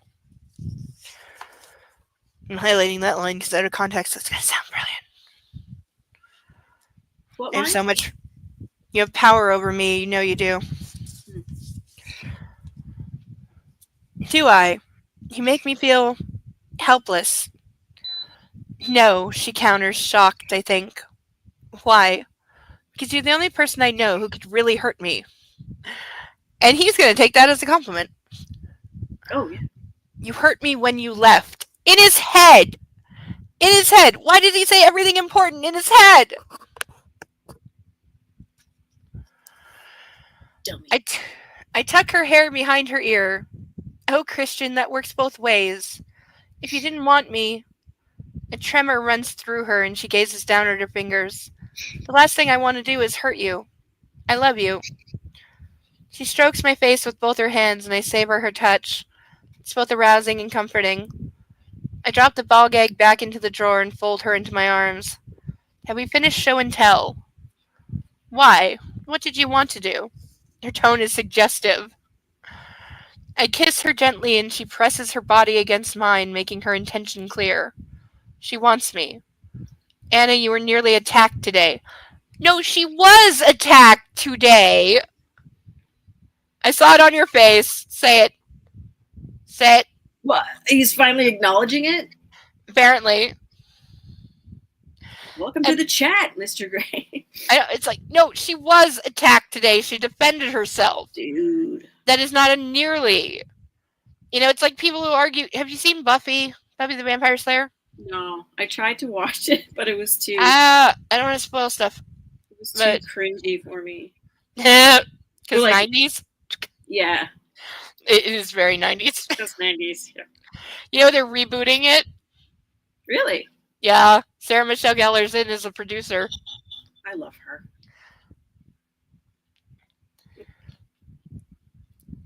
her. So, she breathes. What do you mean, so? I feel a rush of annoyance. Christian, I'm fine. Are you, Anna? In his head, not asking out loud, in his head. I pull her closer, squeezing her. When I think of what might have happened, I bury my face in her hair and breathe. When will you learn that I'm stronger than I look? You've literally never, ever, ever, ever, ever, ever, ever, ever, ever acted like it. I know you're strong. You put up with me, in his head. I kiss her and release her. She pouts and, to my surprise, reaches down and fishes out another toy from the drawer. I thought we were done. That's a spreader bar with ankle and wrist restraints, I tell her. My reaction to everything. How does it work? She looks up at me through her lashes. Oh, baby, I know that look. You want me to show you? I close my eyes, briefly imagining her shackled at my mercy. It's arousing. Very arousing. Yes, I want a demonstration. I like being tied up. Since when? This is a woman who was a virgin 3 weeks ago. That's right. And again, her introduction to sex has been whatever he gives her. So she has such a warped, like, Yeah. She's being like informed in such a warped way of sex and sexuality. She has had no autonomy. Sex is solely at his discretion. Yeah. He Like- edges her. Like, he literally prevents her from orgasming if he's mad. He once violently fucked her and denied her orgasm and then said, "I'm doing it to punish you." He has spanked her and literally beaten the shit out of her. And so all the sex she knows is whatever he allows. Totally normal. Yeah, like, that's why he said at the beginning, like, she's naive, she's inexperienced, I can't do this Yeah. to someone inexperienced, but then he did anyway. And it's because, yeah, people need to have their own sexual basis of okay, not okay, and what they like and don't like before they start getting into the kinkier sides of life. Yeah. Now, I'm kind of like her because I started doing BDSM shit at like 12, 11, and most of it online, some of it in real life. But that was my introduction, and that's why I am the way that I am. And that's why, normal vanilla sex is boring for me. And I don't get it. It doesn't make any sense. But I know that that is fucked up and not okay. And that, I shouldn't have been allowed to that. Because I had just a billion hours of unsupervised internet time and could do whatever I wanted. Like, I went away for the weekend when I was 14 to a BDSM weekend that my mom didn't know about. What? But she gave me permission to go because I lied without lying. She didn't know what questions to ask. And so I was able to answer questions without lying, but she didn't know what to ask because she didn't know that really I was being picked up by a 45-year-old guy that I had been talking to online for 7 months. I'm having heart and palpitations. having sex with for 7 months online. And he had just moved into a new condo and he was having a welcome weekend, also BDSM weekend. Everyone there was in BDSM. And we lied to everyone and said that I was 21 because I had big tits and I could get away with it. And it was the first time I ever had an alcoholic drink. It was the first time I had a cigarette because he kept like making me drink, saying like, "Oh, you'll look more grown up if you're drinking." But really, he just wanted me drunk. But yeah, I went away for 3 days with this guy who had a fiance, by the way, who knew. She and him were the only ones who knew my real age. They both knew that I was 14. And they're engaged, and she didn't mind that he was fooling around with me. And we went to a bondage club that was having a party weekend. We went on Saturday night, and they didn't card because obviously I wouldn't have gotten in. But there were public displays. There was a cross. There was, several X's. There were, so several couples came and put on, public sexual displays of BDSM, etc. While those of us not participating sat there and drank. Yes, I have lived a very sheltered life.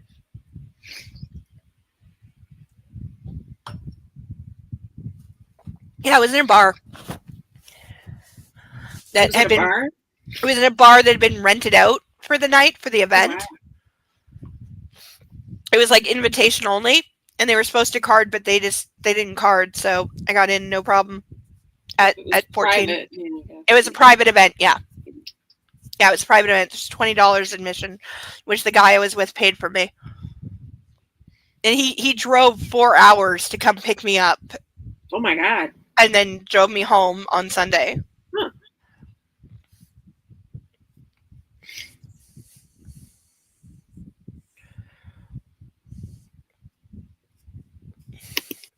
Oh, Anna, I whisper. I want to, but I can't in here. What? Not here. What do you mean? I want you in my bed, not in here. Come. I take the bar in her hand and lead her out of the room. Why not in there? I stop on the top of the stairs. Anna, you may be ready to go back in there, but I'm not. Last time we were in there, you left me. I keep telling you. When will you understand? My whole attitude has changed as a result. No, it hasn't! My whole outlook on life is radically shifted, and I've told you this. What I haven't told you is... I pause, searching for the right words. I'm like a recovering alcoholic, okay? Oh my god. That's the only comparison I can draw. The compulsion is gone, but I don't want to put temptation in my way. I don't want to hurt you. So in other words, yeah, what he got off on was just the pain. The sex was secondary. It was just a place to put his dick until he came. The pain and the screaming and the degradation and the crying, that's what he got off on. And again, like, you do you. You okay? Yeah, I just had to blow my nose. Like, yeah, again, like, you do you and all that, but he's not being honest about it. And I can't trust you to tell me what you will and won't do. In his head. She frowns. I can't bear to hurt you because I love you, I add. Her eyes soften, and before I can stop her, she launches herself at me, so I have to drop the spreader bar and prevent us both from toppling down the stairs. She pins me to the wall, and because she's standing on the step above me, we're lip to lip. She cups my face with both her hands and kisses me, pushing her tongue into my mouth. Her fingers are in my hair, and she molds her body to mine. Her kiss is passionate, forgiving, and unrestrained. I groan and gently push her away. Do you want me to fuck you on the stairs? I growl. Because right now I will. Yes, she says. I look at her dazed expression. She wants this, and I'm tempted, as I've never fucked on the stairs before. But it will be uncomfortable. No, I want you in my bed. Scooping her up over my shoulder. Again with the shoulder. Again with the, yeah, like, I'm gratified by her squeal of delight. I smack her hard on the backside, and she squeals again and laughs. It's about the 5th time he's done that. Stooping, I pick up the spreader bar and carry it and Anna through the apartment to the bedroom, where his entire staff totally sees this. Yeah. By the way. Where I set her on her feet and drop the spreader bar on the bed. I don't think you'll hurt me, she says. Oh, then you're a stupid bitch who deserves to be dead. You are the first girl, not the final girl. Oh boy. In horror terms. Yeah, really. I don't think I'll hurt you either.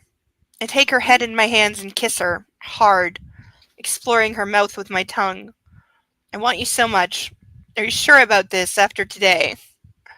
Yes, I want to. I want to undress you. Shit, she wants to touch you, Gray. Let her. Okay, I managed this yesterday. She reaches for my shirt button and my breathing halts as I endeavor to bring my fear under control. I won't touch you if you don't want me to. No, do. It's fine. I'm good. I steel myself, preparing for the confusion and fear that comes with the darkness. As she undoes one button and her fingers slide down to the next, I watch the concentration on her face. Her beautiful face. I want to kiss you there, she says. Kiss me? My chest? Yes. I inhale sharply as she undoes the next button. She looks up at me and then slowly leans forward. 3 slowly? 3. She's going to kiss me. I hold my breath and watch her, terrified and fascinated at once, as she plants a gentle, sweet kiss on my chest. The darkness remains quiet. She undoes the final button and pulls my shirt apart. It's getting easier, isn't it? I nod. It is. Much easier. She pushes my shirt off my shoulders so it drops to the floor. What have you done to me, Anna? Whatever it is, don't stop. I pull her into my embrace and move my hands into her hair, gripping it and tugging her head back so I can kiss and nip at her throat. She groans and her fingers are in my waistband, undoing my button and my fly. Oh, baby, I whisper, and I kiss her behind her ear where her pulse beats a fast, steady rhythm of need. Her fingers brush my erection, and abruptly she drops to her knees. Whoa. If this is a blowjob scene, I reserve the right to vomit. I'm serious. I have said I'm on medication that is having side effects, some of which are causing intestinal shit all week. I reserve the right to vomit. Also, you don't know this because you weren't here, but I literally, there is a scene. I was dating someone at the time, and I was reading it to him live, and I literally vomited mid-scene because it was so triggering. And oh no! Twice on this live stream, I have vomited from reading oral sex scenes. Oh no! So I reserve the right to puke, as always. Yeah. Before I can draw breath, she tugs at my pants and wraps her lips around my eager cock. fuck! She closes her mouth around me and sucks hard. I cannot take my eyes off her mouth around me, drawing me in, out. She sheathes her teeth and squeezes. Fuck! I'm close my eyes, cradling her head and flexing my hips so that I move deeper and deeper into her mouth. She taunts me with her tongue and moves her mouth up and down again and again. I tighten my hold on her head. Anna, I warn and try to step back. She clamps down on my cock and grabs my hips. She's not going to let me go. Please. And I don't know if I want her to stop or carry on. I'm going to come, Anna. She's merciless. Her mouth and skilled tongue. She's not going to stop. Oh, fuck. I climax into her mouth, holding her head steady myself. When I open my eyes, she's gazing up at me in triumph. She smacks and licks her lips. Oh, so this is the game we're playing, Miss Steele. I reach down and pull her to her feet, and my lips find hers with my tongue in her mouth. I taste her sweetness and my saltiness. It's heady. I groan. I can taste myself. You taste better. I find the hem of her t-shirt and lift it over her head, and I pick her up and toss her on the bed. Grabbing the hem of her sweatpants, I yank them off in one move so she's naked. I take my clothes off, keeping my eyes on hers. They darken, getting larger and larger, until I'm naked too. Standing over her, she's a nymph sprawled out on the bed, her hair a chestnut halo, her eyes warm and welcoming. My cock recovers, growing and growing as I appreciate every inch. We need...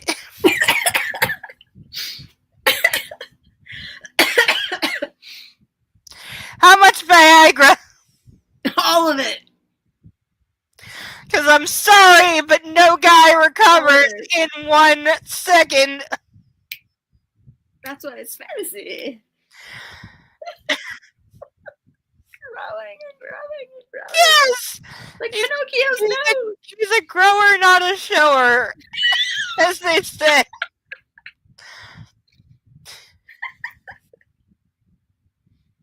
Oh boy. Are you okay? No! That's okay. You got 5 pages left. You can do it. Thank you. You can do it. Ah! Yes, she's gorgeous. You are one beautiful woman, Anastasia. You are one beautiful man. I literally cannot see straight. My eyes are blurred right now, and I'm not even lying. Blink. Yeah. Christian, you taste mighty fine. Now I'm going to vomit. Ah! Ah! Her smile is sexy and coquettish. It said no one ever. Ever, Said ever, no woman ever. No, Right? no. I give her a wicked grin. I'm going to take my revenge on Miss Steele. Grabbing her left ankle, I strap the cuff around it, keeping my eyes on hers the whole time. We'll have to see how you taste. If I recall, you're a rare, exquisite delicacy, Miss Steele. Yeah, like mustache twirling, like... Like, there's a thesaurus somewhere. Oh god, yes, that is something we tease E.L. James for so much, is that you definitely look this up on thesaurus.com to change this one word, this one time. You can tell. You can tell, yes, you can tell! I grasp her right ankle up that too. While holding the bar, I stand back to admire my handiwork, happy that she's secure and that the straps aren't too tight. The good thing about this spreader is that it expands, I inform her, and push down on the clip and tug outward. The bar extends, forcing her legs further apart. Anna gasps, "Oh, we're going to have some fun with this, Anna." Reaching down, I grab the bar and twist it quickly so that Anna flips onto her front. "See what I can do to you." I twist again and flip her on her back. Her breasts rise and fall as she pants, because flipping your girl like a pancake is so sexy. Pancake time. These other cups are for your wrists. I'll think about that. Depends if you behave or not. It's like right here. Pain Oh, yeah. is like settled right here. Right there. Right there. Sorry. When do I not behave? Her voice is husky with desire. I can think of a few infractions. I run my fingers up the soles of her feet and she writhes. Your BlackBerry, for one. What are you going to do?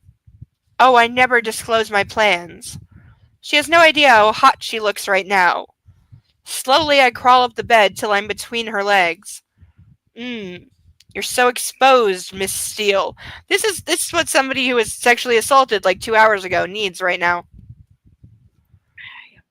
I whisper, our eyes lock together as I run my fingers up her legs, making small circles. It's all about anticipation, Anna. What will I do to you? Because that's not creepy. Like, if you're into CNC, this is perfect, but this is not a CNC scene. CNC? Consensual, non-consensual. Oh, okay. Like rape fantasy play. Which, in its... fuzzy? No. Which, like, it's the, like, no, don't, but yes, kind of, you know. And I don't begrudge any woman that fantasy. And by the way, a lot of, like, women having the CNC, the consensual, non-consensual fantasies, comes from women being sexually repressed. Because we're not supposed to enjoy sex. I'm not saying I'm relating to that, but you know what I mean. Yeah, because we're not supposed to enjoy sex. We're not supposed to initiate it. We're not supposed to be, you know, the on top. We're not supposed to be on top. Like, for how many years if a woman showed any interest in sex, you were a nymphomaniac and you could be sent to an asylum. Like, I cite American Horror Story season 2, the Chloe Savini character.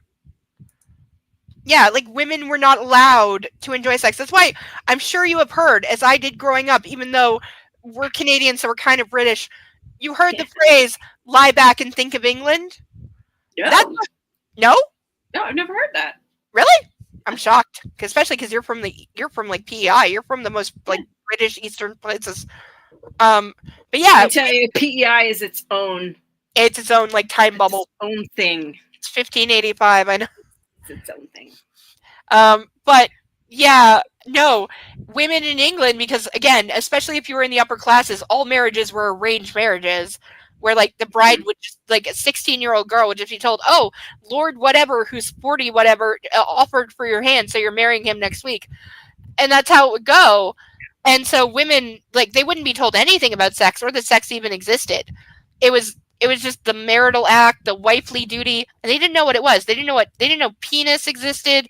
They didn't know about the pain. They didn't know anything. And so they were told on their wedding nights to literally lie back and think of England because you're doing your duty to your country by getting fucked and having children. And so it doesn't matter how painful or disgusting you find it. It's your duty as a wife and as an English woman to let your husband do this to you, and you don't have the legal right to say no, especially back then. No. So yeah, and so lie back and think of England is still a common term. Even in America, you'll hear it. God. It's still so common, but especially here because we are, like, still half British. Like, let's not pretend the king is on our money. Like, I do not approve.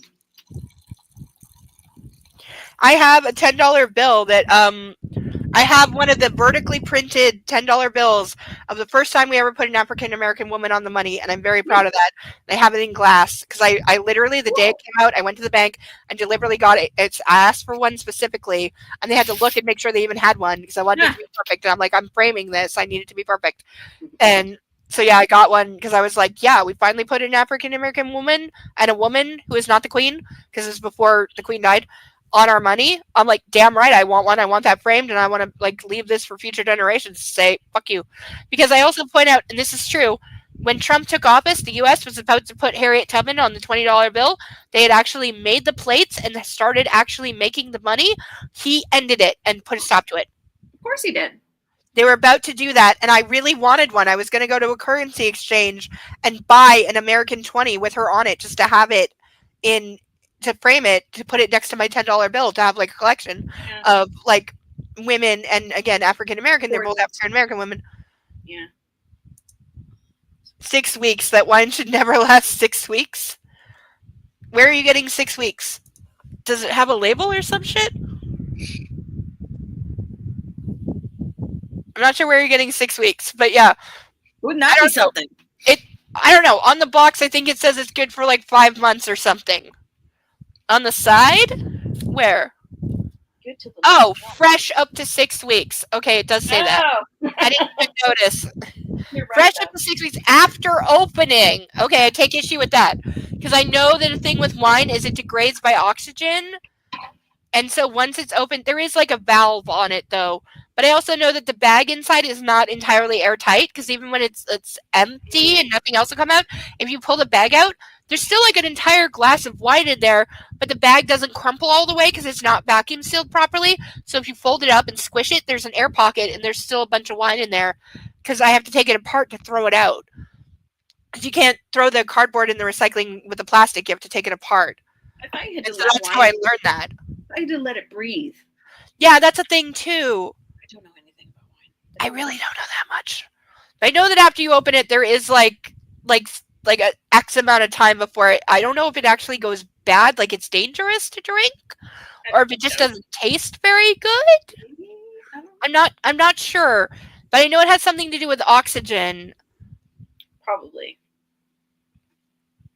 Yeah, like my dad says, the thing when you store stuff, it's not like it's the air trapped inside that Yeah. causes like mold and stuff. I can totally understand that. All right, let's get through the last 4 pages. You can do it.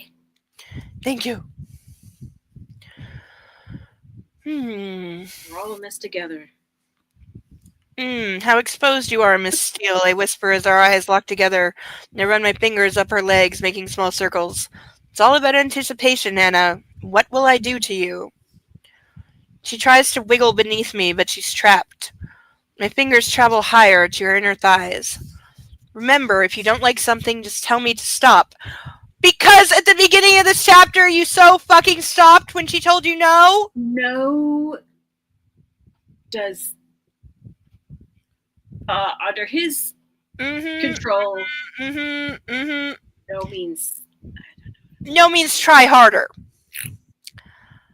Because, yeah, literally the beginning of the chapter was her saying, no, stop, I can't do this. Yeah. And what did he do? He ignored her completely. and then And she didn't liked it. And then suddenly she just turned into a nymphette under his, because of the magical powers of his cock. So when I saw Sir Zeus's comment, and I thought we were talking about how long the relationship has been. It's over 6 weeks. It's not gonna last 6 weeks. And it shouldn't. Have you seen 9.5 Weeks? No, but I've heard of it. It's Mickey Rourke at his absolute finest. I will add it to the list. I love the music. I lean down and kiss her belly, my nose wringing her navel. Ding Oh, I know, that's a weird, like, I'm sorry, overuse of thesaurus. -1 point. 1 point for our editor. Oh, please, Christian. Oh, Miss Steele, I've discovered you can be merciless in your amorous assaults upon me. I think I should return the favor. I kiss her belly and my lips move south, my fingers north. Slowly I ease my fingers inside her. She jerks her pelvis up to embrace them. I moan. You never cease to amaze me, Anna. You're so wet. Her pubic hair tickles my lips, but I persist and my tongue finds her clitoris, pert and eager for attention. Ah, she cries and braces against her restraints. Oh, baby, you're mine. I swirl my tongue around and around and move my fingers in and out, rotating slowly. She arches off the bed, and from the corner of my eye, I see her clutching the sheets. Absorb the pleasure, Anna. Oh, Christian, she cries out. I know, baby. And I blow gently on. Is there anything less sexy than saying, I know? The arrogance. I would be That's true. dry in a heartbeat. I know. Like, no, don't pull the arrogant fucking shit with me. You are not the god of sex. Don't play that shit. Get the fuck off me, fucking loser. Go jerk it in a corner. I'm done. Why don't you go outside and jerk yourself a soda? Exactly. Yeah, that's only twice. I know. And he's been such a three-peater this whole time. But yeah, but no, I'd be like, get the fuck off me. Do not think that you are fucking high and mighty. Wait, I could spank you 5 times and have you begging for your mama. Don't pretend. Like the things I could do to your balls in 5 seconds or less that would have you I mean, begging for mercy. it's all based in fear. They're just so afraid of us. Mm-hmm. Let's be honest. Mhm. Let's be honest. That's where the witch trials came from. Oh my god! They didn't go after women; they went after like midwives and prostitutes because they were afraid because we had more knowledge than you, we're smarter than you, and we enjoy sex, which you don't know how to do. And so it comes out of fear of women. Again, look up like George Carlin and his rants on religion versus women. He's like, it's not about pro-life, it's about controlling women. You sent me that. They hate women. Video, and I watched the whole thing. The guy was brilliant. I know, like truly genius ahead of his time. He really was. So right. Yeah. And there's a reason those clips are still to this day making the rounds. So relevant. Because people are like, oh my god, like dude called it like 30 years ago. He fucking nailed it. And it was funny. But and it was not funny, but he is serious. True. He sounded pissed off. Yeah, he was. He was always pissed off. And he was somebody who was raised in the Catholic Church, so he knows of what he speaks. Yep. Same. Yeah. Yep. I had it easy. Also, ergot poisoning. She's correct, yeah. The wheat crop had fungus that caused delusions that they blamed on women, and so ergot poisoning was a big part of people saying they saw familiars and saw witches, and they just blamed women. And there was a handful, especially in Salem. I'm not talking about the broader witch burnings across Europe. In Salem specifically, that one time that we all remember, and they made so many movies about. By the way, I have the world's best movie ever made about that we should still watch. It's 2-parter. Kirstie Alley's in it. And it's got such a weird goddamn history. I had to get a friend in Europe to send it to me, and then I had to literally hack the DVDs because they weren't playable in North America. I had to hack them and steal the video off them. It's the Salem Witch Trials, but it's like a banned version, and they're so fucking good, and I definitely have those. We should totally watch those. They're so good, so fucking good. Genuinely tried to be true to life, better than the Crucible, in my opinion. Way better.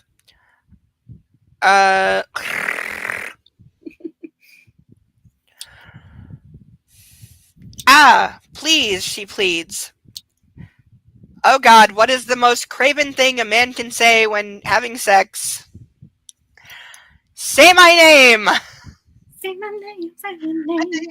I can go crazy and call it a day by the sun change. Yeah, I know the song. But I hate it. I hate that shit so goddamn much. So fucking much. You can like it if you want. Self-aggrandizing. If you like it, fine. But again, I'm always you do you. Yeah. If you like it and it's consensual, more power to you. Please enjoy yourself thoroughly. And all of that is. But I'm saying for me, this is a big turnoff. Christian, she exclaims. Again. Christian Grey, she shouts. Like, I'm sorry, how do you not die? She's close. You are mine, I whisper, and suck and flick her with my tongue. She cries out as she comes around my fingers. And while she's in the throes of her orgasm, I crawl back and flip her onto her stomach and pull her onto my lap. How? Yeah, exactly. E.L. James doesn't think about...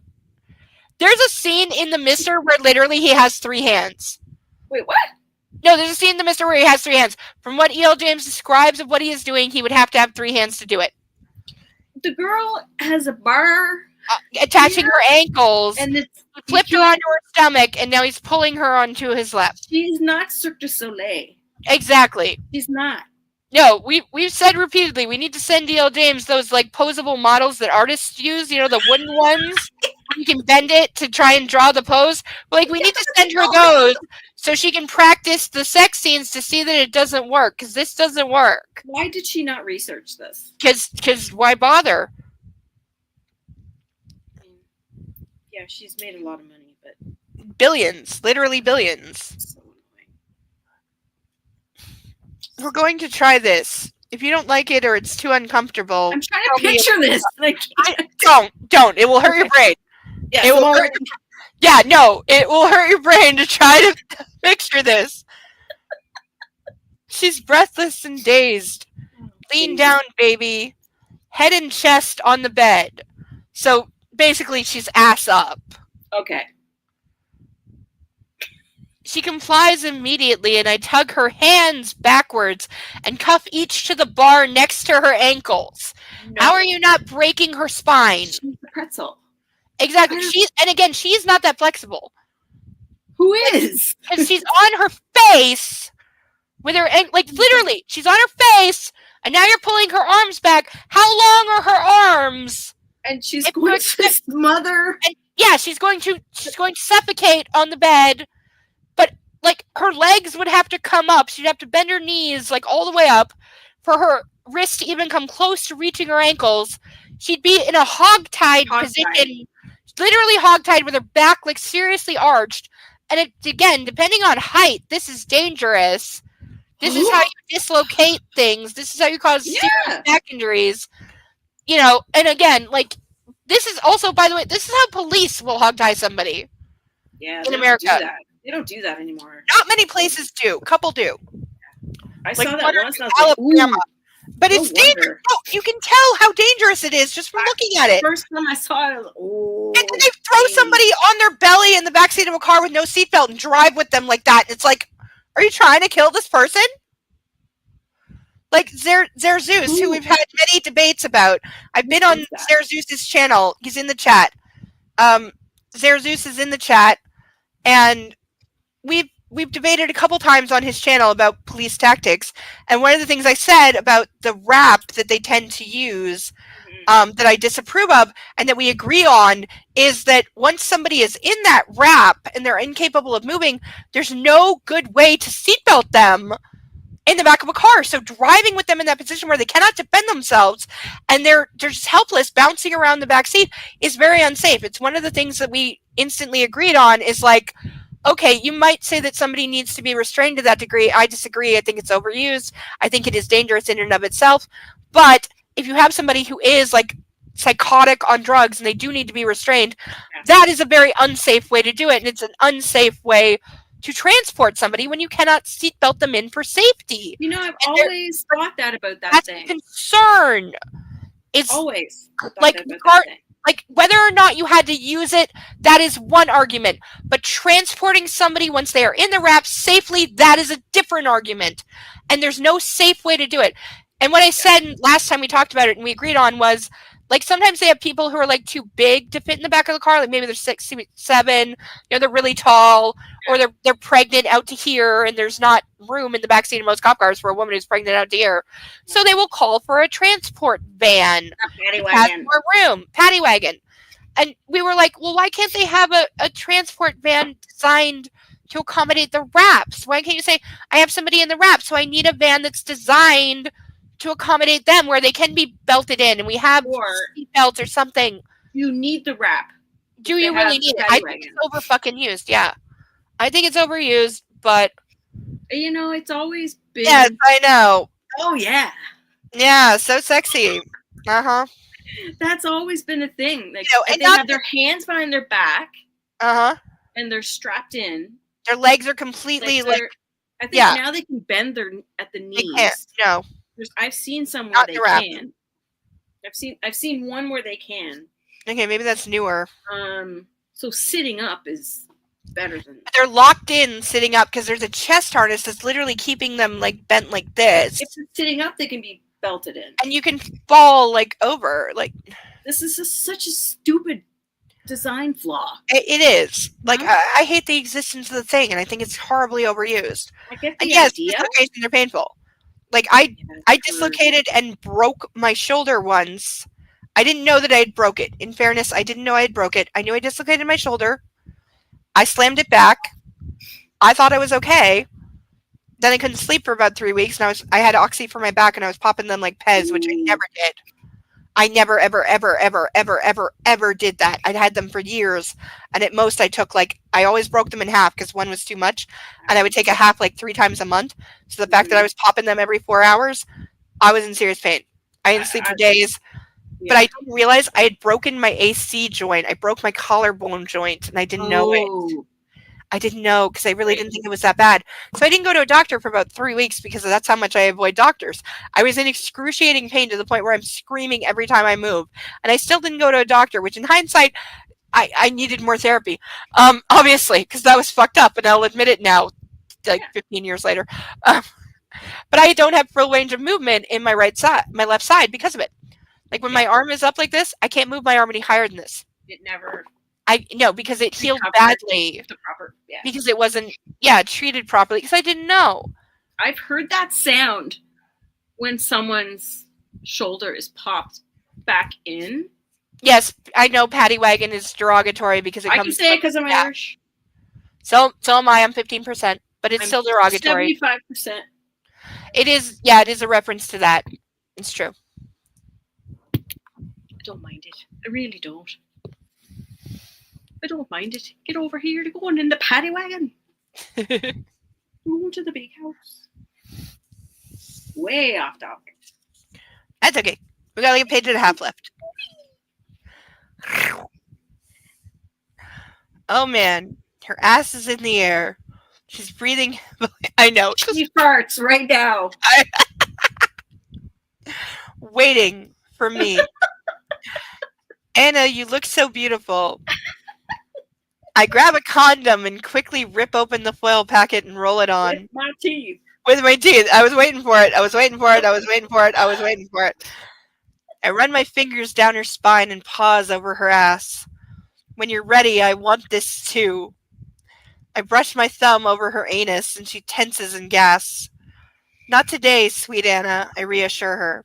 But one day. I want you every way. I want to possess every inch of you. You're mine. No. No, I'm not, you fucking... Babe.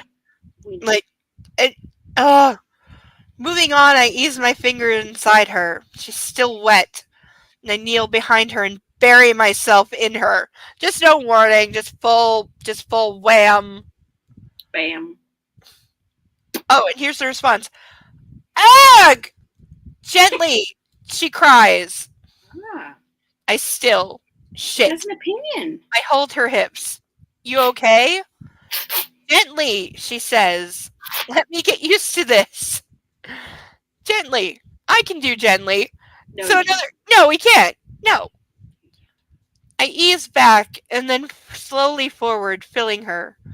She groans and I ease back and ease forward again. And again. And again. Take it slow. Many again. Yes, good. I've got it now, she murmurs. It's like learning to drive a clutch or something. Learning to be violently assaulted in the form of sex. It's not intended to be. I also point out that is how he took her virginity. Yeah. He literally just went fully in one thrust with no warning whatsoever. He must be tiny. Oh.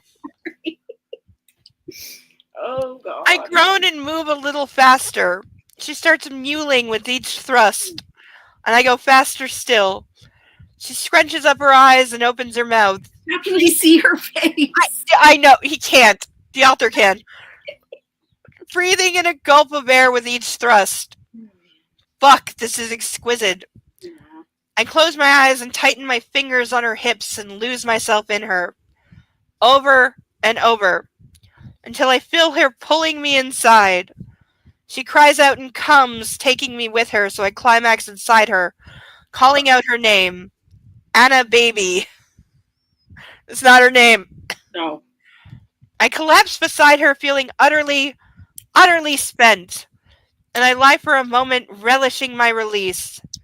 I cannot leave Anna trussed up. So sitting up, I unbuckle her from this. You know he was contemplating passing out and leaving her like that. He was entirely contemplating falling asleep and leaving her like that. And he's like, oh, she's not a sub. She can't take it. So I better unbuckle her before I fall asleep. He's relishing in his. Yes, he's relishing in his release. I mean, I got the giggles now. I know. It's warranted. I unbuckle her from the spreader bar. She curls up beside me while I rub the life back into her ankles and wrists. Ankles and You wrists. had it too fucking tight. What about Don't everything cut off else? circulation. Later, Zeus. You almost made it to the end. We'll be done in 5. But thank you for being here. Invite me back soon. We need to argue some more. Whatever you do, don't get caught. Yes. Good advice. That was always my rule as a child. Don't get caught. That's good advice. That was one of the things we gifted kids prided ourselves on. We're smart enough to get away with it. That's when you're smart. People think they're smart for being able to plan a heist. No, you're smart if you plan to get away with it. I mean, all the power to you if you're smart. I'm jealous. Oh, in 5th grade when we were bored, we made several plans to take over the world. Like It's Pinky not and the that- Brain. And that was our inspiration, was Pinky and the Brain. I mean, it's so simple for kids. And Yes! It was! We had And some it- very simple plans. but I mean, not stupid simple, but simple They and were- it worked. They were not stupid. Some of them have been in movies since then. Man.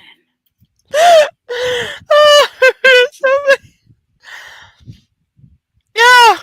Meanwhile, I rub the life back into her wrists and ankles. She wiggles her fingers and toes. I lie back down. Pulling her against me, she mumbles something unintelligible, and I realize she's asleep. Really? So what did he slip her? Because, well, again, she's been deprived of oxygen. yeah, but it's a thing. Again, this is why E.L. James, the male character, is her insert, because the female character, it's always Anastasia that falls asleep after sex. And we know that's a thing guys do. But no, she always immediately falls asleep after sex. It's a thing. It's a consistent thing in the stories. And that's how you know he fucking drugged her. Man. I kiss her forehead, tug the duvet over her, and I sit up and watch her. Taking a strand of her hair, I rub it between my fingers. So soft. I curl the tendril around my index finger. See? I'm tied to you, Anna. God! I kiss the end of her hair and sit back and look out at the darkening sky. I know on the ground it will be dark, but up here, the last vestiges of the day are staining the sky pink and orange and opal. We're still in the light. That's what she's done. Brought light into my life. Light and love. But she still hasn't given me an answer. Say yes, Anna. Be my wife. Please. She stirs and opens her eyes. I could watch you sleep forever, Anna. I kiss her forehead once more. She gives me a drowsy smile and closes her eyes. I never want to let you go. I never want to go, she rambles. Never let me go. I need you, I whisper, and her lips lift in a tender smile as she breathes, as her breathing evens out. She's asleep. End of chapter! Alrighty. You did it. Alright, so I'm going to sign off, but you stick around because we got to talk about stuff. Okay, I'm gonna go pee. Okay. Goodbye, I will say goodnight. Say goodbye to a girl named Joe, everyone. And next time, I want the link to your crafting store so we can put it up. Oh, I'm not ready yet. Okay, when you're ready, we will put it up. Not ready yet, but thank you. Okay. But that is going to do it for everyone tonight. We didn't get any more ducks, which makes me sad. I didn't get cows, which makes me more sad. But we had a good night. Thank you, Sarah Bellum, for being here the whole time. You're amazing. Hi, Sarah. You've become one of my biggest fans, and I love you so much because you're so much fun. But everyone, thank you so much for being here. I hope you enjoyed yourself. Never ever follow any of the lessons in these books. Do not pass them on to your children. In fact, read them as a cautionary tale to your children and tell them all the things they should not do and all of the very, very, very, very red flags in these books. Always use this as a cautionary tale. Use this as warning, the dark fairy tale that you should not employ. And if you start seeing this, tell someone. whether it's you or a friend, okay? Tell someone because it's dangerous. Please stop doing this and help us all be safe and free from this garbage. Oh, but there is more. We still have 3 whole chapters left, which equals about 150 pages, so we got plenty to go through. But everyone, say goodnight to our ducks. Hopefully we will get more of them soon. I really do want a new duck to be taken. Hopefully next week I will have the first level of the next stage done. I'm going to do it in Rainbow Gay Pride, like I said. I have the box and I have the idea in my head. I just need to actually do it and repaint some of the ducks. So hopefully that will be done by next week. I hope everyone will come back same time, Saturdays 8 p.m. Eastern. And thank you all so much for participating in the chat. It helps so much and it makes me feel so much better, and it really is just the best part of my week. So thank you all so much. But have a great weekend, everyone. Try to stay cool. I hope we were able to make you laugh and entertain you and have some good conversation and talk about the world. But we'll be here next week, same time, same story. We'll keep going. And the third one is it's over there. We will get through. But until then, thank you, everyone. Thank you so much for watching. Thank you for your kind support. And until next week, I've been Insane Lane as well as the Canadian Girl. Check out my other channel.